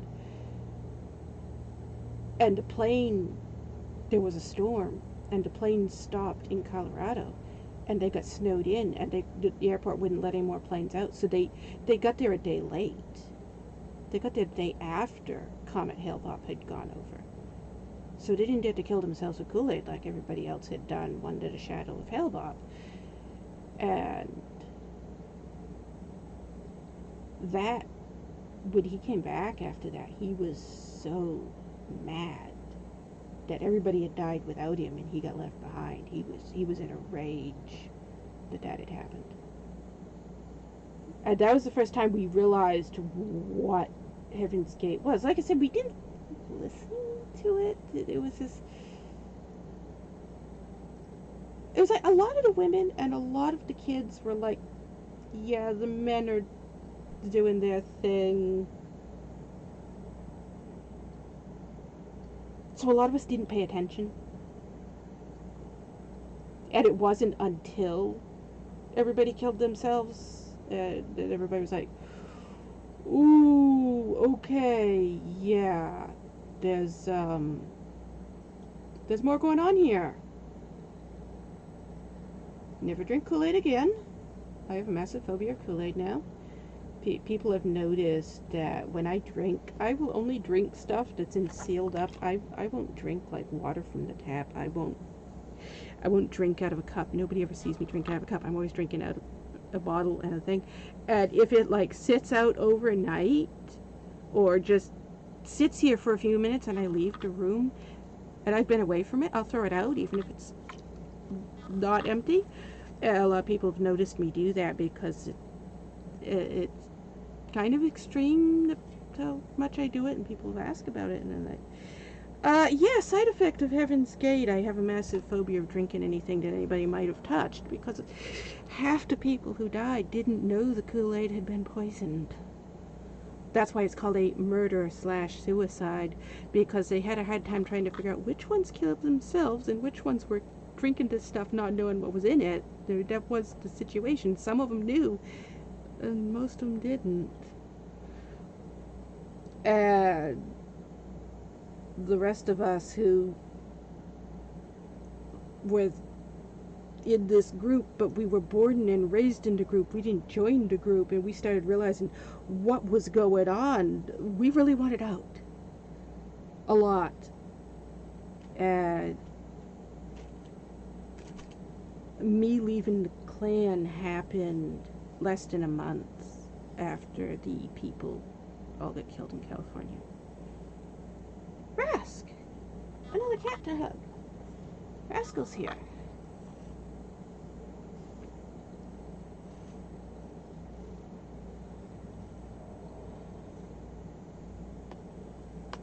But everybody thought Heaven's Gate died down after that. You know, there was almost everybody who didn't kill themselves and realized these people are kind of crazy. Most of them left. There was a mass dissension. Almost everybody left. And for a while, everybody thought Heaven's Gate was dead and just gone. It was a crazy UFO cult. They all killed themselves, and now they don't exist. Except there were over 200 members, and only 39 people died. There was a huge amount of people in comparison to how many died that were still around, and not all of them left. The children of the adults, a lot of them didn't leave. The adults were still members. The children of the adults, which I was one of that group, the children of the adults, they were like, we want out of this. Our parents are insane. Our uncles are insane. Our aunts are insane. We want out. And so the kids got out. But the adults were still there. And then they had more kids after that who they raised into it. And that's the group that is now running Heaven's Gate. Brucey brought it back after Grammy died, which was his mother, and then Grandpa died, which was his father. He had some type of a psychotic breakdown when Grammy died. He took her body. The coroner arrived, and they had a funeral. They had a what do you call it? They had a hearse there, and they went to take her body to the morgue, and Brucey wouldn't let him. He said, "No, she's not dead." He picked her up out of bed. She'd been dead like 3 or 4 hours. He picked her up out of bed, put her in his car, and drove off.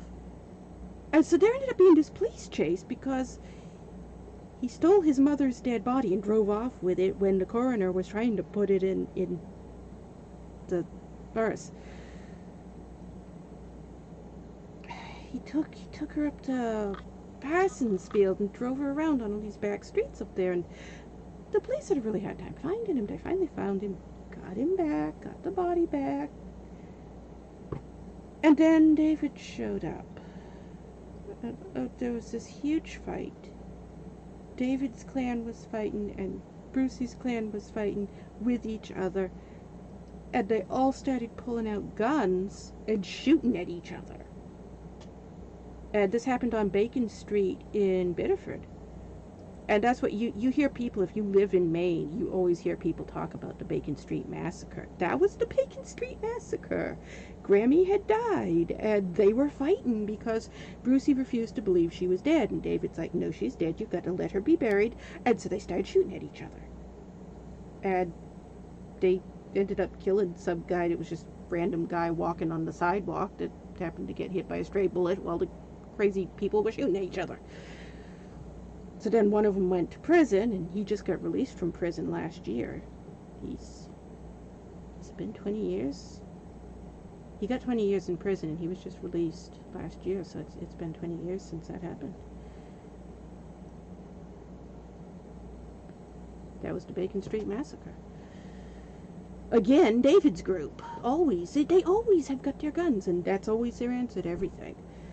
You don't agree with us, we'll pull our guns out and start shooting. And it's like, why? Why do you have guns? I hate guns.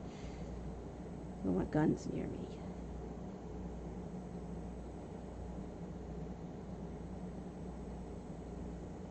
Brucey found the old Heaven's Gate website, and he kept it running. He got it. He bought the server or something. I can't remember what he did. He somehow he ended up owning the Heaven's Gate website, and he kept it running. They started getting more and more followers. It came back. And now instead of chasing Comet Hale-Bopp, now they're chasing Comet Wormwood. Which, it's like, out, it's not here yet, and it's probably not going to be here for another couple 100 years. I can't remember where it is. It's one of those comets that only comes through like every 400 years or something. So it's gonna be a long time before it gets here. Everybody who is waiting for it that is alive now is gonna be long dead before this comet gets here. But they found another comet, and that's the one they're waiting for, Comet Wormwood.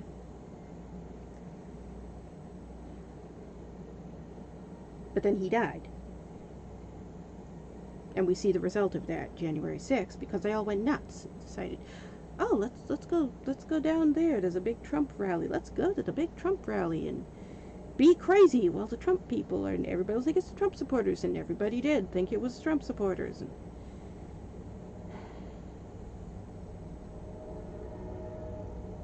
now I have to deal with police and FBI again.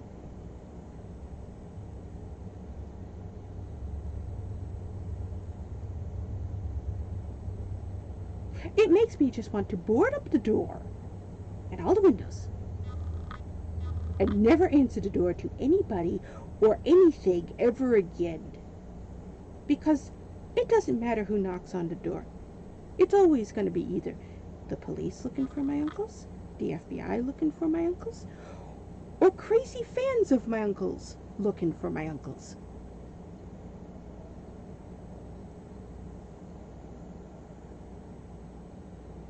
It's always a risk. Nobody else ever stops by. Nobody.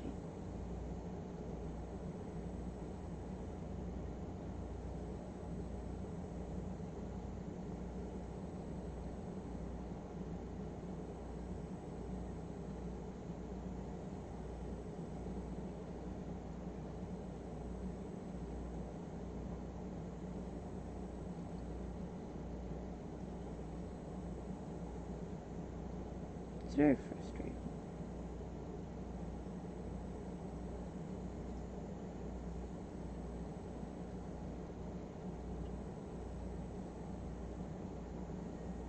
We didn't get much gameplay done, did we?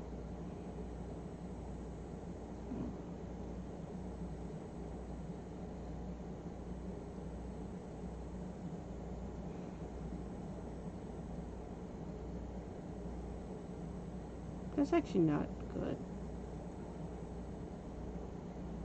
The fact that I am so keyed up right now, I can't even play the game.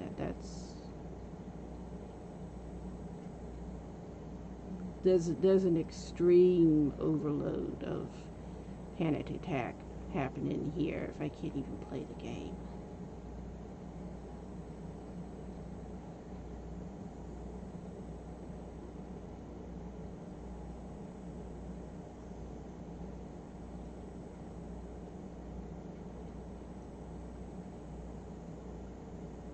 There's a big spider on the ceiling. No way I can reach it. That ceiling's what? 10, 12 feet high. This is big. If I can see him and it looks really big from here, that thing must be huge.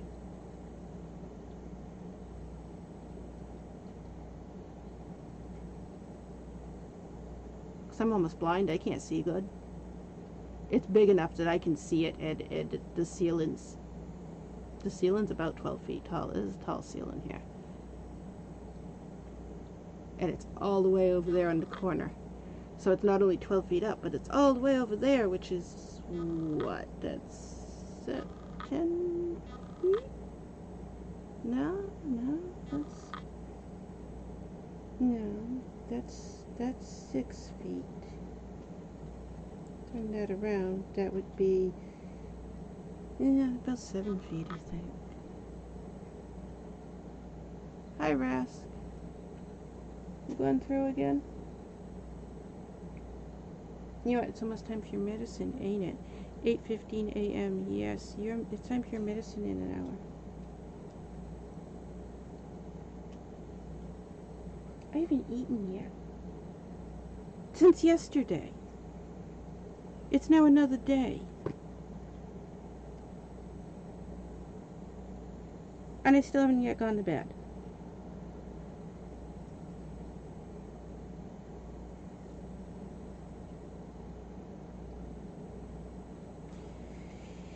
I'm heading on, what, 48 hours without sleep, except for that little nap that I had there in between, and no food. I need to go eat. That's what I need to do.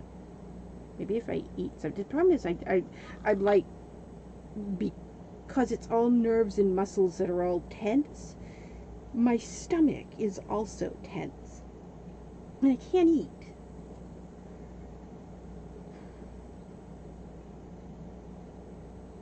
I feel like if I try to eat, I'm just going to vomit it all back up. But I also feel like if I eat, maybe that'll help me sleep.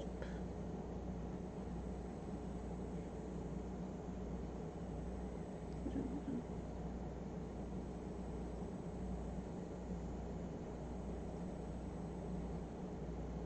Yeah. I think I should go cook and try to eat. And by the time I get done cooking, it'll be time for Rascal's medicine. Give Rascal his medicine. Maybe by then, somehow I will have relaxed enough to sleep. If not, I may be back on again in a few hours. This may just turn into 24 hours of me having a stream all day.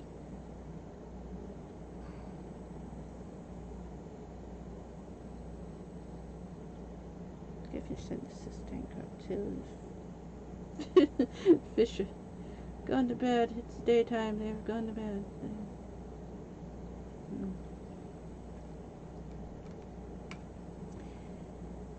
I'm gonna go try and cook and see if I eat, if that will help me sleep. So if I can't get to sleep, I'll probably be back on later.